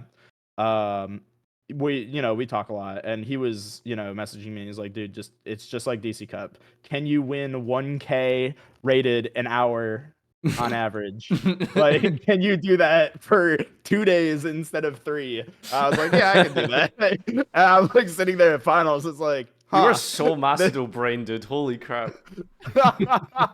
I was just sitting there. It's like, this game's a lot easier when I'm not getting max seed every round. Like, man, the Master Duel brain rot is real, though. I keep referring to dice rolls as like coin flips and stuff like that. Yeah, it's something. All right. Well, I mean, obviously, you ended up getting to the World's playoff match, which is top 8, I think, or is it top 4? Top 8. Yeah, top 8. Top 8. What is it like being in the position of like that exact moment for the last final game? Oh my god, I need to tell the story of my top 8 match because it was such a disaster. Like this was just the most disastrous game of Yu-Gi-Oh! I think I've ever played in my entire life. So it's supposed to be a written feature, and you'll notice that it is not a written feature. Okay. So we sit down, and our game starts like 20 minutes late because they're setting up the written feature. But what does setting up a written feature mean? I'm actually curious. Sorry for the interruption. What does it mean? Oh, you're so good. You're so good. And yeah, I guess this would help for anyone who has never played on a written feature before. So they sit you down, and they have there's always 2 people with you. There's a feature match writer and a judge, and the judge is like your guys' judge. Like, they have a clock that is completely separate from the other clock. And occasionally they'll like pause the game to like, type up what's going on. Really, check they your pause hand. you to catch up on typing? Yeah, that must be really annoying. It's weird because it doesn't feel like appropriate, and sometimes it gives one player more valuable time than the other, right? Like, because someone, like, if you're the one figuring out your turn, like if it's your turn currently, I think you definitely benefit more from it being paused for like 30 seconds or a minute because you can just think about your stuff. Oh, absolutely. Yeah. It feels great when it gets paused on your turn because it's like, you get to stop and pause, and like you get free time to think. It's like, am I doing this right? Like, but if it's your opponent's turn, it feels awful. It's like, oh no, like this is about to get so much worse for me. And there's also like I think a higher chance of like stuff just getting messed up because you're getting interrupted. There's a really funny written feature between me and Shuping from the tier format. And we were at dinner, like written that feature night. for a tier mirror. My God, Jesus Christ, dude! Like, oh my God, it was so crazy because there was like 4 illegal plays that happened in the span of like 2 phases, but because it took so long, no one caught it and no one like understood what's happening. And like we were reading the feature match back, like we were at a Fogo and we were reading back the feature match, and both of us look at each other. It's like, did you cross out tier crime? And I'm like, did you normal twice? And we're both sitting there, and it's like, oh God, this game just needs to be buried. And like we were both out. Like both of our records were just like out at this point. So like the game super didn't matter. It was awesome. It was so great. I mean, but that's the kind of stuff that can just get lost, right? If you get interrupted for like a full minute or something after you've like normal summoned or something. Yeah. Exactly, because that's what happened. Like my draw phase in that feature match is an entire page. Like, because it's a tier mirror.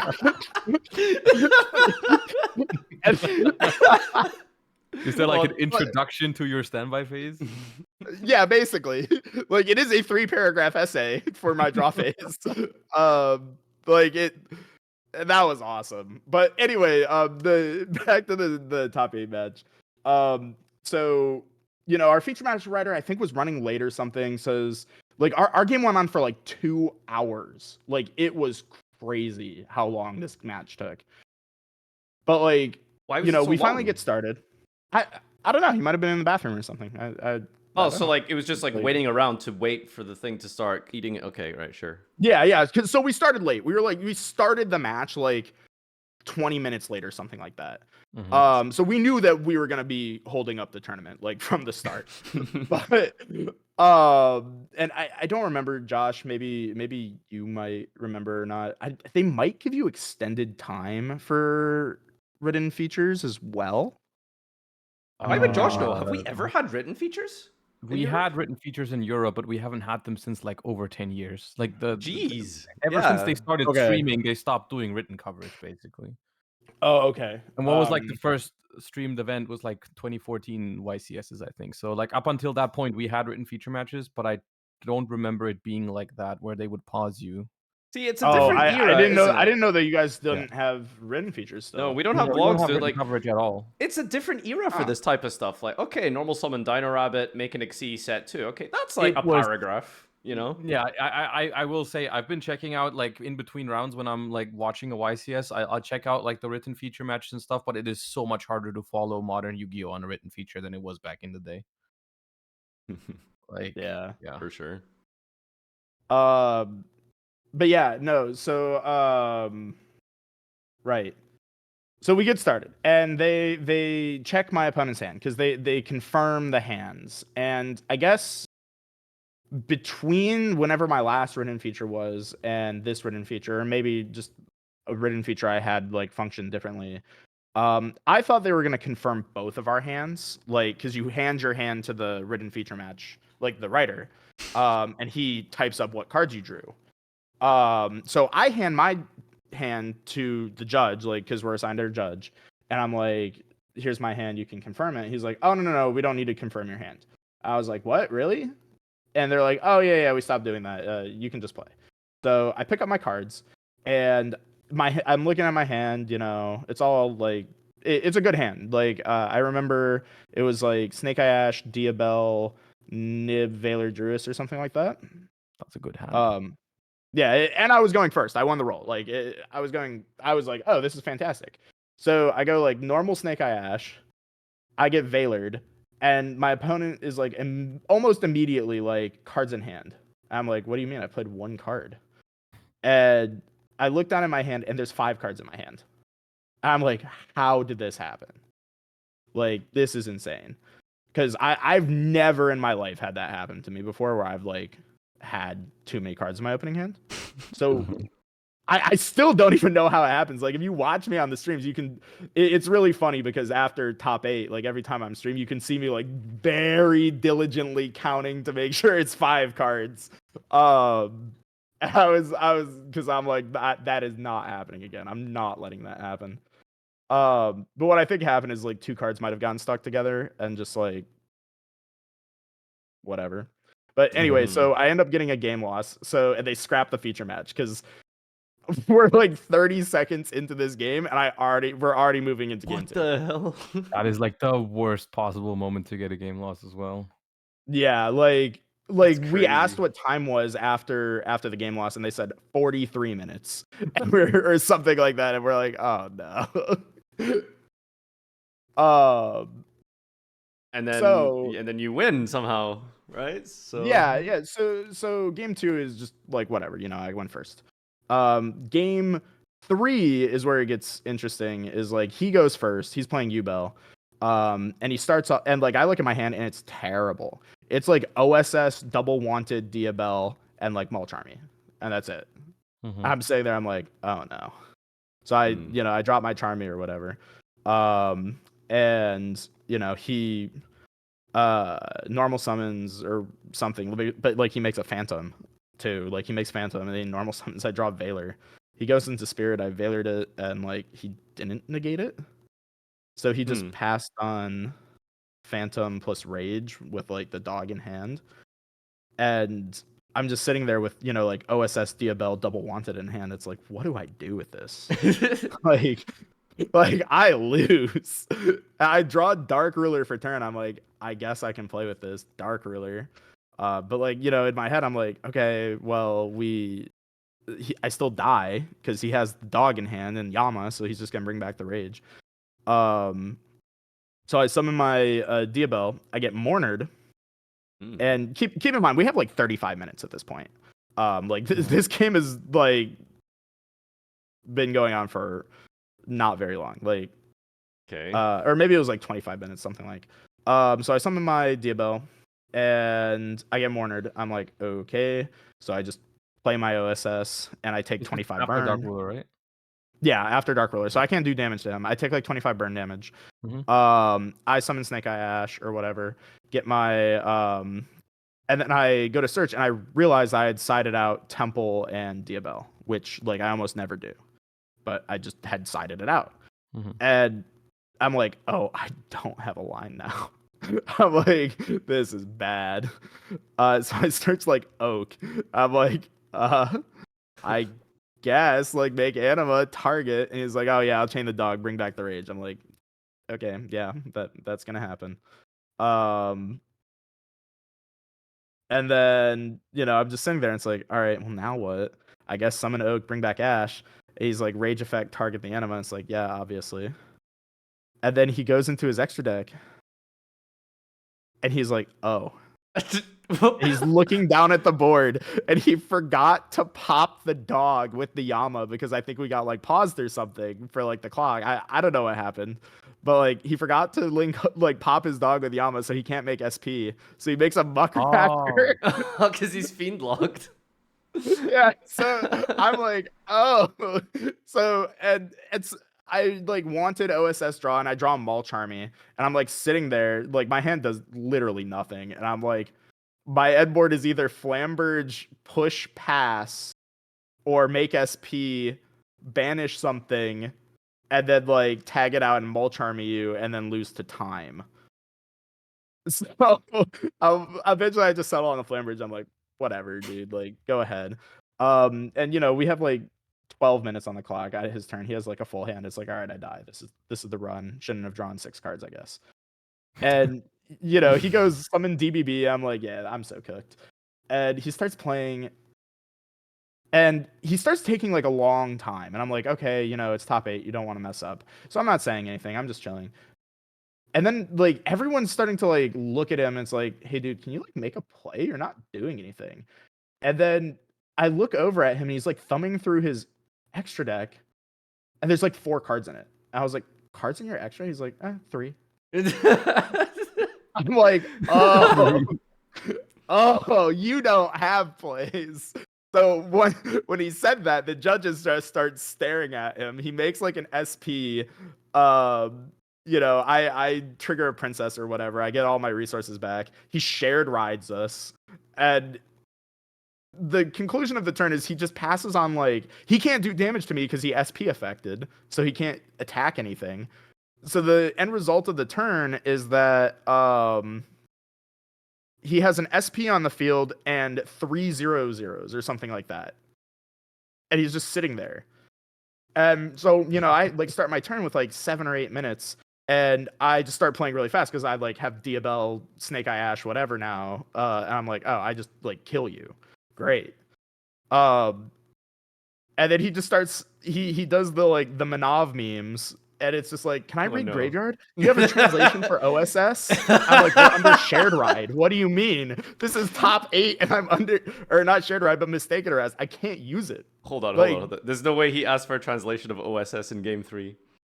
Yes, he did. He absolutely did. And, I'm still not saying anything and I'm still just trying to play. And every time I play a card, he's like thinking, but like his only interaction is SP because he has no cards in hand at this point. So we know what he's thinking on. And at some point, I'm just like, dude, tell me if you're using it. I'm just going to keep playing it. And like, just tell me when you want to use it. It's fine. And I know, and at some point, it becomes obvious that he's just not planning on using it. Cause like, I get to Hita, and like, that's like a normal place to like tag out. Like, you get rid of the Hita, they lose a link too, that you don't get to resolve it. And he's just like, no, that's fine. And then eventually a judge asked him to make a decision, and he just like tagged out a Diabell. And that's when he got a slow play warning that I think a lot of people saw on like the stream. And apparently that was not his first slow play warning, and he got a game loss. And like it didn't matter in the long run because I had lethal that turn, but like that sounds like the most disastrous Worlds qualifier game in history.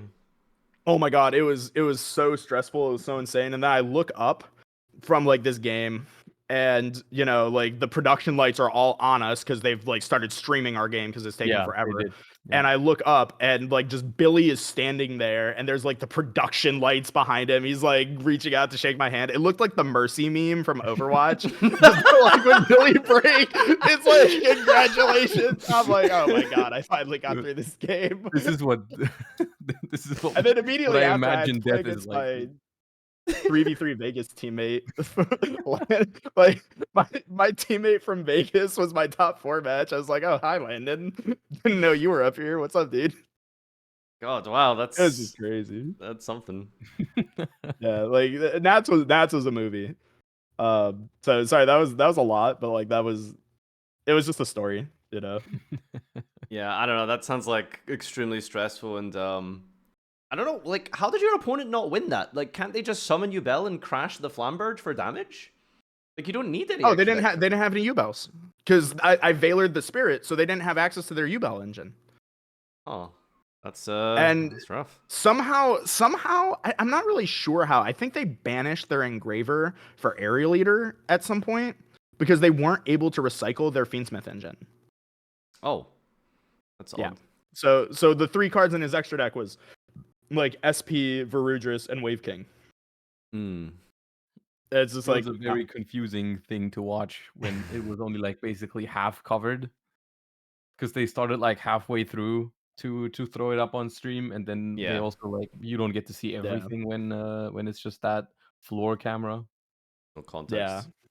But so that's the context. That game was a disaster. Literal movie.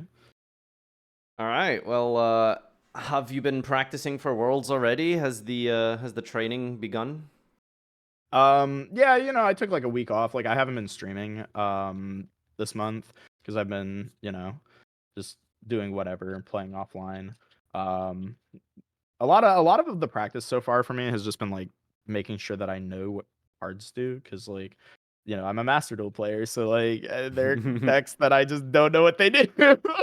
What are the options in TCG for this tournament? If I'm sure you don't want to tell your deck list and stuff, but like what are like the options basically? Or like, first of all, have they confirmed the exact card legality? Because I know there's been like issues with I don't know, Closed Moon not being released in like Korea. Yeah, they're confirmed. Yeah, So they're they are they legal or not? Yep. Yeah, they are. Okay. So that's Um, Phantom and Closed Moon, yeah? Mm-hmm. Yeah, yeah. Okay. So it's basically exactly what you would expect it to be if you just mashed the list together like it's always been. What's the current situation OCG wise? It's one Snake Eye Ash, one Diabell? No, one Wanted. Yeah, it's the same hits as Master Duel actually. Oh, okay. So and Yeah. then Tenpai has one field spell. Yeah, it's one field spell, one prosperity for them. And Yubel has no Yubel is hits. unhit, basically? Unhit. Yeah, completely unhit. Alright. Huh. This sounds very yeah. like lopsided. Like, is Yubel just the You best say deck? that, but then at the same time, in the OCG right now, Yubel is like not super popular. Although they have the new set already, which gives Snake Eye a lot of support. But like Yubel is very small over there right now. Really? Yeah, it's kind of weird. What's really weird is that the Japan WCQ format is probably the closest approximation because it was like their one tournament that played under their new ban list after they hit Snake Eye Ash and stuff, but before they got the new set with like the Yeah, so Osmania it's cards. basically that metagame, but minus Maxi, right? Kind of, because that metagame was weird. Top 8 was 3 Rescue Ace. Mm-hmm. And so you would think it's like, oh, well, you know, obviously like Rescue Ace is going to be crazy, but it's like, well, you know, there's no Maxi. That deck benefits a lot because of Maxi. Yeah. But also the only difference is that there's one airlifter instead of 2. So it's like, does that matter? You know, some people say, yeah, that matters a lot. Underestimate the impact of Maxi on decks like Rescue Ace, where like these decks just have like I think it gives them the necessary boost in win rate going second that they don't suffer from when they go first themselves. Yeah. No, exactly. Like that's one of the things that you have to keep in mind. But the other thing to keep in mind is that like it's hard to like use it as a good data point, and it's like our only data point. But like top 8 had like nothing you would expect. There was like 1 or 2 Yubel in top 8. There was 3 Rescue Ace. There was no Snake Eyes anywhere, and then it was like 3 other random decks. No. And it's just like, oh. Yeah, Okay. I mean that's always the biggest thing with Worlds prep for the TCG. It's very hard because you don't have these kind of data things to look at like what the decks exactly are that you need to be prepared for. And it's also very hard to find people who are as invested as you are, right? So I was wondering how you were approaching that, because the way I did it is I think the best way is to just find 1 or 2 other competitors, because you won't find anyone else who's as invested and it will give you as much feedback and input and work. Yeah. So I was wondering if you were doing that. He's asking politely if you have any friends. No, among the world's competitors, like if you're preparing with anyone. You know, I don't want to like say if I am or not. Okay. But I know that some of the competitors are, you know, grouped up. But I think NA has like a weird situation because, you know, like I'm sort of the odd man out as like Master Duel player. I think Marshall is apparently also like an odd man out. From like, you know, from what I've heard, at least, like not too many people knew who he was. You know, sorry, Marshall. That was the what I've heard. Yubel duelist, right? Yeah. So, you know, I don't know what's going on with him. I didn't even like meet him at Nats other than when he took the photo. Okay. So I don't know. I don't know what the situation is, but I'm doing my thing right now. Okay. But you're really right. It is hard to find people who like Yeah. have the same interest in competing at Worlds. So without spoilering like the kind of deck you like or are thinking of playing, how far are you in your preparations? How well are we feeling? I have it pretty well narrowed down to like what I would likely play, and it's just a lot of like polish. We have a couple weeks left. They posted the policy docs, right, for Worlds, I'm pretty sure. Would you say you've chosen I don't remember the deck? getting. I don't think we got yours. Did you get the Master Rule one? Did you just I don't know, but I saw on Twitter people were saying like no pile shuffling, which I know is from the Worlds. Oh, that I saw. policy Yeah. doc. Okay. Yeah. Yeah, so I think they've posted it, but you know, we have time to submit our decks.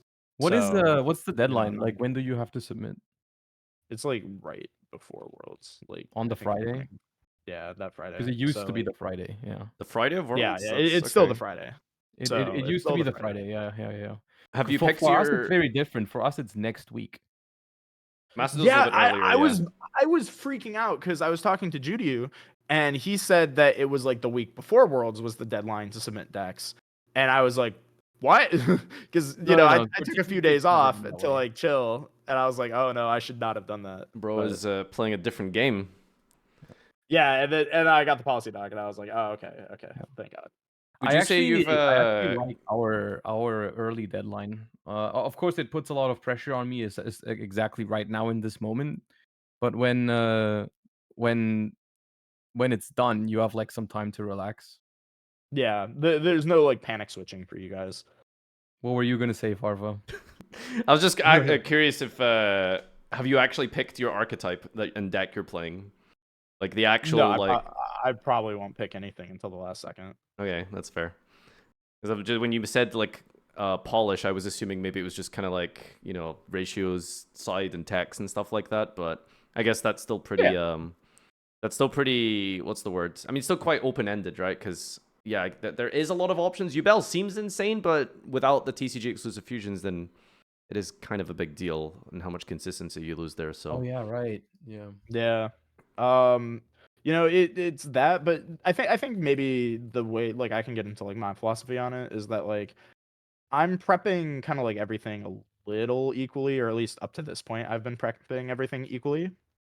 And then from there it's just like, okay, I know what my options are. I'm just gonna get them solidified, and then I'm just gonna pick a lane. You know? Yeah. I So mean, that's always like just the best thing to do in Yu-Gi-Oh! In general, right? It's better to play a worse deck well than the best deck badly type of thing, right? It's always just sometimes if there is a narrower choice, then comfort matters a lot. I don't know if I'd necessarily call it a comfort thing, like, but you are preaching to the choir with that, with the Dragon Link stuff. But it's more like I want to make sure that whatever I submit is going to be good, and then it's more just like a give myself time to make sure I make the right decision, if that makes sense. What about Fiendsmith Dragon Link? Don't get me started. Don't get me started. I'm this close to doing it well. Dude, like I'm like this close. I was at Locals like a week or two ago, and I'm sure Glasgow Locals is not a reference point for your World's journey, but I saw a guy with the boot sector launch, Boral End, and then a Beatrice on the field. If that's like anything to take away from our metagame right now. Hey, Snake, I can't beat that. Like, that's pretty good. That's pretty good.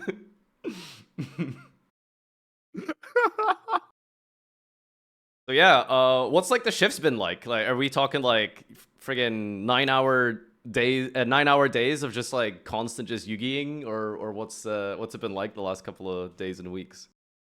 More or less. I took a little bit of a break to go to Pasadena, or not Pasadena, but Sacramento. And you know, I got burned in time, so that was a great you know, like great to get that out of the way. Why did you go to the great YCS? I'm curious. Like, was it more of a social thing, do you think, or? Partly social. I wanted to, you know, just make sure that, you know, if there was anything like I needed to do there, that like I was in a place with Konami reps where I could like physically talk to them. Which ended up being a good thing because I did talk to some of the reps about a few things. I think I got clarification on a few things for Worlds. Mercy specifically. Yeah. But you know, just to see if there was any like cool text or anything. And you know, it's still practice at the very end of the day. Like it's still just like I mean, the decks that are viable in the TCG right now are still pretty close to what's viable at Worlds, even though there's small changes to them, right? But it's like still the same. So the formats are relatively close, I feel like. Yeah. It was decent. You know, I started out doing okay, so I got some good testing in the first few rounds because like my first few rounds were like couple rogue decks, and then like Jesse was my round 4. Like like I was in the VIP area for like the front half of the day. So it was some good testing and then some less good testing at the end, and I was like, oh, okay. I've learned that skill drain is still very annoying. Getting double skill drain does not feel good either. Does OCG have 3 skill drain? No, they have 1. Hmm. So great to learn. But there were some cool things that I did pick up there. I think a lot of people at Sacramento were on talents, which was something that I had been like talking about, and people kept telling me that I was stupid and wrong for wanting to play talents. And then like I kept getting talents, and it was really annoying. And I was like, okay, yeah, it's good. Talents is just one of those cards. It's either awful or incredible. Like it never feels in between. So I don't know. Yeah, it's one of those cards for sure. All right. Well, it's your first ever Worlds. It's a shame that it's in America. I suppose you don't get to experience Japan. Shoutouts to Eric Christensen who won Worlds. I think it was 26. Not won Worlds. Well, he did win Worlds actually. No, it was Blue Eyes. It was the year that Blue Eyes won Worlds. He got qualifying to Worlds, and it was. Yeah, he got second because Pauly was the first North American champion. Yeah, and then he went to Worlds in Orlando, Florida, which is where he lives. So that's a nice little fun piece of trivia.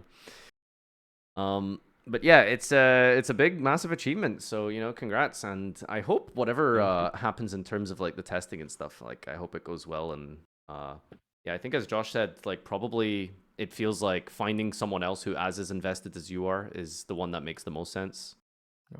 Yeah, it really is just. Because it's funny, like, when I think about some of my friends who went to Worlds, like, they play tested with their friends, but, I mean, you just don't have that motivation, right? Because you're not the one who's going there, so. Yeah, no, for sure, because it's funny you say that, because, like, I guess also to answer your previous question about, like, the shifts, like, Monday was, like, a 12-hour shift. Like, my friend drove down from another state, and, like, we just grinded for, like, 12 hours. And then the next day I was supposed to test with another friend, and like we got everything set up, and then he just like never shut up. It's like, dude, what the hell, man? So but we'll run it back. We'll get there. But you're right, it is like that. Do you focused on any type of ruling stuff at all by any chance? Have you like made sure to brush up on that kind of thing, because it's different in OCG with hand triggers specifically? I think is the most important thing.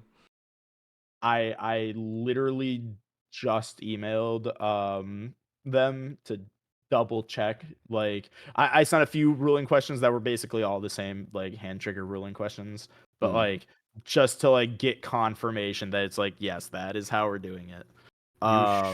You should expect it to be OCG rules that they will Yeah, follow. But as a yeah. Master Duel main, that should be something more intuitive. Actually. Yeah, that's a good point. You are basically a Master Duel main, so it works out nicely. Yeah, I retired from DCG, and now my Poplar trigger's on a new chain. That's pretty helpful. Yeah.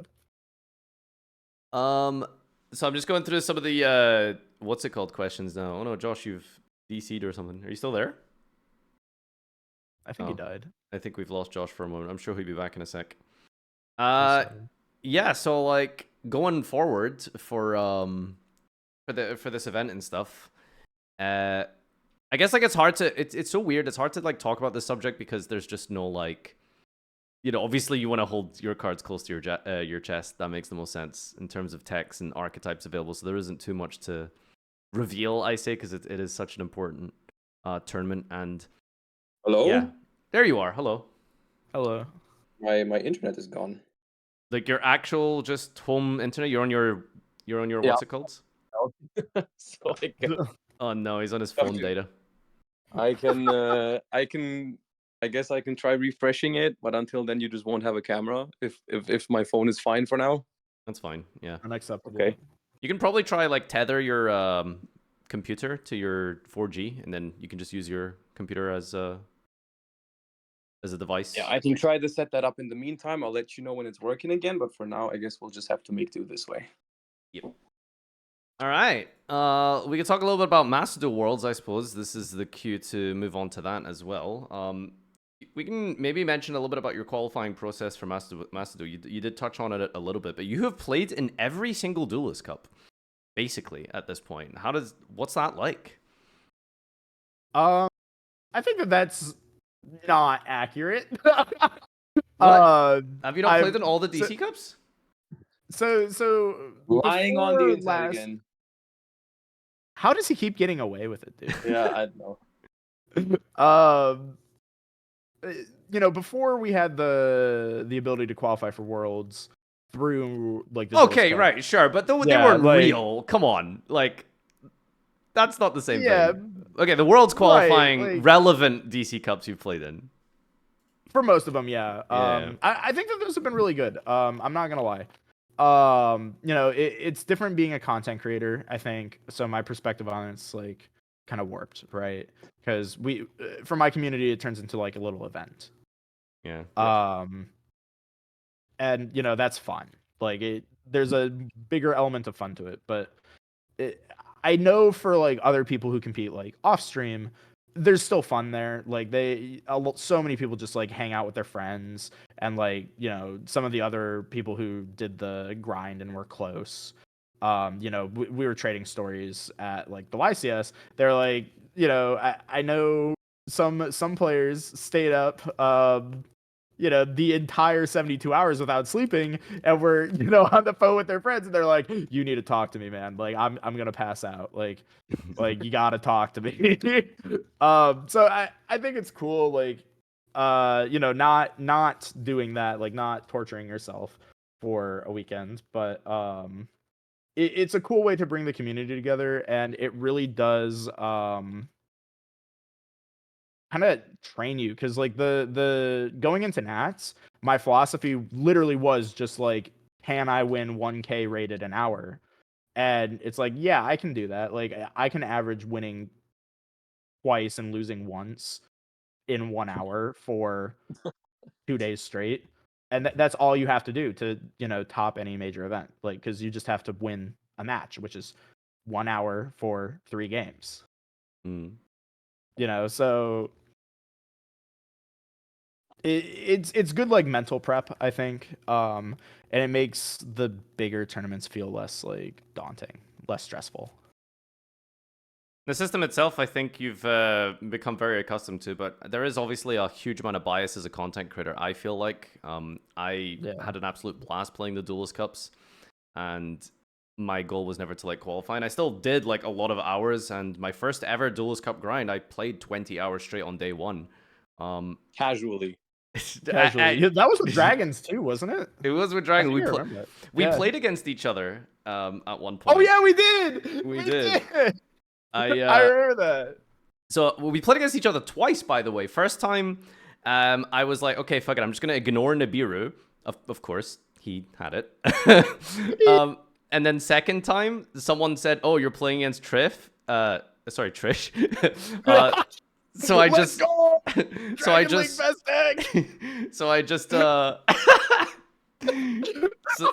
so the second time we queued into each other, I just surrendered. I just gave you the win. Oh, not of course suggesting this was win trading. Win trading? No. I got win traded and I didn't even know it. What the hell, man?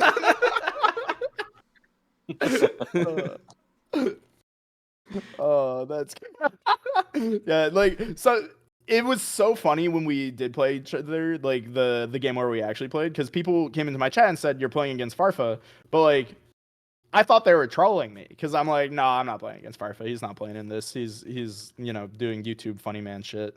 And then I like finished the game. I'm like, see, I'm gonna show you. It's gonna be some fucking random, and it said Farfa. I'm like, ah.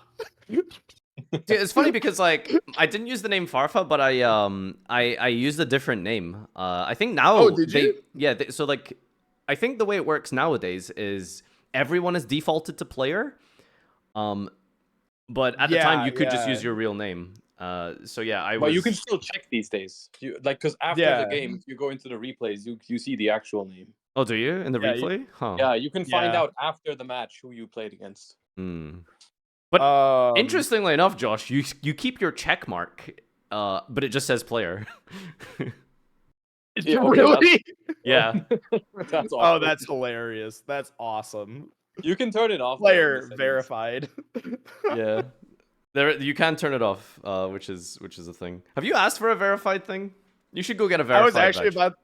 actually about to ask you guys, or at least Josh. I don't know how you get verified, but do you think that if I ask at Worlds if they would verify my account, if they would do it? I mean, I couldn't tell you. I don't know. They just were like, okay, we have these check marks now. Do you want one? And that was the entire process I went through. Do you know if anyone else has a verified badge that was competing at Worlds? I think it's just your team. Yeah, I think it's just. I think so. Yeah.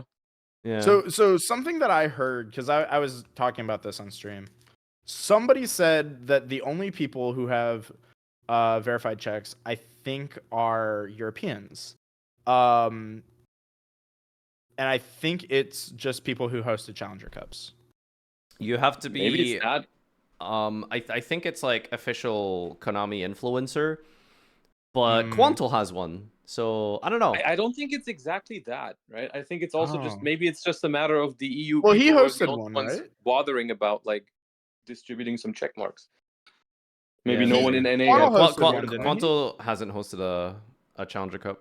He's won a lot of them and played in a lot of them, but no.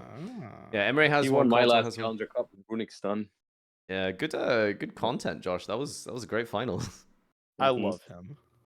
Has he like updated us on like the Football Manager saga yet? How's that going? Yeah, that has been what they've been playtesting while Josh has been off this week, I'm sure. Playtesting Football Manager. Yeah, we're playing Football Manager all day.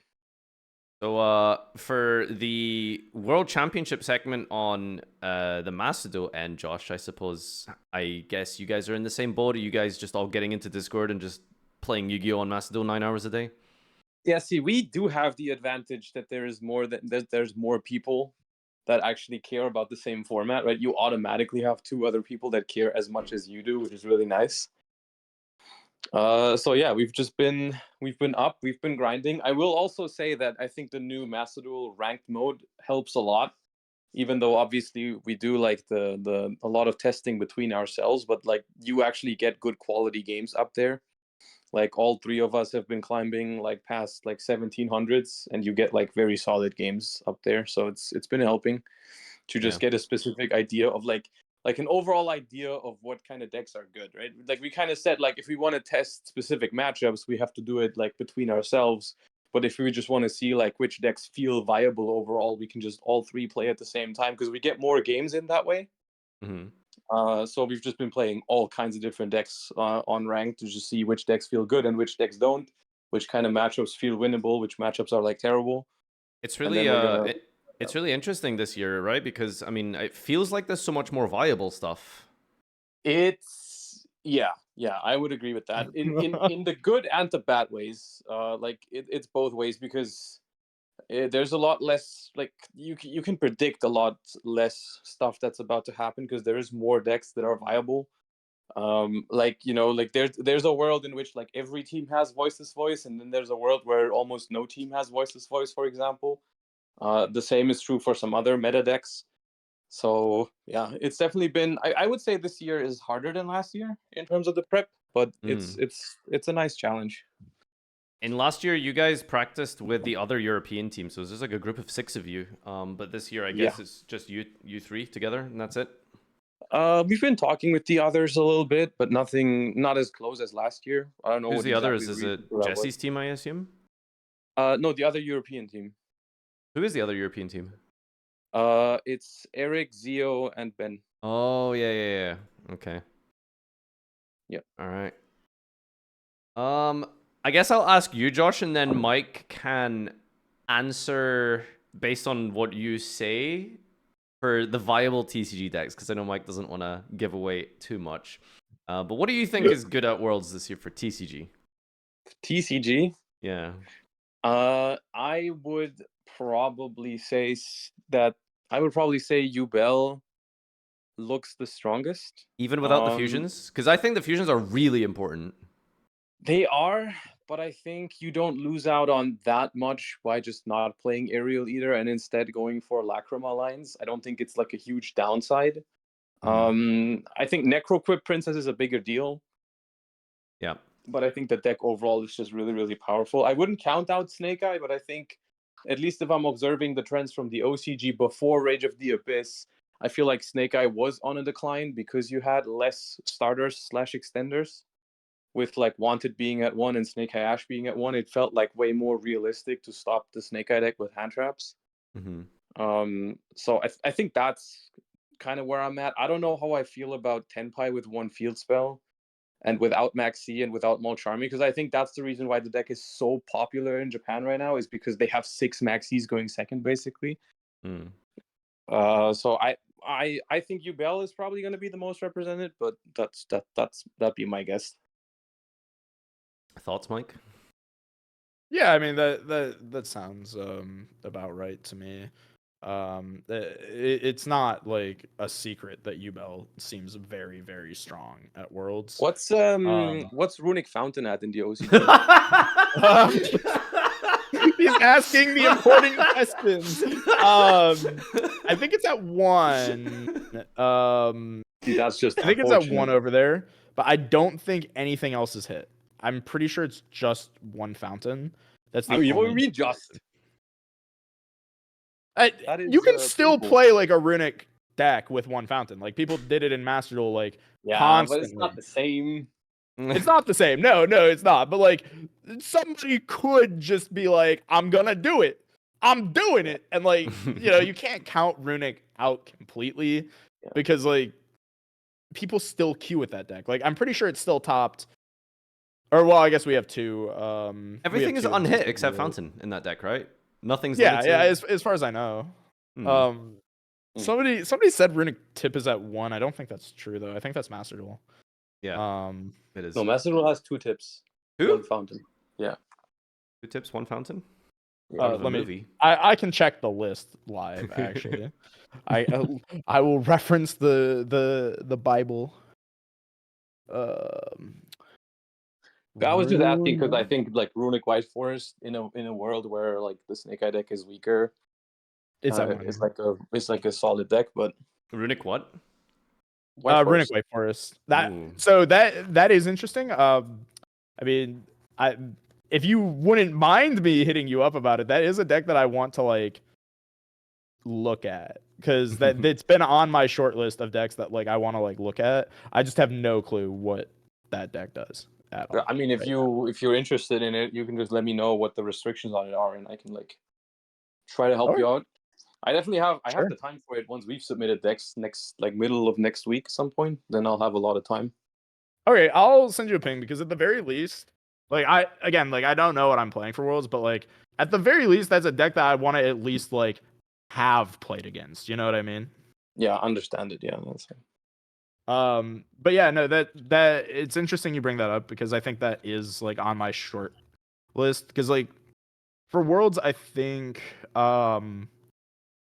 there's like 7 or 8 viable decks. Like it's hard to give a top 5 because like you can say Tenpai is good for Worlds. Yeah. I'll talk about Tenpai actually. I think that Tenpai is probably one of the best decks for Worlds, like in a vacuum. Yeah. But the meta context of Worlds is that there's like 30 people there. Yeah. Is it so after... by the way, I wanted to ask, is it 7 rounds again? It is 7 rounds. Okay. So after the first round, everyone's gonna know in that room that you're playing Tenpai. From my experience, it does not work that way. Really? No.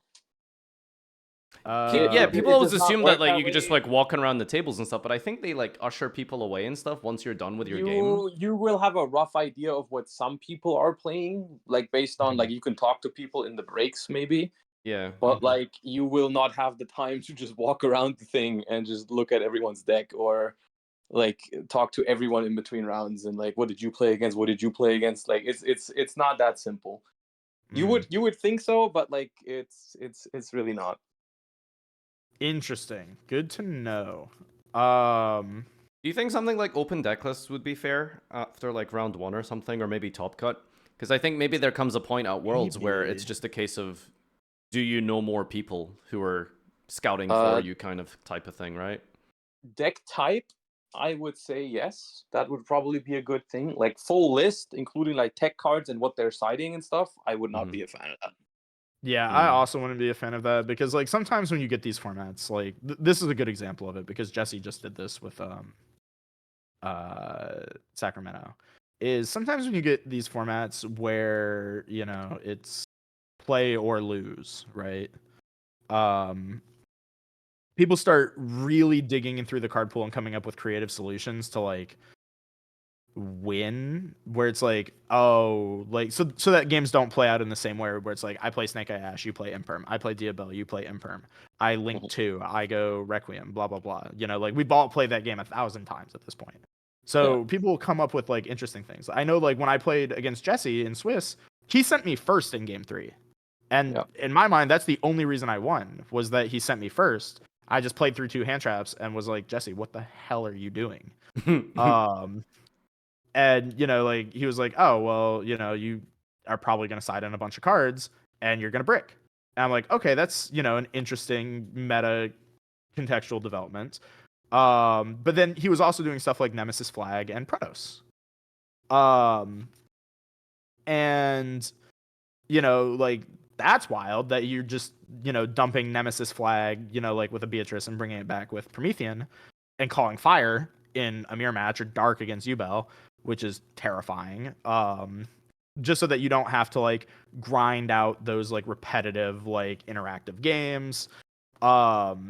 And then similarly, I think one of the Ubel players, maybe the one that got second, or I just saw a clip of it, but he was, I think it happened to you, Josh. It was actually one of your shorts that I found out about this. Oh yeah, the FTK. Is that he played the FTK. Yeah, he played Ubel FTK. Yeah. Like, you know, so instead of giving your opponent an opportunity to like hand trap you twice and then, you know, have their own starters and force you to interact with them, sometimes these formats just develop into, I'm just going to kill you. Like, I'm just going to win. Yeah. But like nobody's like week 1 trying to do that stuff because it's just not optimal, right? Yeah. You know, Tenpai is like an interesting choice for Worlds because, well, I say interesting very lightly because I feel like you're kind of just at the mercy of what your opponent has drawn sometimes with that deck, because I don't feel like there's a ton of skill expression of what you can do. And can you draw Sangan summoning more than your opponent? But I mean, it's a great NPC deck that kind of just puts a lot of your results of your tournament in God, literally, right? Like, yeah, that's kind of how I feel like that deck plays. That right, but like I think to my point, that's kind of why I think it is such a good deck for Worlds. Yeah, because you don't need to express skill, and then the opportunities you have to express skill become even more effective. You know, like if the deck can carry you through Worlds, why wouldn't you pick something like that? You know Sorry, this chatter. Like, as a bad player, I like Tenpai. I think for in the context of Worlds, it really depends on like how comfortable you feel in the format. But I could imagine if it's like a format that I end up not liking, then I wouldn't mind just picking the deck that's just like, you know, if it's my day, then it's gonna be my day, right? Exactly. Like, and that's what makes Worlds scary, is that you don't know when you sit down across from your opponent if they're feeling like that and they're going to send you first and maybe they'll just transcendent time in you, or if they're going to, you know, sit down and try and play a really interactive game. You don't know if they're going to try and like Ubel FTK you, you know, potentially. Like, you don't know which approach to this tournament they're going to take. And that's hard. And because this is also like a burn in time type format too, you don't know if you have to risk Dogwood. Like, do you play Dogwood at Worlds to like scam people with the Dogwood or to not get scammed by Lacrima? Or do you cut Dogwood because in like a, you know, like a theoretical chess Yu-Gi-Oh game, Dogwood is a useless card?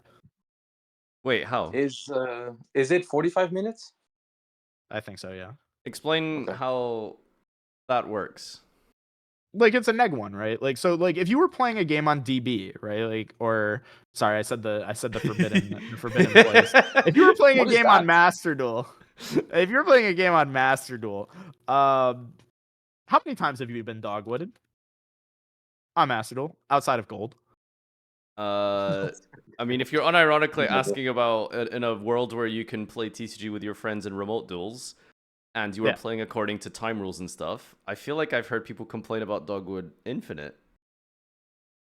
No, No. what he says is like Look, Dogwood is a like- terrible Yu-Gi-Oh card outside of the exact context of timeout. Right, Yeah, but like but that's not yeah. a relevant point, is it? What? Not really, because the time is a real Yeah. thing, right? Like, Well, but it is, but like you have to say do I play with a 12 card side deck and play Yes. dogwood, or do I Yeah. play a 15 card side deck and just like Yeah. bully my opponent and be like, hurry up, loser. Sorry that it's the world championship. Hurry the fuck up because I didn't play dogwood. But you have to take that gamble because technically if you're not playing dogwood, your deck is better because you have 15 cards instead of 12. Yeah. Interesting. Yeah. So But like do you- I that think is a it's gamble. also that a you have to matter of if you don't play Dogwood, you do have to play game 1 and 2 differently. Like you have to be willing to scoop way sooner.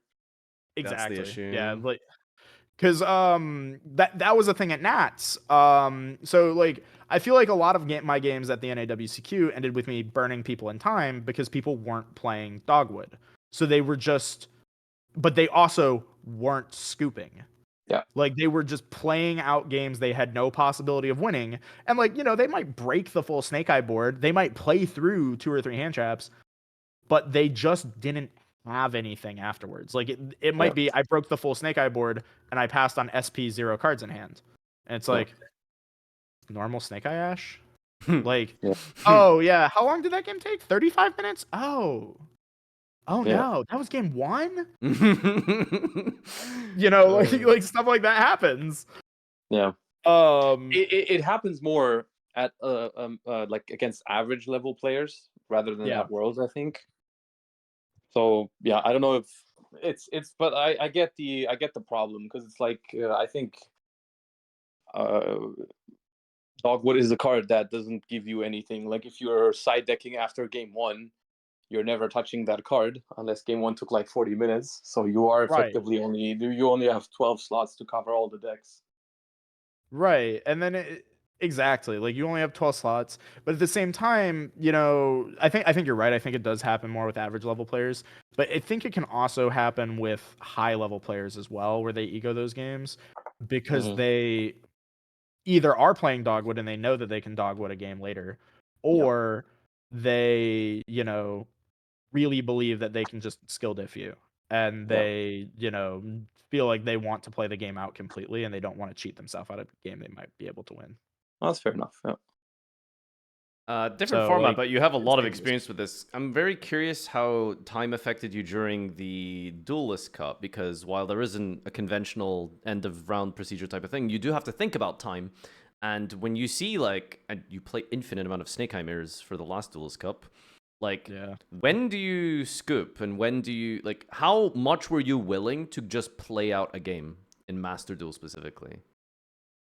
So that's kind of the thing is that in Master Duel, I'll play out the games. I don't care.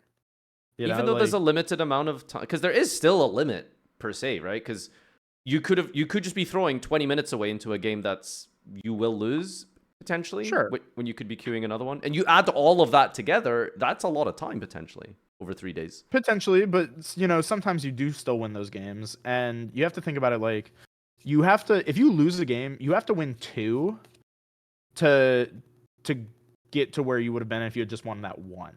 So you have to play 3 games, right? So I think a trap that a lot of people fall into sometimes is they just start scooping games really fast, and you know, it might not be as bad as you thought it was going to be. You know what I mean? Like, for example, they might have like bricked and like their combo might have been like really awkward, but they show you like one good card and you don't have like the right hand traps. You have all engine and you're just like, oh, I'm going to skip this. You know, they're going to combo me. Because, you know, early on, like in some of the earlier Duelist Cups, I played like that, you know, where I would just like, if my opponent was started to combo and I didn't have hand traps, you know, all right, we're going next. I don't think I made it past like 15K, like, because I was just scooping too many games. Interesting. But yeah. I think the dynamic changes a little bit, like the more, like the later you get. I do agree you have to find a balance. And especially in the early points, like I would be willing to play out more games because you're playing against more average players, right? Yeah. But once you're past, like, I don't know, 40, 50, 60K, like I know what I was doing when I was playing Sprite in the Tearlament one was it was like basically full power Tearlament. Like if my opponents hit close at the board, I was out of there. Yeah. Really? Because I vividly remember watching you play out some of these games, and I was just like, why are you playing this, Josh? And then like you would just win some of them, and I was like, well, then that's how? probably because I looked at my hand and I deemed it winnable. But like a lot of them, I was just out of there. Yeah. No, I think that's right. I think you just have to be a good gauge of like, can you win? Yeah. Where it's interesting though, and this is like maybe a regret I have for Master Duel, is in those last few minutes, you know, like I potentially could have queued another game. I stopped queuing maybe 20 or 30 minutes before the end of the cup. And I just, you know, was like, put my faith in God at that point. Because here was the dilemma that you face, right? You can use like the morally questionable tactic of like, do you like queue a game in the last 7 minutes or so and see if you can get your opponent to scoop quickly, and if they don't, or if things go wrong, you hold them hostage and you don't lose the points. And I didn't want to do that. Like, wait, no, hang on. Sure? Wait, are you sure it works like that? Yeah, question. If you because I didn't think it worked like that in the last cup, and I played out a game in the last cup, and it went past the timer. This is before they like kicked you out mid game or whatever it was. And I played out the game past the timer. The game finished, and my rated did not change. Like I lost that game, and my rated did not change. And I was like, oh. Okay. Did the rating maybe adjust like once the finalized ratings came in like a few days later? No, it didn't adjust. That's so funny. So like that is a thing that you can do, and I think Duel Links players used to do this too. Is like they would just hold people hostage if the game goes poorly. Because people did it to me too. Like, and I was trying to figure out like in other Duelist Cups, I'm like, why aren't they playing? Why did they stop playing? And I'm like, oh, they're holding me as a hostage. Because either I get frustrated in scoop and they get the points, or they, you know, nobody, like, there's just no change to either of them. Actual just chaotic neutral, dude. Holy crap. That seems like such an exploitable system. Like, I feel like the games should just count if they were started before the deadline. I agree. I think that it is very exploitable. But I didn't want to do that because here's the alternative. You go in and there's like 7 minutes on the clock, right? And you're like, yeah, I'm going to hold them hostage if things goes wrong. And you draw 5 literally unplayable cards. You have not a single hand trap, and you cannot hold them as a hostage. And they like play, and you just have to pass back. They kill you. You lose 1,000, and there is not time to queue 2 more games, let alone 1. And to me, like, it's a big gamble. And like when you're that close, I don't want to take those types of gambles. I'm just like, I'm just gonna, you know, walk away and just say, you know what, I did my best, and it better be good enough. Well, and it was like 100 short. So like maybe I should have tried to hold somebody as a hostage, but whatever, dude. Man, I was so upset when you didn't make Master Duel World specifically because like I felt like I came into your stream like 3 separate times, saw your rating, and I was just like, bro, like stop queuing. Yeah, I know. Like, I remember you came back after I missed, and you were like, "I told you to stop. Why didn't you stop?" No. But hey, it worked out perfectly. You get to go to TCG Worlds now. I'm really curious. I feel like for you it would be Master Duel, but I'll let you answer. If you could just pick a spot, like to go to Master Duel or TCG World, what would you rather do? Probably Master Duel, yeah, because like That's TCG crazy. has always been like the prestigious one, like the one that like everyone's like trying to get into, you know, and like that's always been the dream, right? But at this point, I feel like Master Duel Worlds is kind of more fun. Like you get to go with a couple friends, you have a cool deck building challenge, You know, like Mm-hmm. it's more of like a community thing, and like I play Master Duel more now because like Yeah. I don't want to go outside. I don't want to talk to people anymore. Like I'm gonna play Yu-Gi-Oh. Well, Josh, I guess you can maybe shed some light. I mean, like you've been to Worlds numerous times in TCG, but like, what do you think? Like, what did you enjoy more, prep wise, time at the event, like just the overall experience? Like, do you think Master Duel was just more fun? I would say that, yeah. I think going through the event as a team was definitely more fun than doing it solo. The prep is like pretty much the same because for TCG, like I said, I would also just find other TCG players to prep with. But like, I don't know. To me, I felt like TCG was more prestigious, but then when we were there last year, it felt pretty much the same in terms of like the pressure and the excitement and stuff like that. So for me, it's just being at Worlds is what matters. I think both games have their own kind of thing. I mean, at this point, after we've done it in Master Duel, I would really like to go back for the TCG at some point. But like just from an outside standpoint, without having like if I hadn't won Master Duel, I think I just would be fine either way. Do you think like if you could just magically change your Worlds win to TCG Worlds win, would you? No. Interesting. I wouldn't do that to Quantal and Emre. That's what I mean. Like completely ignoring, like just talking purely about the status and like the accolade and the achievement itself, right? Like just purely, would you rather be like a TCG winner, like a Master Duel winner? I guess ignoring anything else, I would probably have picked TCG. Yeah, I think that's like the one thing that I think TCG has, other than being like the one that people like. I think part of what makes it more prestigious is the fact that you do it alone. Yeah, exactly. Right? That's exactly what I was about to say. It's like that is yours. Like no one can take that from you. Yeah. Well, I mean, the same is like it's the same with Master Duel, kind of like that's why it's weird. I don't know. It's a weird question. Yeah, no, like I agree, but like you don't have to deal with the people like doing like the 1/3 world champ jokes. You know what I mean? Okay. I just don't care about that, to be fair. So maybe if you're someone who would care about that, then yeah, then Master Duel is not the one. You are Yeah, I nothing agree, without like- Emre. Quantal, my goat. That's the world champ. That's my world champ, Quantal. All right. Well, I guess we could take like some questions from chat. Looking through some of the Patreon questions, I think we basically covered almost everything just throughout the general cast here. So yeah, this has been shorter than usual. The feedback has been like people just love like the longer things. Like even when we hit like 2 hours plus, like people do really enjoy it. So that's pretty cool. Monk Unit apparently really wants to know what it was like asking for Dragon Link to be unbanned on stream. I wanted to say, you know, like I got up there and I was, you know, like I was so tired, like I was exhausted because I think that it was like 11:30 at night. I didn't get out of the venue until like 12:30 in the morning. But I wanted to say something, you know, like fun for like the stream because I knew that like stream was watching back home. But I didn't want to say anything like too troll. You know what I mean? Like, were you so like media like trained or prepped at all by any chance before? Because one I noticed you said unhit, not unban.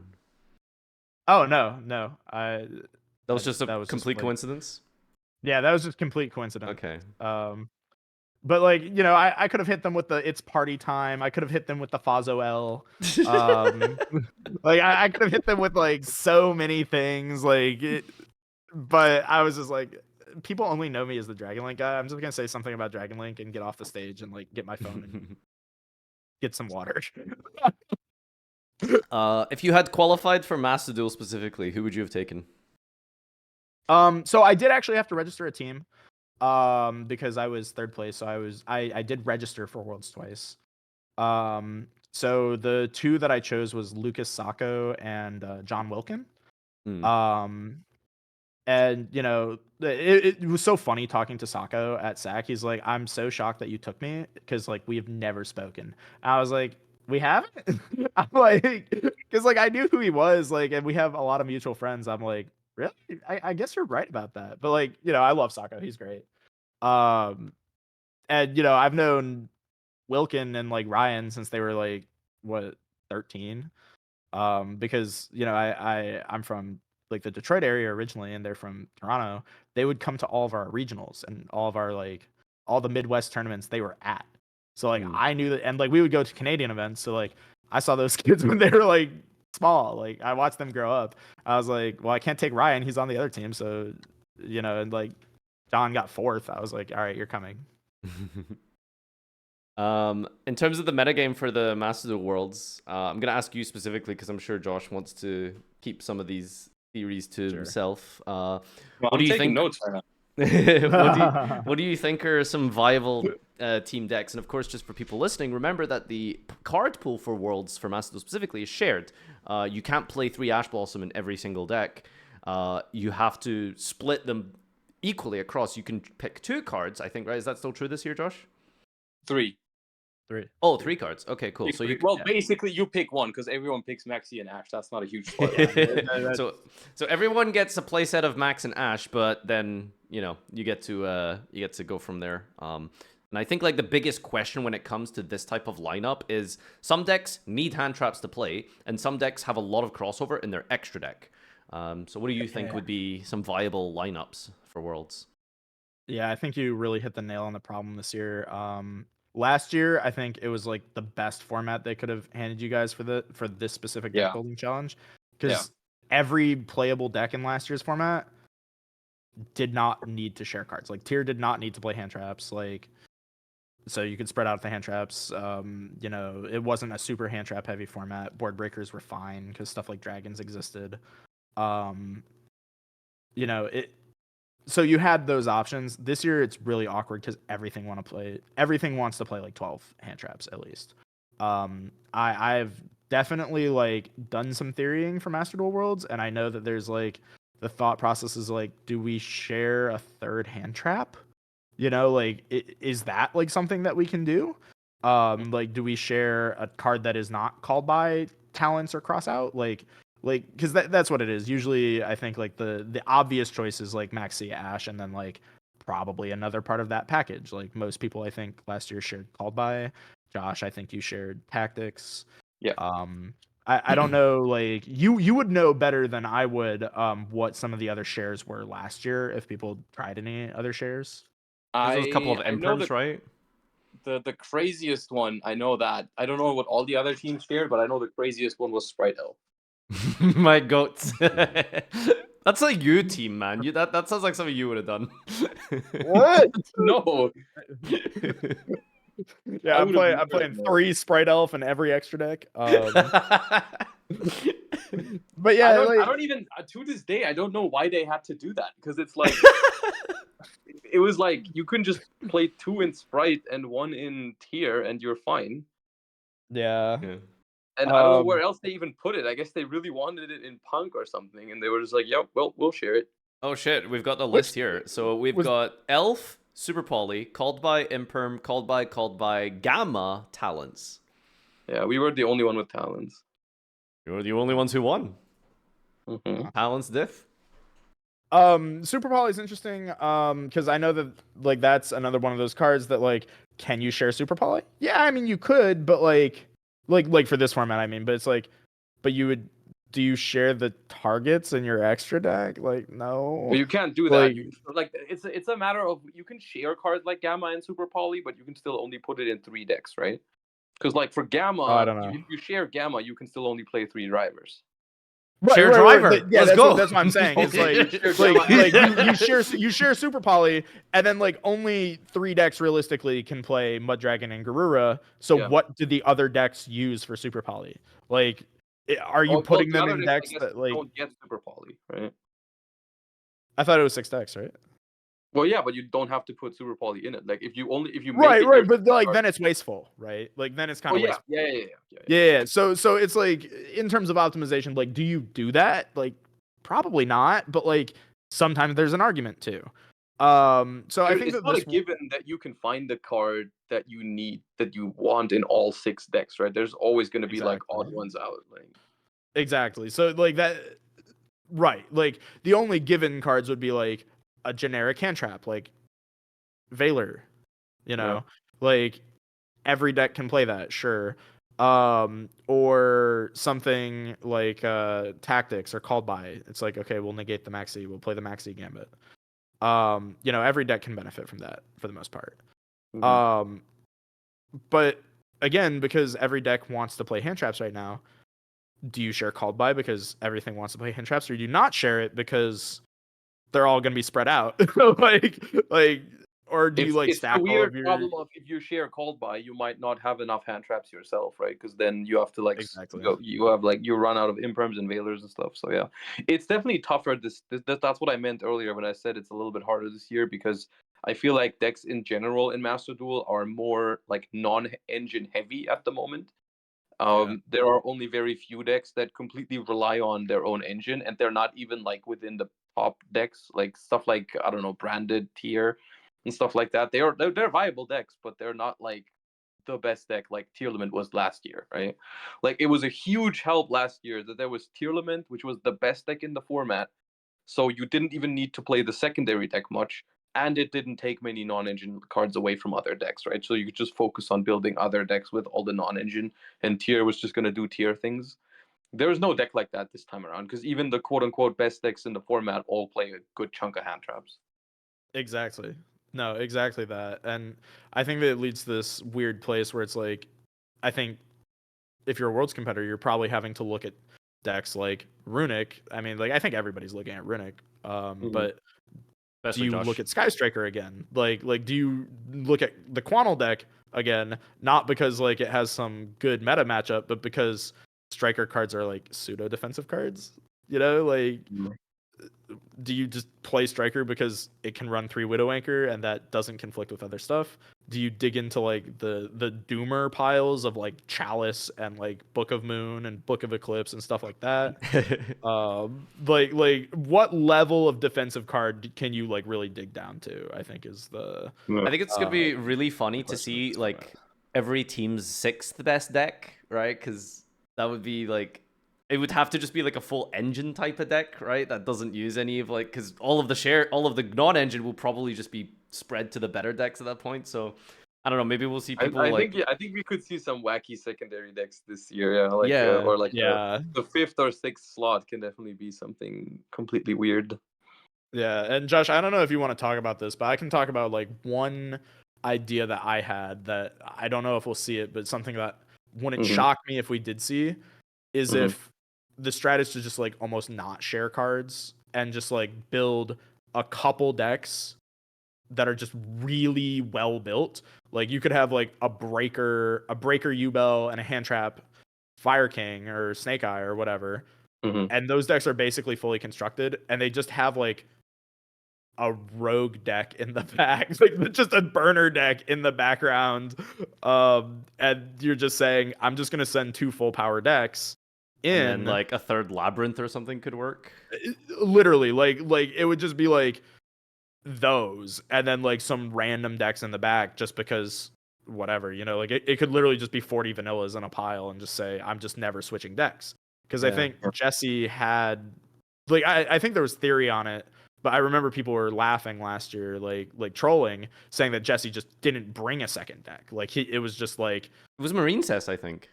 Yeah, I think it was Marine Cess. I think it was for Branded was the theory. I think the logic was the only deck you would be willing to switch off of tier 4 was like a very bestial heavy deck, I suppose. Yeah, something like that. I predicted Jesse to actually play potentially Marine Cess against me in the finals, because he probably knew I was going to queue the Dragon Link deck. Yeah, but you know, like it's also Marine Cess because it's like you just don't do that because it's Marine Cess. You know what I mean? Like, like it could functionally be 40 vanillas as well. Like if I was more confident on the read, I would have just queued my other deck. But I was like, nah, man, he's not gonna switch off of tier in the finals. Yeah, and even if he did switch off, like Dragon Link, it's not like Dragon Link struggles into Marine Cess. You know, like. Like it would have to be specifically a hand with just like that is kind of weak, but also doesn't have any interaction from Marine Cess, specifically like Bestial Heavy or something. But even then, Bestials and Dragon Link are just combo cards. So. Yeah. Like it would have to be very, very bad. For But Dragons you to- guys are right. Like it feels like deck 4, 5, 6 are actually just I don't even know like decks that would have to just basically play no non-engine, right? Or decks that are cards that are so different from the first two, like Labyrinth with trap cards, right? Because you're not going to need any trap cards in Yubel and Snake Eyes, so. Yeah, or you just have to find a deck that has a really good engine. Like, you know, like Pendulum decks, for example, could potentially be like. That's played, actually. Yeah. I think the problem with yeah, Pendulum like maybe is the Supreme extra deck, right? Maybe not. Maybe, yeah. Like, because there is a lot of overlap with the extra deck, too. It's like, do we share Sprite Elf again? Like, no. It's another problem on top of it is like if you're trying to build 6 decks that kind of have the same game plan of like comboing and mid range and stuff like that, you know, like you can't you're gonna run out of SP Little Knights, you're gonna run out of Appaloozas, you're gonna run out of those kind of cards as well, right? So it's like it's extra hard if decks rely on the same kind of extra deck staples as well as it's not just the main deck non-engine, it's also just the extra deck, right? Like most decks want Charmers, SP, IP, Appaloosa, that kind of stuff in Master Duel right now, right? It's kind of crazy how Paleo has like none of those issues, huh? I wonder if that's going to be a secondary Weird, huh? deck. Weird, strange. My only question is if yeah. Burst is going to be in the list or not this year. Dude, last year there was I'll say this, last year there was no round timer outside of the in-game timer, so oh, there you go. There you go. you can just hold them hostage with like 6 life points. Just Dynamorphia turn on the auto games. clicker at Worlds, just like, I'm gonna do it. I'm gonna do it. But yeah, I'm like really excited to see like what the actual like did we get like the full deck lists last year? We probably did, right? Of every team's decks, like both 2, right? I don't know if they published Master it. Duel but, Meta like, had them. Yeah. I don't know how. I don't know if they had everything completely like constructed though, like all the lists 100%.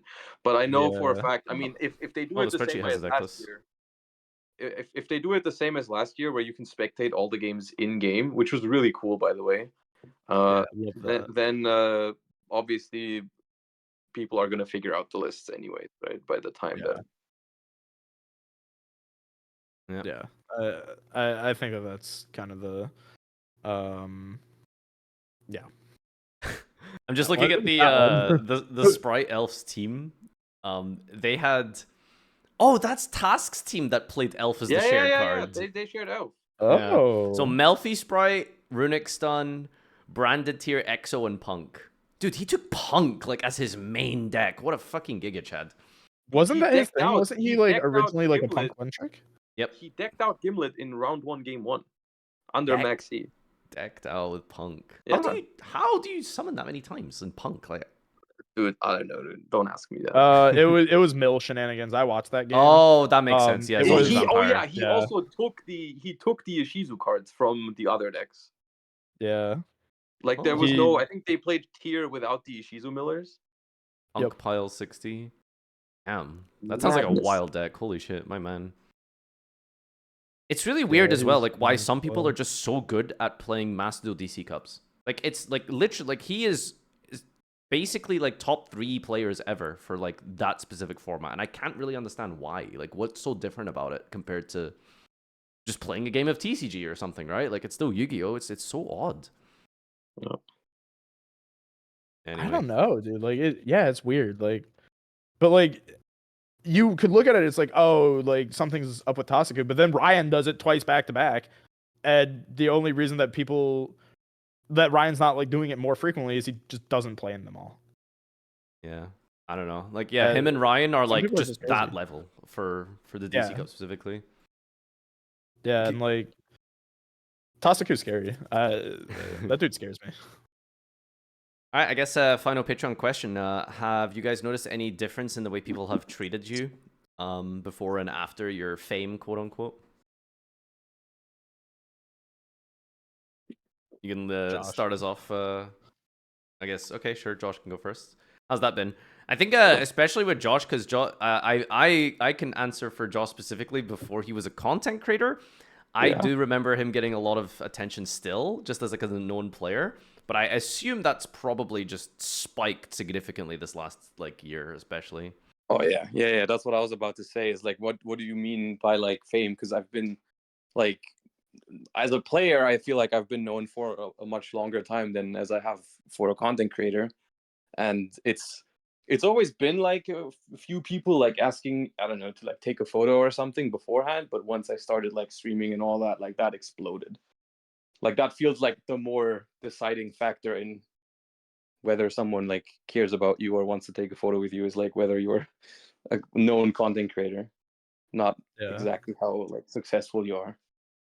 I'm not trying to like get too in the heads here, but I think it's really funny when I would just say like people respect the content creating thing more than the achievements thing. Because my favorite memory is someone asking Jesse Cotton to take a picture of him and me together at Bologna. Like, hey Jesse, could you take a picture of me in front? Like it's yeah. That's awesome. I love that. So yeah, there's a difference, I suppose. You're definitely gonna be more known now going forward for sure, especially when you win worlds, Mike. So. Oh, totally. Yeah, I kind of let Josh go first because I feel like he'd have more to say about it. I feel like it hasn't really changed too much. Like I do get the like content creator thing because like, I don't even feel like I'm that big of a content creator. I don't go like too crazy with it. Well, you're not small either, though. Aren't you full time? Yeah, I do it full time right now, but I'm not, like I don't go crazy with YouTube, you know what I mean? I feel like YouTube is where the people who like come Where up the to eyes you are. like want to recognize you more. Yeah. Cuz like people from Twitch, they'll just like if I bump into my Twitch chatters, they're just cool about it. They're like, "Oh, hey, what's up, Mike?" I'm like, "Oh, yeah." And they're like, "Oh, I'm so and so from chat." I'm like, "Oh, hey, what's up, dude?" It's always really chill, but like the people who come up and it's like, "Oh my god, are you Trish? Like, can I get a picture?" Like, I feel like that's usually the more of like the YouTube people, and I don't go crazy with YouTube YouTube. frog behavior. Yeah, it's like I don't do YouTube that often. I post a video like once every 3 months. Like it's like, oh, there was something interesting that happened for Dragon Link. Like here's a video. You should go to a YCS and like keep track of the people that ask you for a photo. Then you need to guess whether they're from Twitch or YouTube. Oh you my check god, your, that's awesome. I should do that. like All based right, on I'm their writing that down. behavior. I need to write that down. Yeah, like based on behavior. It's like content cop it. It's like the full investigation onto where they found me, and I'm just wrong every time. Although I will say, on the opposite end of the spectrum, I have had people come up like, "Oh, hey, you're Farfa." Yeah. Oh, dude, do you know where Simo is? That was a crazy experience for me at Bologna as well. I think my favorite thing is that like, so me and like Shupeng, we traveled together for the event. Like he just took his layover in Chicago, and so like we were, I spent a lot of time with him this past weekend. He's so funny, dude. He like we were at dinner and he's like, "Dude, you were a random before Worlds." I was like, "What?" Damn. Although to be fair, I will say when I think of early Dragon Link, I definitely think of Shunping. Like he was definitely one of the early cooks of that deck. Yeah. Did he win his UDS with it? Yeah. It's so funny because like I was also playing dragons back then. It was so funny. I would like look at him. I'm like, bro, I hate your list. From that. Did you make sure to go to like his deck profiles when he won the UDS and be like, yeah, that's cool and all, but I actually played it first, and your list sucks? No. You need to do that. That's like what every rogue player does when you do well with the deck that they've also been playing. Hold on, let me. I'm adding it to my short list of Josh ideas I've stolen from Josh on this podcast. Okay. And the follow-up question was there any? Have you had any like particularly negative experience and stuff like that? No, I don't think so. The only like negative experience was like, because there was that top 8 match, right? I think some people didn't have like the context of what was going on in that match, because I don't think we even had like a mic feed. So like I got some like negative comments on like my deck profile that I like slow played him, or that I'm like arrogant or rude or something like that, which was like, weird because like we were vibing like while the judges were coming. He was like, "So you playing in other games right now?" It's like, "Yeah, have you heard of Alestrals?" Like we were having like we were chilling. Like it was fine. Like dude was cool. That feature but, writer like, must have been mad, dude.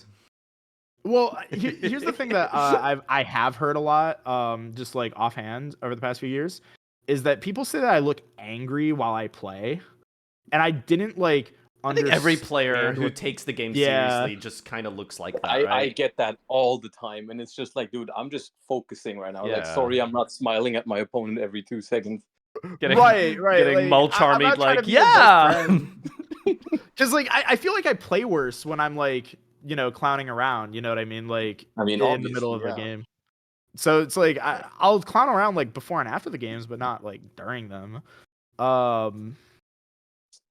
And I think it made it so much worse because at Nats, like I forgot to schedule my haircut. Like I couldn't get a haircut until after Nats. So I'm just sitting there, there's, like my hair is down to my eyes. I have like a full like beard. I'm like overgrown. I look like a caveman. And like I guess you add like the scowling, like the focus scowl to that, and I guess that could look kind of like spooky. But like Yeah, I don't know, that's dude. that's Like, streamer that's the most Trish. negativity. Yeah. What about you, Josh?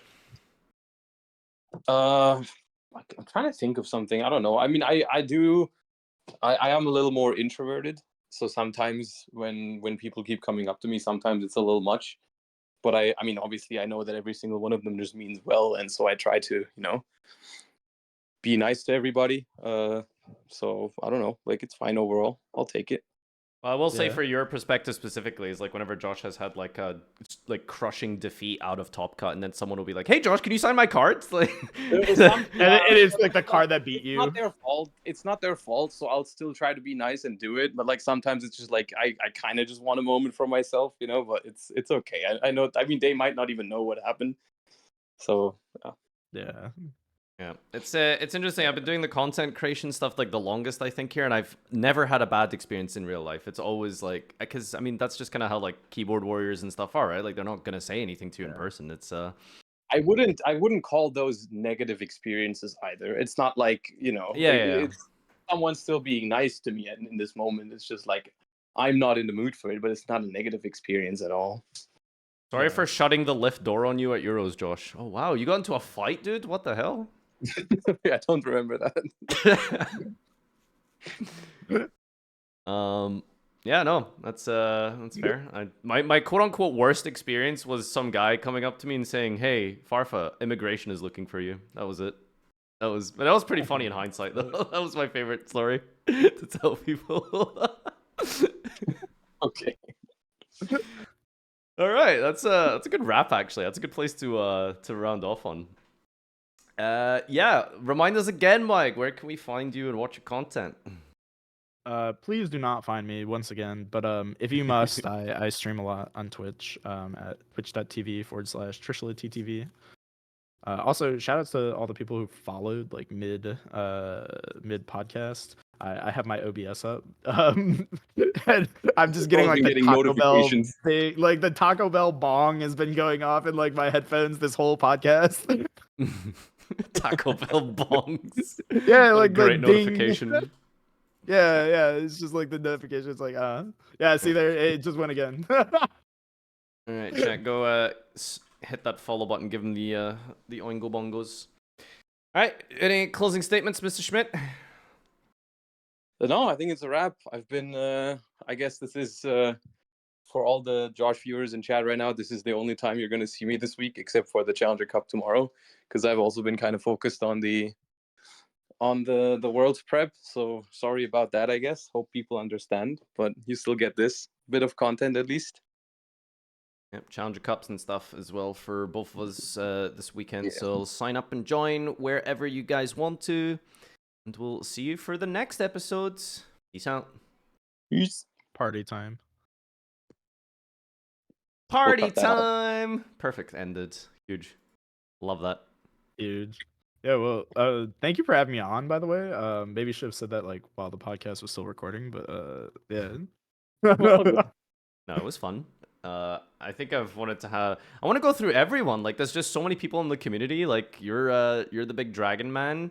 You got worlds, and this was like a perfect guest, I think, because you have like pretty much. Well, there's only been one worlds, but very good experience with Macedon, and obviously you're going to TCG worlds.